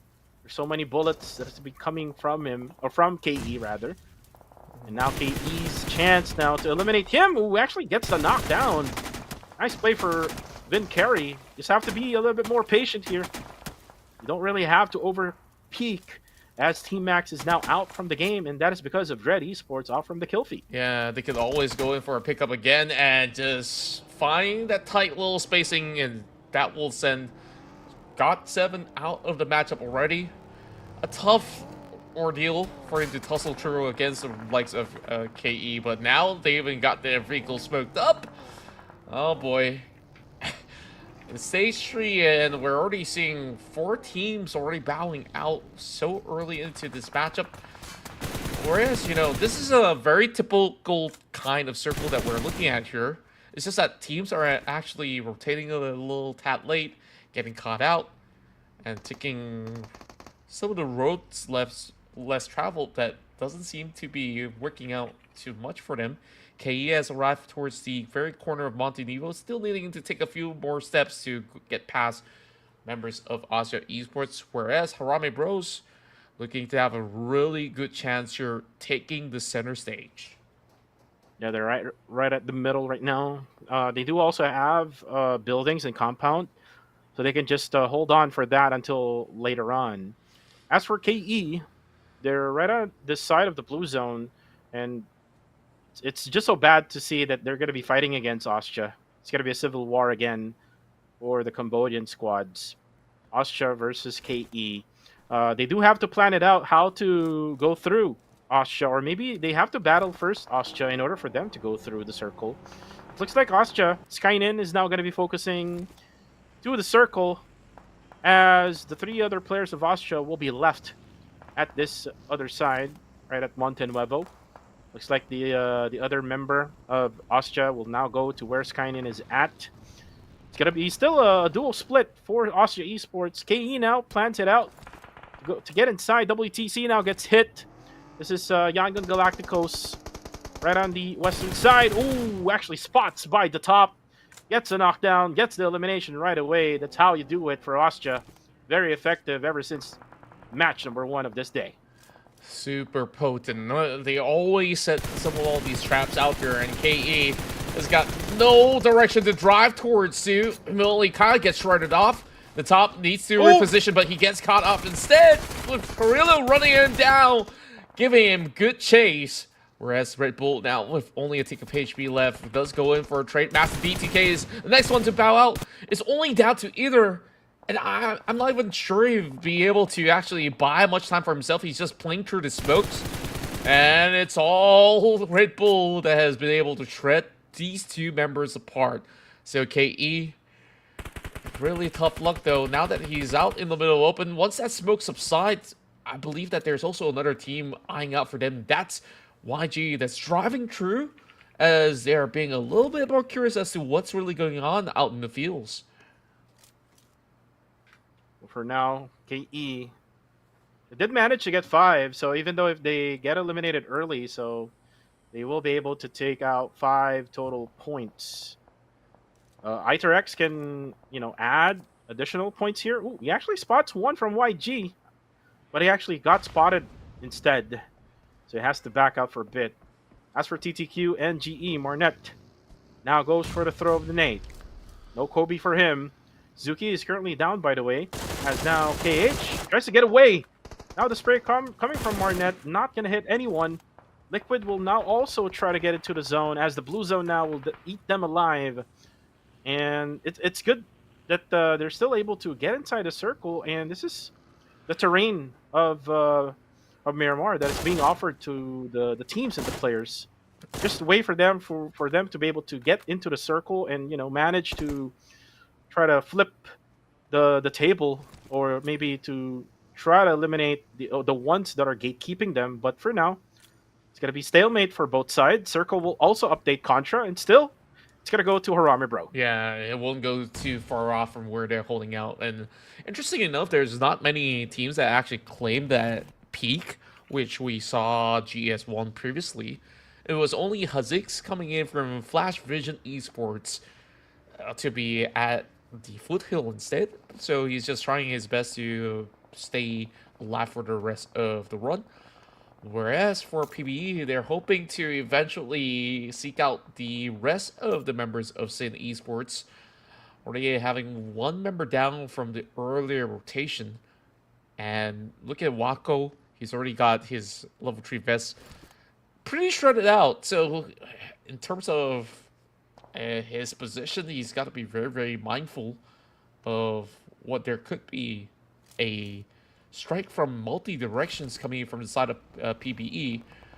Speaking of which, they're on wheels again, so that could be a chance for PBE to eventually find an opening right there. Asia Esports, though, still stuck alongside with Yangon Galactico, so that Lone Ranger, which we saw cutting across earlier, has already been picked off, it seems. And speaking of PBE, Monboy is currently down. They need to make sure that they get into the circle, just less than 2 minutes, so they have to plan it out. Especially they're fighting against the top PH team from last week, which is Sin Esports.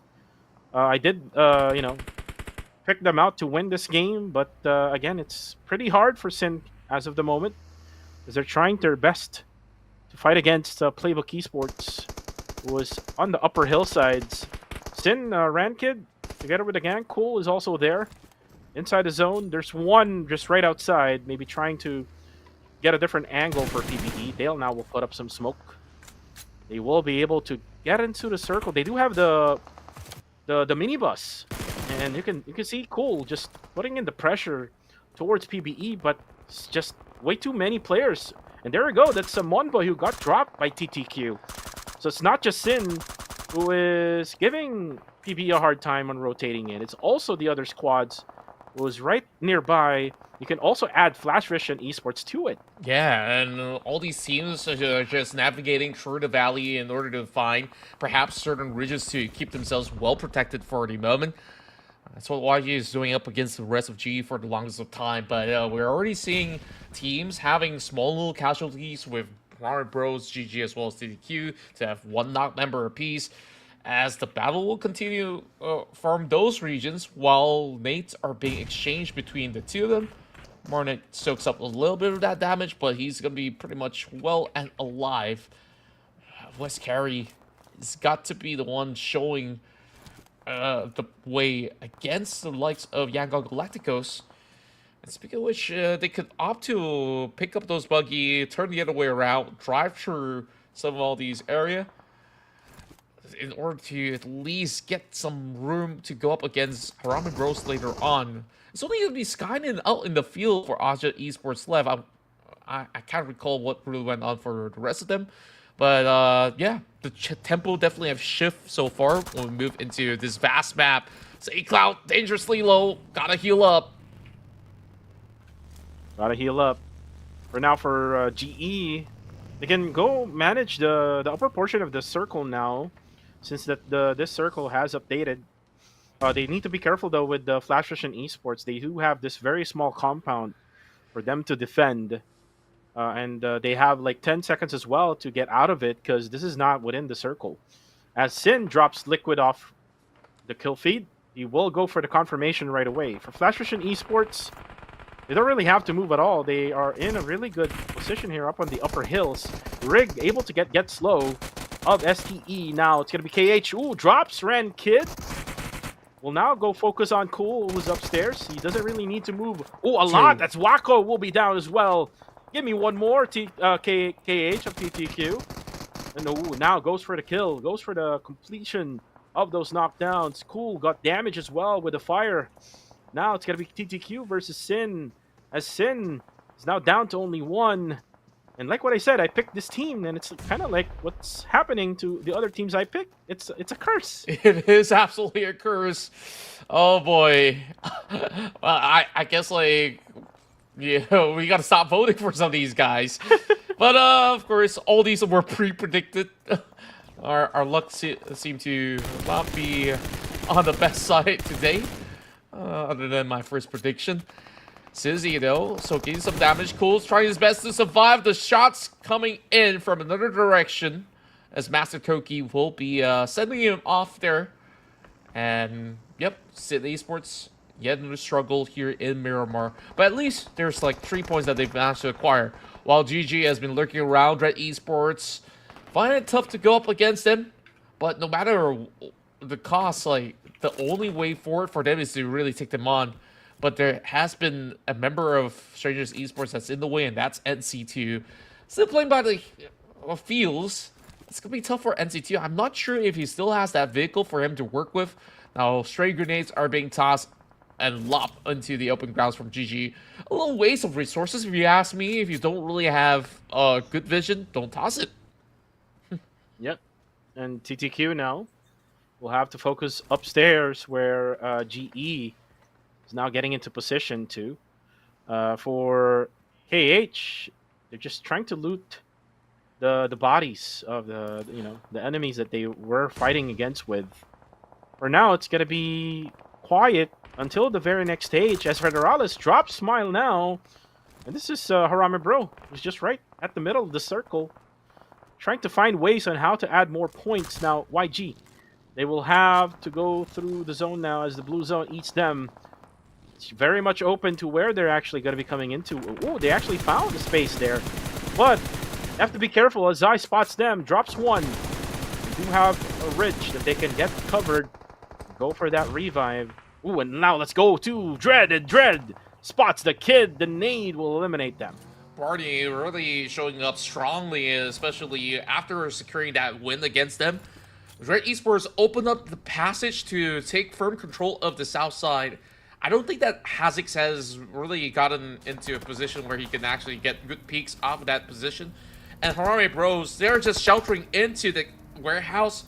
Despite them having good compounds, it doesn't seem like they can actually trade back. And that is going to be the main concern for Harame Bros.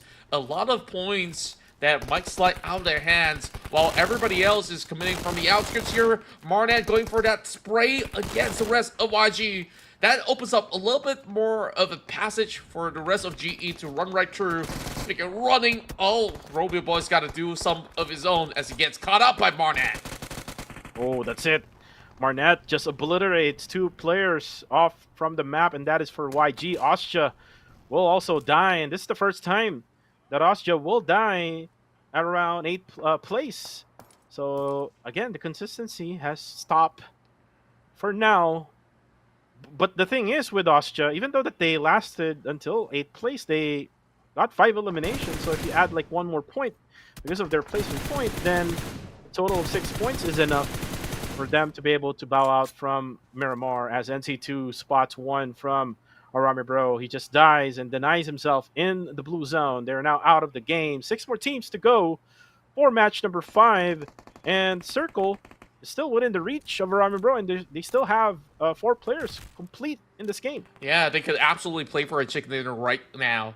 But there's still plenty of all these players out in the field. The majority of them caught up over onto the top end of the hills. Marnet and the rest of GE. This is that bounce back that we've talked about, as they've really shown complete mastery of Miramar. Now stashing those 6 points out there despite how difficult it was, where they were trying to gatekeep teams, and they find themselves back into a much better spot at the very least, moving into the top 5. 7 now added to the table, especially with West Carry really opening up the count. This is a close quarter combat coming from Gerald, where they didn't expect him to be hiding out from. Now PBE's final member has got to dodge some grenades, but Gerald's got plenty of space to work with. Yeah, Gerald does have a lot of space to work with. You can just do the same here with West. You know, just do the same thing and you will have the same blessing as Jarrell now. Will have to be forced to go out. Oh, it's going to be a different way now. Ooh, and Jarrell does the same thing. Wins it all against GE. GE will bow out at 5th place now with 4 players remaining. Then again, it's going to be Harame Bro now, who went for the push onto PBE. Now 3 remaining teams, and it's going to be FVE, Harame Bro, and Dread Esports. Harame Bro did lose 1 member in the process. Yeah, I just love how Jappy was so efficient when he switched over onto that UMP, because West was hoping that he just blows out the entire clip and then picks him off while he goes for a reload. But Jappy is definitely not falling prey to that. Now, high ground advantage for the Lone Ranger of Flash Vision, but I do think that Harame Bros sees another opportunity for their second chicken dinner today, but now having 1 member being picked off, Hazik still looking pretty lethal, but that grenade's starting to connect. Federalis hoping to catch him running right around. Won't be able to find it just yet. 2 versus 1. Meanwhile, the rest of Dread Esports, they still have the entire squad still alive, although they're not part of the scene just yet.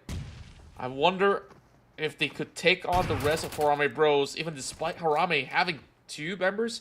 Federalis can always be counted as a full squad himself. Wow.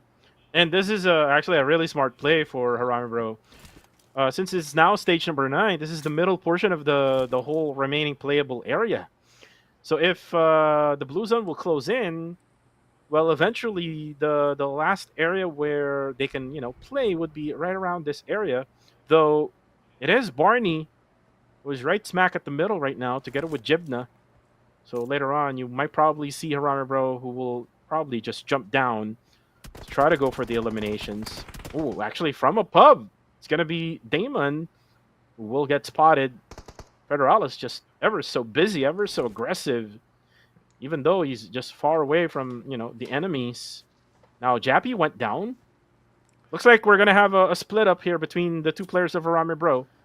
I'm not sure who's the one who's going to go down, though. Probably it's going to be Jappy, and then Federalis will be the ones to spot the remaining players of Dread Esports. Yeah, smart measures coming from Harame Bros, because Federalis, his work rate while being, although he could always really steer clear away from danger. And now with this spread, they will get some good vision upon the rest of Dread Esports. Now going up close and personal. Jappy quick on that S12K. He's also low on health. He will deny himself as Dread Esports secures a win here in Miramar. Wow, Dread Esports needed 5 days in order for them to get a winner chicken dinner in week 1. They only need 1 in week number 2. Dread Esports finding their ways already early in this week, so this only means one thing for Dread. Dread has figured things out, especially with the lineup that they now have. Having Barney sub into Jashi not playing for a while now, and it's giving them much more of chemistry and much more synergy for them to grab all the chicken dinners that they want. Yeah, especially when we saw that Barney play back in that island ending of Erangel. I think that he really brought a lot of good spirit, especially with all these huge plays coming in. But now with Dread Esports, they didn't just secure this convincingly with all 4 members intact. They actually look very, very formidable as compared to, how all the other teams that have been trying to travel up these hills. They've definitely seen some struggle. The only biggest challenge that they've had so far was for them to really climb through the south side of the valley to win out all these other teams. And once they do, they just look absolutely unstoppable going up against the rest of Harame Bros. It didn't really seem like it was too much of a difficult stance for them to eventually navigate against those 2 members. Well, here comes the highlights. It's all about the higher ground gameplay, actually, to be honest with you, right at the end. And then it was Dread Esports who was able to come up with that certain position where they bombed the player from GG. And then, all because of that, they lost 1 player, which is Rig. probably lose a lot of firepower for the side of Arame Bro. I think if they had Rig in their lineup together with Federalis and Jappy, then they might probably have a chance against Dread Esports. And right at the end, Jappy went for the kill, eventually denied himself, and he is the MVP of this very matchup with 3 total elimination points. And again, the return of Jappy really gives a lot more of firepower for the side of Arame Bro. And we know from last week, he got subbed out by Emas, and that's where Arame Bro really had all these struggles. So if I were the coach or maybe the analyst of Arame Bro, I would, keep Jappy intact together with Range, together with Rig and Federalis in the lineup. Yeah, and it does relieve a little bit more pressure off of Federalis as well, where they can also play with a split formation, which we actually saw early on. And we saw Jappy really clutching that moment up against GE, which was a little bit dicey, but they make the cut without really suffering too much of the cost. So that's it, we finally get to see a little bit of switch, because it's been Osja dominated throughout the run of the MVP race. But Red Esports, we love to see them really thriving throughout the course of the day, having a very solid record so far throughout day 1. I believe that there's just so much more lying up ahead here in week 2 for Red Esports, especially now with their first win. They can definitely look for more. Perhaps they just really studied a whole lot for Miramar to be able to achieve this result. And even if they didn't, I think they really played it out to perfection. Yep, and for Dread Esports, if they can manage to get another one in the next match, then it's a whole different story now for week number 2. We have God7 in the upper tier levels of the overall rankings, and then you can also add Dread to it. Again, it's a much different universe is what we're in right now. I mean, we do still have the consistency of Osja Esports together with Arame Bro, but we love to see all these underdog teams to actually get a lot of points compared to the ones that we usually see. As for Genesis Esports, they try their best contra in this game. They really try their best in order for them to survive. It's just so unfortunate that the circle is not within the reach. There was just so many players that are gatekeeping them, and the one that got them eliminated was actually Jaro, who killed them twice. So their last 2 members got baited by Jaro to just go over to where he was, and it was not the same as whatever Arame Bro did when they pushed Jaro, because all players from Arame Bro did push Jaro in order for him to be defeated. So for Genesis Esports, it's good to see that they are trying.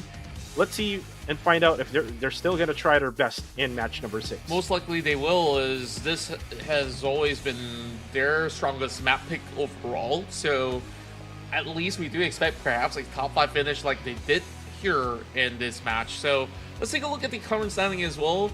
18 points for Dread Esports. We love to see it. Whereas Arame Bros did manage to also put a dent to so many of the teams, taking the center of the circle from the get-go, and have been able to at least manage the situation well enough for them to pull off a top 2. Whereas GE, we saw them getting taken out slightly earlier as compared to Flash Vision members or even Playbook Esports, but hey, they've gotten equal amount of elimination points as compared to Arame Bros in this game. And now with this match standing, again, expect for Bro to still go up on the leaderboards. Austria will most likely still be in the top number 1, because they do have around 20 points, more than 20 points actually, of a difference compared to the second placer, which was Strangers Esports. That was after match number 4. So let's see now the updated rankings, as there we go.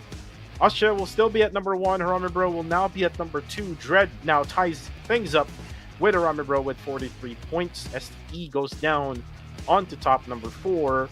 God7 looks like after those 3 games, they haven't really had good games for God7. So they need to manage to get back to their feet in order for them to add more points, because if I remember it correctly, Contra, I think it was 33 points after 2 games if I'm not mistaken. And then after that, they really hadn't had any much points. Yeah, it was 2 bad rounds for the side of GOT7. Other than that, the early matches, we see them really thriving overall. But take a look at 6th position all the way down to 13. Like, they're just within less than 5 points of a distance. So it is rather tight, right below top 6, because in this next matchup, that's where we'll see perhaps a gap to be created in between some of all these members out there. But today, I think that every team that has been playing here possibly has been really showing up strong.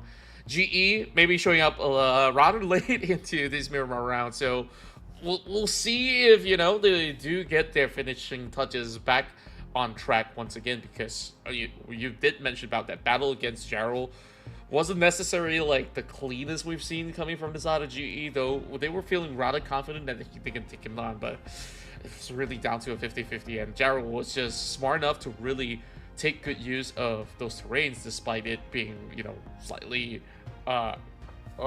dipped over onto some corners of the map. But overall, FV as well, pretty impressive. We saw only Hazix was the only one left, you know, like, though he didn't manage to have those similar flares compared to some individual players, but he's been subbed into this match for the side of FV to play out for Miramar, and already doing a massive job for the team.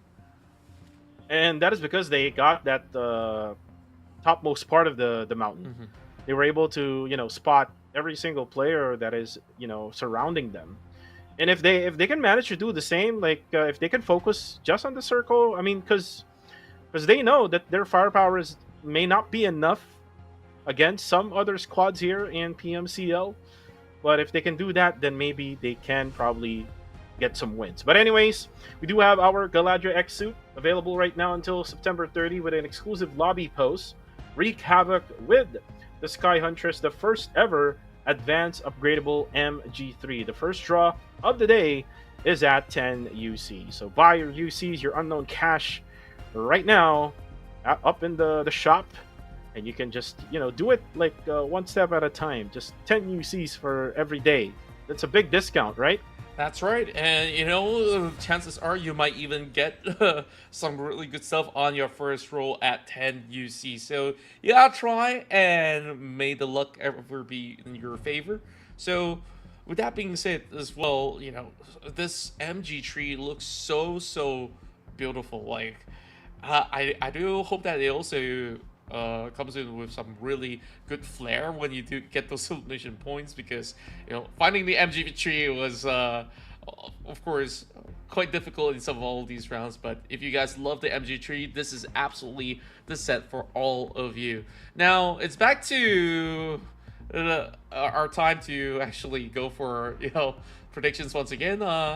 This time I'm voting for GE. I believe that you might want to switch your pick there, because I'm gonna switch it. I made that same mistake of picking a team that's not within the groups. Yeah, I'm gonna most likely pick Austria Esports. for the last match. So hopefully our prod can, you know, switch it up, but most likely not, because again, Elevate is not playing for today. So I'm sorry about that. Anyways, as for the others, Sammy and Bling X will go for Harame Bro. Genesis Esports, we see 2 coming from yours, Contra, and then for Riem and Core, and then Team Max for Stalker. An interesting pick here for Stalker for Team Max, because if you notice from the last game, they really had some sort of like power position to be able to, you know, survive. It was only like Harame Bro, Dread Esports, and I think the only last team was Flash Vision Esports, who had those strong positions right at that circle. But I mean, if they can manage to, you know, get the circle right away in match number 6, then maybe Stalker will have the correct prediction. Yeah, and you know, he's just rooting for his homeboys that he used to play with as well. But at the very same time, well, I kind of agree more with what you just said, because they always have really good positions.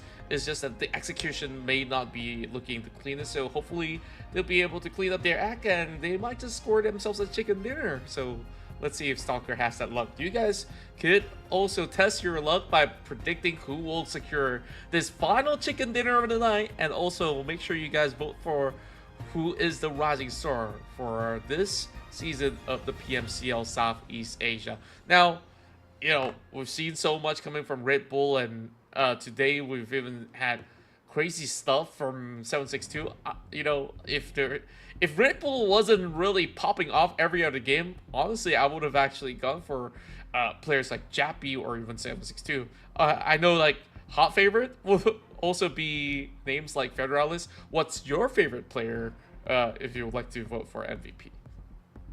I would go with Federalis so that he can have like all MVPs for the whole like year, from spring up to until fall. That would just show that Federalis is the man to beat here in this region. And then if he can manage to go for that third peat of MVP honors, then maybe might as well level himself up if ever they got a ticket onto the the next stage, which is PMGC. Yeah, and of course, we'll definitely be rooting for any of these teams that will be representing the region of PMCL. If they're going to be for Myanmar, Philippines, Cambodia, Singapore, and we'll only find out when we get into the grand finals. For now, of course, you guys might want to look into the future, scan that QR code, and tell us who you think will be our champ by the end of the run. So with that being said, of course, we're taking some time to actually get into the upcoming map. You know, I felt that past round in Miramar, certain teams are still shaking off some rust in some of these matches, because, you know, early in the matchup, we already see some of all these fights that look a little bit scuffed, or should I even say, like, maybe some don't even considered to be a fight because it's pretty much one-sided. Up till today, you know, like I have this thought about a certain city which isn't exactly in my books a great city to start off with, and that city is Valdemar. You know, like because most often than not too many circles actually go towards Valdemar. And even, let's say, if you do get the access, I get the idea that around the regions which was played out, which is closer to the center, like what we saw, Monte Nivo, El Pozo, Picado, that within this trifecta, right, this access coming from Valdemar has always been very, very dangerous. And I see certain teams are usually contesting that spot, so I felt like it's kind of like a bit, you know, like even if you survive that cut, there's that deep valley into Monte Nivo where you can always get caught up. So I hope that, you know, maybe certain adjustments can be made by certain teams. But I guess, you know, sometimes with the flight path and so, it's not too bad of a choice. Right. And if that circle would happen, then it'll be a GG circle. Good Game Esports does drop at that very location. And if you noticed in the previous game, they had a challenge against RTC. Yeah. RTC did manage to eliminate one from them, but it's just so unfortunate for RTC, wherein they basically got pinned down in one building by Good Game Esports. And then eventually Fearless Esports went to for the third party, that then realizes that there's only like a few left, and Fearless Esports did not manage to go for that elimination, even though that they were on a third party. So GG has been pretty much showing us that they can be sort of aggressive, because if you notice from last week, GG, like in their 2 wins in Sanhok, they just waited for like the final circle. Until then, they were able to manage to go for elimination. So it's good to see that they're able to improve in the bigger maps like Miramar, and it's also good to see that they're able to eliminate squads after squads. Yeah, I think that compound defense is definitely one of their strengths, and that's kind of what we saw into what really went down onto Valdemar, although they were the ones to really pile the pressure against RTC. But, you know, they, like I said, the rush coming from Fearless Esports looked rather semi-reckless for certain parts of it.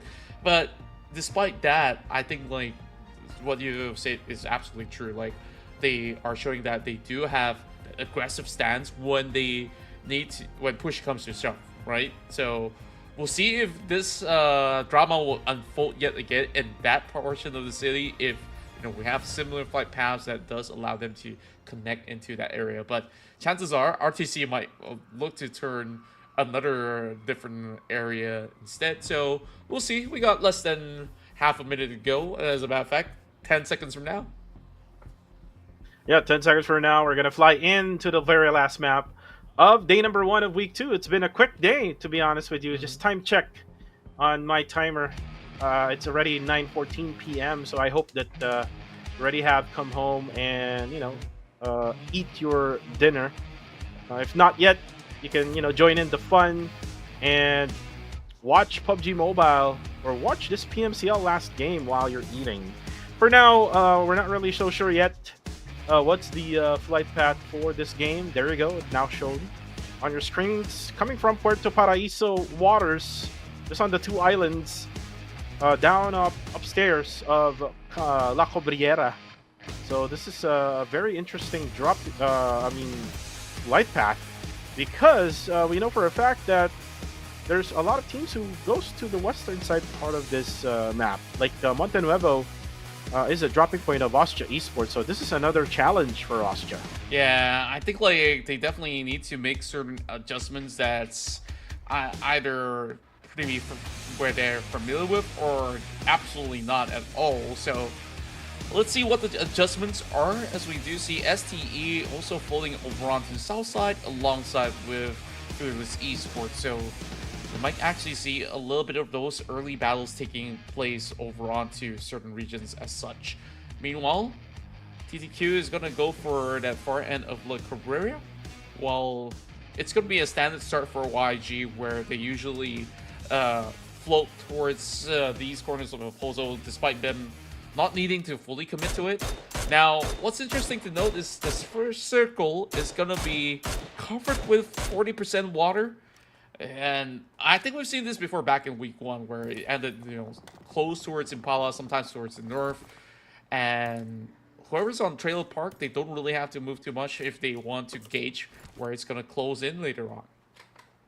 Yeah, you're right with that. Now, for the circle, again, there's a big possibility that the circle will also go to the waters right around the 2 islands.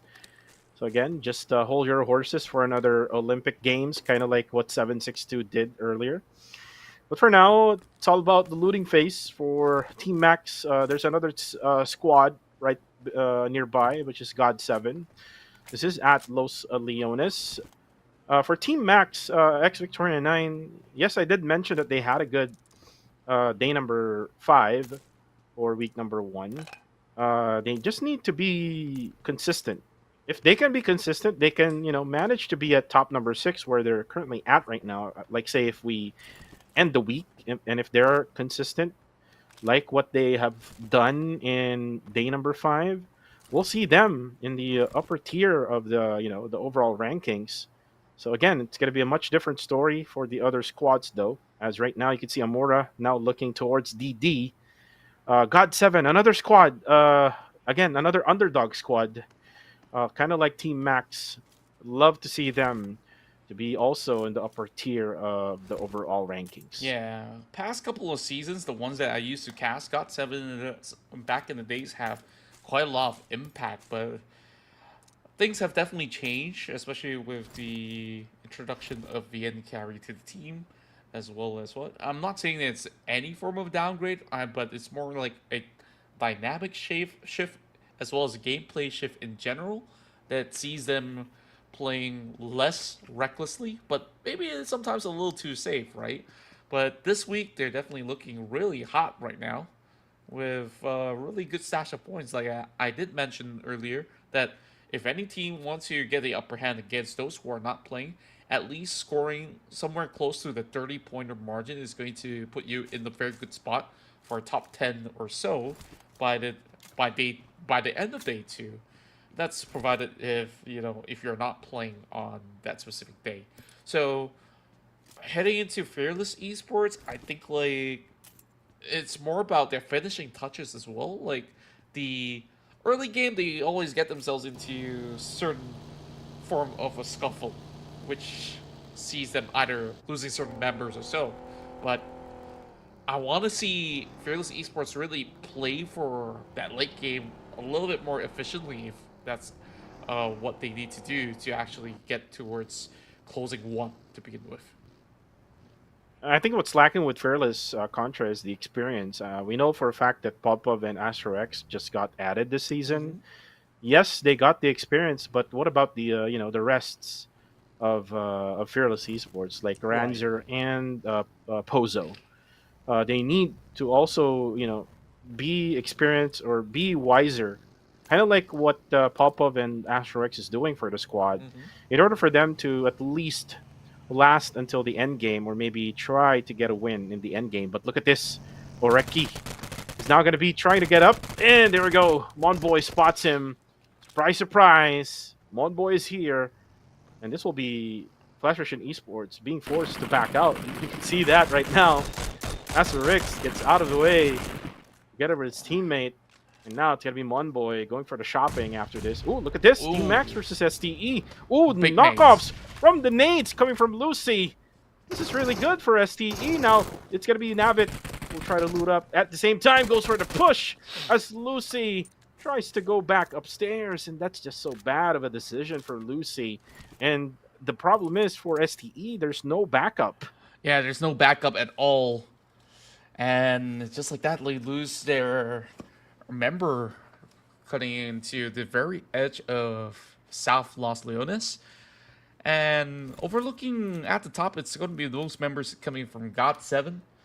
It's definitely on the alert.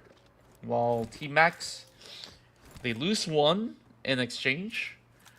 Still not too shabby after all, especially with the circle to be not too far off from Los Leones. All they have to do is just to cut by with whatever vehicles that they have. So for now, should be well looted up to journey into another area. But the rest of STE finally wants in. Now that they're boxed into this location, this is going to look a little bit tricky though. So I wonder, how does Team Max Victoria 9 get out of this situation? Well, NC2 looks from above with a Mini 14. And T2. There's the others is on a different angle, so they're trying to get some sort of opening here from Team Max. But with this type of building that they're at, it's the what we call here in the Philippines, it's the ruins building. You have to really push them in order for you to be able to get an angle. But for it's kind of like the same story here from Flash Vision. Now Ranzer most likely die. Ooh. Almost actually dies. Ooh, he survives. And Jarrell not able to get that good aim. And now this only means that all eyes now will be upstairs. And Ranzer will have more help from his squad mates. And Jarrell will be the ones to back out. This is how you do it. Yeah. Well, I mean, Monboy had a much better angle, though, with Flash Vision Esports. Yeah, So that definitely was a much better angle. This time, at least, there was a lot more room for Ranzer to run around. Yeah, you're right with that. And PPE now, they will most likely go for a different area now, since they are now spotted by Fearless Esports. And this is the discipline that we talked about earlier on, Contra. Once you get spotted, again, the most thing that you have to be thinking of is how to survive until the end of the game. And PBE is certainly just doing that. Once they got spotted by Fearless, once they know where exactly they are, they just bail out from the scene, not engaging so much in the early stages. The most important thing is for you to have 4 members still alive until the very end of the game. Yeah, absolutely. Let's also take a look at the update of the area of play. A lot of teams are actually cutting from the outskirts, whereas Minas Gerais, surprisingly, was emptied out. So this could be easily claimed by Yangon Galacticos. If they climb up into the peak of Minas, they should get a good view all the way into some corners of La Pinilla at the very least. So GE, they are smack dab in the middle, and I do see that there is casualty at play. Jappy's gonna be able to find Master DTK, where Federal is also trying to seek from the outskirts, almost getting chipped out. As West Carry will fall out of this other fight that's happening off screen. But Rick, he's definitely on the pursuit against the rest of KE. iTrack should be able to hear the footsteps, and he does not suspect, but look at how quick Rick is. The player that has played through South Asia has always known about all these cheeky angles, and Rick was just so swift.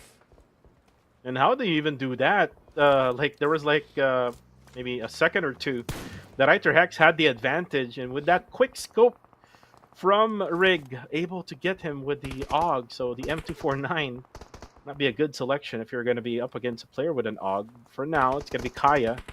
It's going to be backing out from this area, and Harami Bro does not have any idea where the last player for KE is. As for KE, we've talked about them while Rig is currently down by God7 Edward.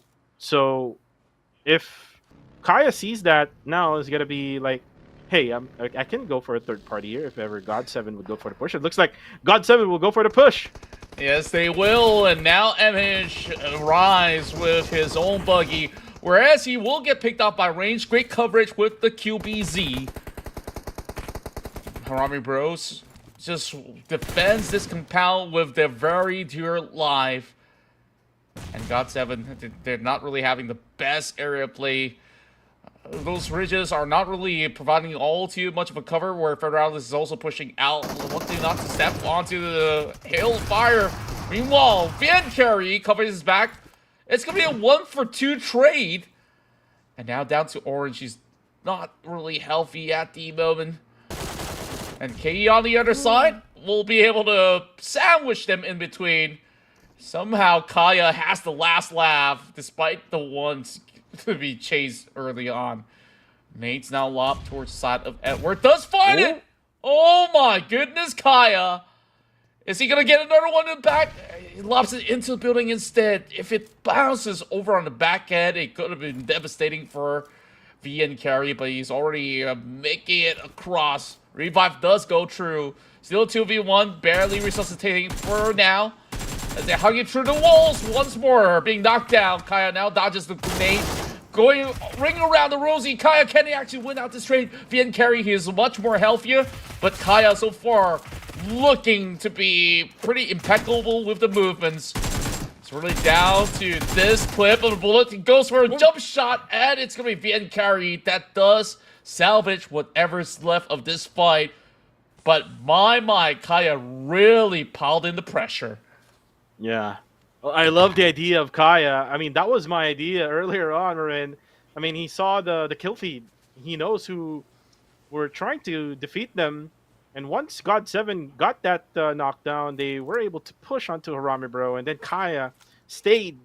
He's not like, he bailed out from the whole scene after all of that. He went there and tried to be patient, went for the last guy of Harami Bro. But just so unfortunate, weren't able to make that clutch. But for now, we have a new challenge here between these two. RTC versus GG one more time. This is round number 2 for Miramar. Oh boy. RTC, let's see what they do have left in the tank. It's up against GOT7, where GOT7 definitely see some signs of struggle in Miramar. But up against the side of RTC, I want to see if they're going to be cohesive. Nice Nate coming from NC2. Now, only Edward Cutie left. He's trying to bail out the situation, but he's got to dance off some of all these shells, and somehow wins out the trade as well. Oh, he waited for the right moment to carry out the DBS, but there's still one more to dealt with. It's 762. He goes in for 3, and he gets it as well. 7 points in for the side of GOT7, taking 2 squads down. Wow, and that was 762 who did the 4 eliminations in 30 seconds earlier on in match number 4. So the miracle is not there anymore for his side. Now it's going to be a third party from Dread Esports. Barney now in a buggy. They try to circle around spots. Vin Carey is Jibna. Now it's going to be just Edward QT for God7. They do have 7 eliminations, so even if they, die in the process here early. They were able to manage already some eliminations, and there we go, knockdown for Barney, and he will go for the elimination right away after that knockdown. So that's how you do it. Now Damon is not really fully aware, and you know what, Barney did overextended himself, and that's why he died in the process. Yeah, he can go all day if he wants to. At work, definitely feeling really good about this current situation. And if you give him 1v1s, he'll take it any day. I'm not too sure if Jipna can actually spot him out from any of these angles. Perhaps being a little bit more patient does pay off for the side of Dread Esports, but boy, oh boy. Take a look at this, right? 6 out of the 8 points is actually secured by Edward himself. Now, back towards the side of PBE, though. Just hugging by the corner of the vehicle as Sarah gets taken down. Rander just got the upper hand in the form of the elevation. And now seeks out for another. That's a double. It's only down to Michi all the way from the back. He's also hiding behind a monster truck. Only barely getting any form of cover as the rest of Fearless Esports trying to dodge some bullets coming by on another alternate angle, which is why they are pulling all the way back. And they didn't finish the job. So can Michi actually go in for the save? Well, let's see. The blue zone also will come into effect here. Popov now throws a nade just right at the exact position where Michi is. Get the splash damage. Goes for the spray. There you go. PBE is out. So much cleaner. Build forward coming from the side of Fearless Esports. Quite a tough place for the rest of PBA to really stop themselves out there. I believe that they were just really hoping to check onto some of these corners, and they just absolutely run into the rest of Fearless Esports. Big points so far for both Fearless as well as GOT7. Meanwhile, you know, the rest of the pack is still trying to warm up to things in this very final battle. Or should I say, a lot of all these regions are kind of tough to play out from, especially when you take a look at Edward Cutie staring into this barren desert of open field. Barely any cover for himself, especially now with his vehicle pretty much smoking up. Gotta be extremely careful on to his next journey on wheels. Meanwhile, FV now spotted out by the side of Zuki. TTQ survives through the early span of these rounds, but stage 4 is where we'll get all these teams to be actively involved in all these form of battles. FV now driving through though. TTQ's got to be relocating as well. For TTQ, they're up on the northern side. They also have some sort of height advantage. They have a quick view of the rest that they're able to see. For GG, they're inside the circle. They do have some cover, so they could just wait it out for now. Ooh, as Fearless Popov was the last member, Sin eliminates Fearless Esports. Now Master Rix is a really risky player for him because it's down on a downslope. It's not a good idea to just peek and spray. Maybe just wait it out for now. Maybe just put up smokes, but he doesn't have any much utilities left. Now the throw of the nade coming from Zuki damages him. Toki, though, will die as Zuki was able to get him out. Now another nade. Ooh, almost. And good thing he has that cover. Big tree for Master Rix and for Flash Vision Esports. We're just praying that Master Rix can, clutch it out for the, their squad. As now for Zuki, looking up a nade. Will it be a Kobe? Will it be a Kobe? Almost. Another one coming from Liquid. Almost also. Just splash damage right through. Oh, there you go. That's it. Find an angle there for Flash Vision Esports, and they're out. Yeah, at least bringing 3 points in the process as well. Meanwhile, 3 more being claimed by the rest of TTQ. Flash Vision really had it pretty rough out there. No cover at all for Master Rix. Whereas YG, this heal that I talked about over onto Minas Generalis is definitely going to be the key ingredient to their success into this matchup in Miramar. Whereas everybody else seem to be stuck into some of all these tiny ridges. And of course, Edward Cutie by the rock. He's still got to dash through these open grounds. He sees that Mirado, but is he really considering driving through these lands? Because that could be a very risky attempt. Osja Esports taking things a little bit slowly, coming from the other sector of the map, whereas Red Bull does manage to find one. And that's one member down for the side of TTQ. 2 more members left remaining for the meantime, while Loki takes whatever pick that he actually gets. He will continue to trace that buggy, and the wall is YG's oyster right now. Yeah, they stole a kill coming from Osja. Now Osja may be mad of what had happened. Ooh, Red Bull almost got dropped. No more helmets for you. Now Martin has his eyes all on RTC. So a lot of squads is now being an assignment here for Osja Esports. They must focus on one at least. Oh, but look at this. Liquid now goes in onto Max V9. Gets the hit there with the shotgun, but from afar, just way out in the open as Sin was able to eliminate him. Yeah, that's a very good reason why Boyshan's always staying inside of all these walls. Wako is absolutely prepared to just slowly chip them off. He does actually see a tiny little pixel of a player's head. Can't be too sure who that is. Looks to be one of these other members out there. Well, I wanted to say the name, but he just drove further and further away. Anyways, he's gonna be safe, but for the side of YG, they're just basically camping out here all the way far north. Eventually, they might need to move into a deeper area of play through Minas, but for now, happy where they're at because they're the ones really forcing the rest of Osja Esports to just turtle in. So far, Osja's only got one in the process, whereas all the other teams have taken at least 1 or 2 good battles already.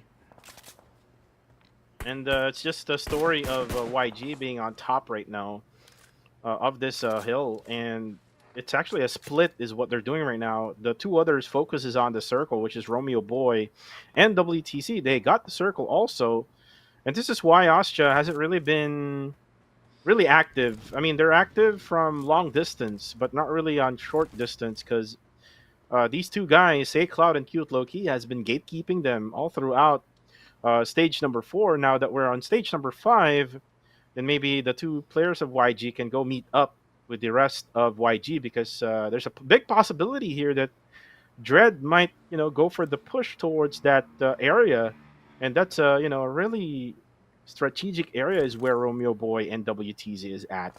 As for the right side part of the circle, it's gonna be a battle between Sin and the rest of the remaining other teams that is over there, which is RTC and Genesis Esports. So it looks like Osja now have come to the decision to go out of their way. Looks like Osja has 1 member is currently down, which is Martin. They do have ridges and maybe smokes that they can use in order for them to go for that revive. But for now, it's just a slow rotation that Osja needs to take. Ooh, and Edward got spotted by Rankid, and that's it for God7. Yeah, still a very valiant effort coming in from God7 to be able to rack up those massive 8 points due to his sure finesse. Meanwhile, Osja Esports got nowhere to actually step out of the zone and loses 2 members. Only 1 member standing in this match for now. We'll see how far can Osja go. They only got him with that 1 point. YG now forced to move down, but thankfully with the buggy, they will land safely though.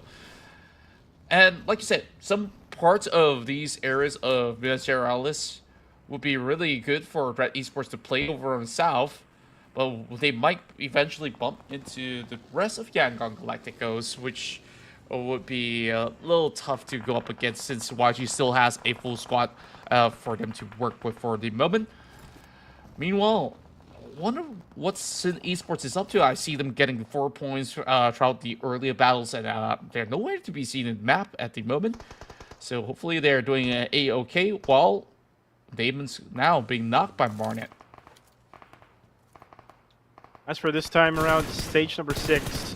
Ooh, actually, Skynet spot Smile. He's way out in the open. Should have been there together with his teammates. Zion Marnet will be the last couple of members for GE.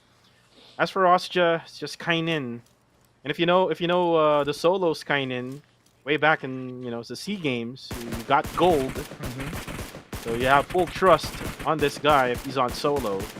For now, still the story of YG. With this split, they're able to get a lot of angles against all of the teams that are remaining. And by the way, we're just like 7 teams remaining in stage number 6, and only like 8 seconds left before this circle will update again. And if the circle will go to YG, then YG has a lot of chance of winning this game. Yes, they do. Overall, they've really played it very smart, and look at them go. Wow, Loki from that distance, he really picked them off. That's 6 times scope. And he's absolutely gunning out for more as well, knowing that there's always one inside that shack with that buggy park right across. YG has claimed 5 points just by having Loki just sniping people off from a distance. Where's 2 more in the back for the side of St. Cloud as well.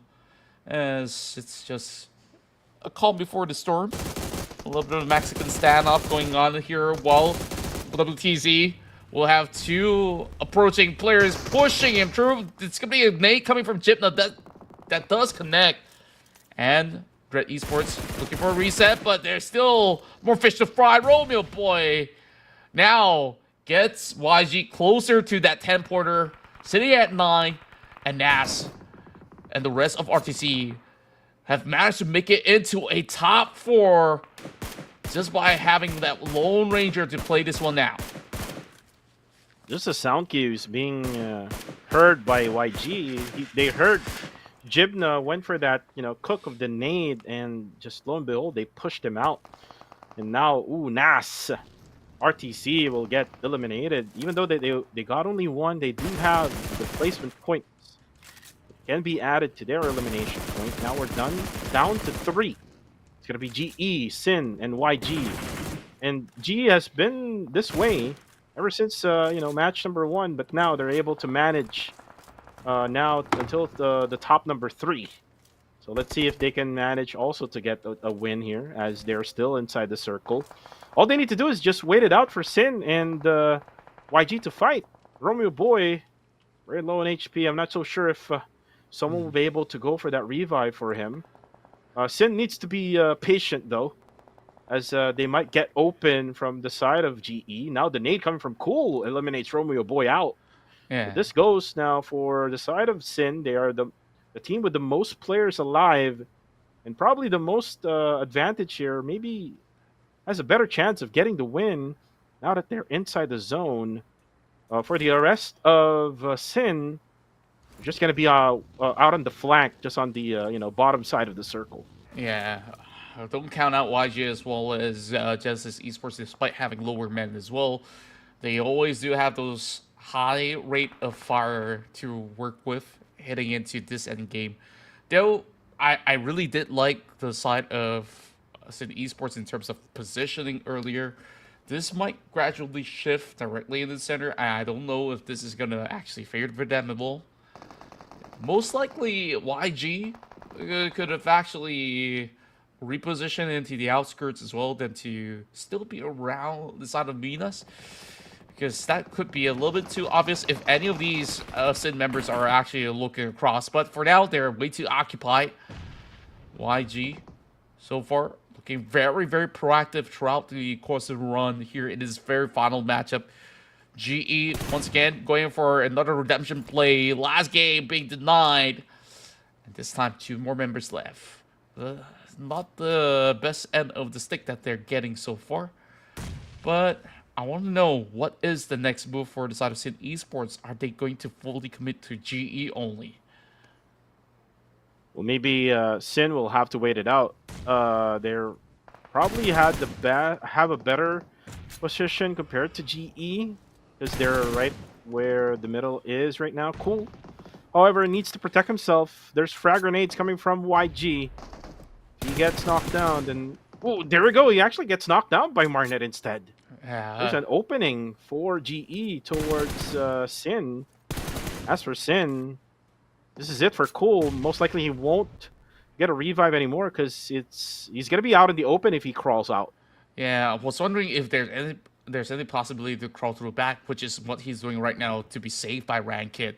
And they also have to keep an eye on the timer as well. 2 minutes and less than a half. That's where they will have to set up those layers smoked directly in the middle as they are currently doing. Big nades now drop right in. WCZ does stay afloat. Murdat now goes in for another spray of his chamber. WCZ just needs to at least eliminate one of them. And once he does isolate these targets, he can look for the best end of the trade. And speaking of which, WTZ does land it upon Zeiss. Yeah, the landing of the frag grenade is on point now. With that knockdown, this gives Sin to go for the push.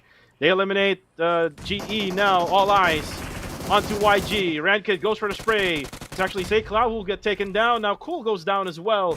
It's a 3v1 situation now for YG. Cute low key. We'll probably have to let this play out. No more revives for YG. Now the nades are coming in. Half HP left for Cute low key. Migs got spotted. Now a 2v1. Now Cute low key gets one more. And now it's going to be 1v1, but Sin will take the win as they got the winner chicken dinner for match 6.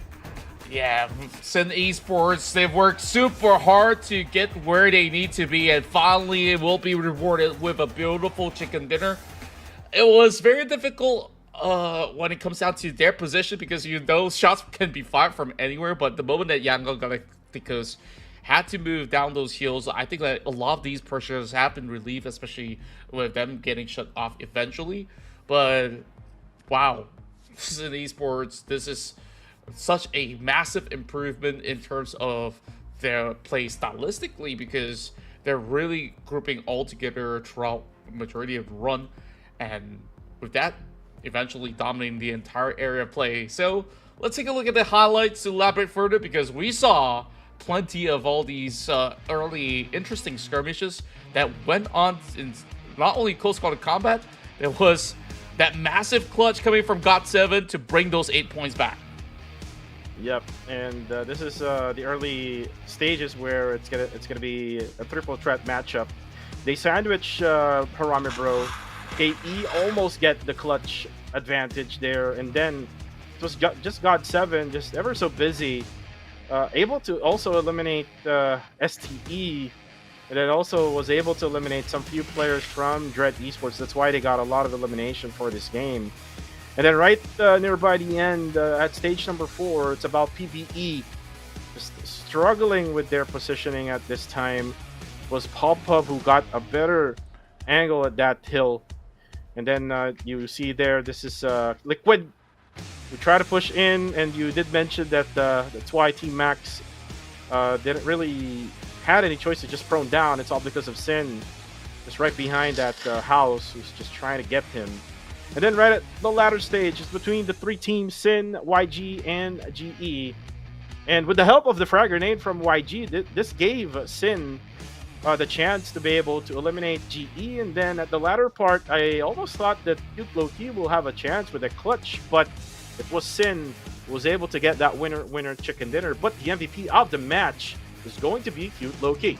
Yeah, look at how crazy the damage has been done from the heels of Minas Gerais. This could have actually been more than just those 5 elimination points that he's acquired.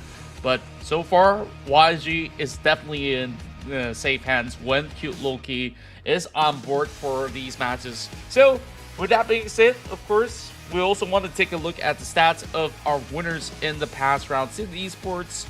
We're one of the teams that were also sweeping by the edges, but they really played to their strengths as they've been able to really make certain formations to be able to dominate certain areas of the map. But other than that, YG so far had a decent day, whereas over on to the team I just mentioned as well, they are looking to be having a great time. Sin Esports, 11 points with a chicken dinner. That adds up to 21 points so far. Yeah, this is big for Sin Esports, knowing that they have been pretty much kind of like what GE has been experiencing for the past 6 games or so. I mean, 6 games in total actually for just day number 1. Good thing they were able to get now the winner chicken dinner in the last match. And you know what? I've been looking at the trend for the PH squads lately, and they've always been getting the final chicken dinner of the day every single time. Last week it was Sin, it was Sin and Elevate. This time around it's gonna be Sin for the very first day of week number 2. Yeah, they're keeping the traditions alive, and perhaps this is just, either sheer coincidence. Well, of course, the audience can either attest to that, but overall, I'm looking at the PH region to be very well adaptive because of how they just keep getting better map after map. Now, we look into the overall standings.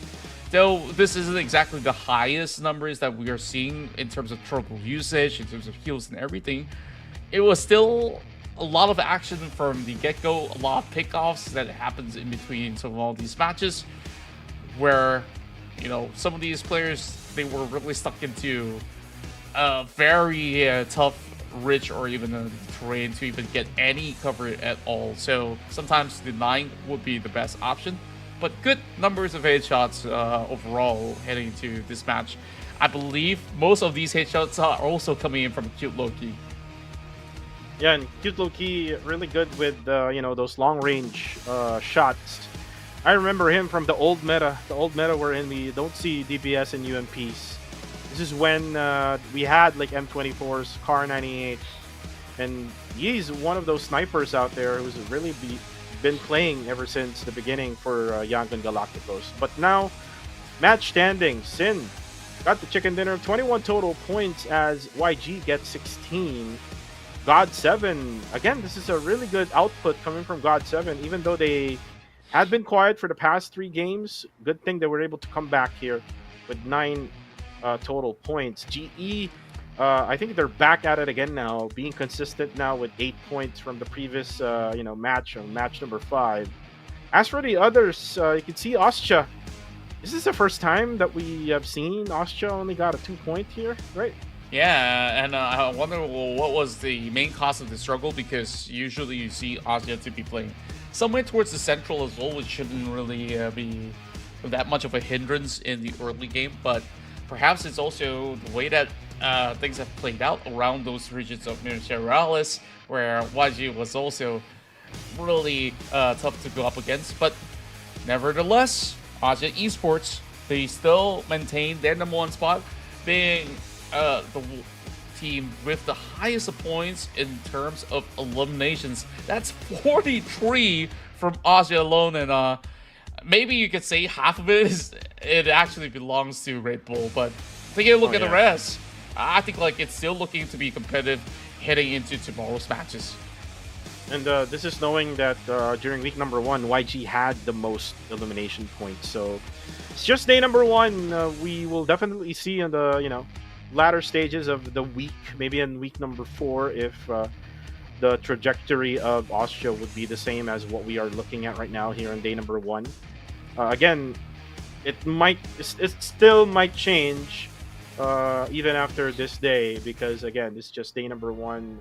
Only one game that they basically lost a lot, only with 2 points. The rest, from match 1 until match 5, it's been good games for Austria Esports. And if this is going to be the trend for Austria Esports, then we might as well see them still again at the top #1 spot and get that 20 league points. Yeah, at least for now, they can at least rejoice where, the past week they've done exceptionally well to eventually get, maximum bonus points for the grand finals. And at this moment, of course, they're absolutely playing to win it all. Whatever bonus, best performing team, or even the MVP, Red Bull's been trying to wrap all of that up. But, it all comes down to the end here of day 1, week 2. Tomorrow, there's going to be a whole lot more that's going to be left offered. So long as, of course, you guys hit that follow, like, as well as subscribe, as we're everywhere on social media to keep you up to speed with everything PUBG Mobile Esports. So with that being said, Cuckoo, it's been a long day. I believe you deserve a good rest. and all of you audience too. So thank you for joining us. We'll see you guys tomorrow. Take good care.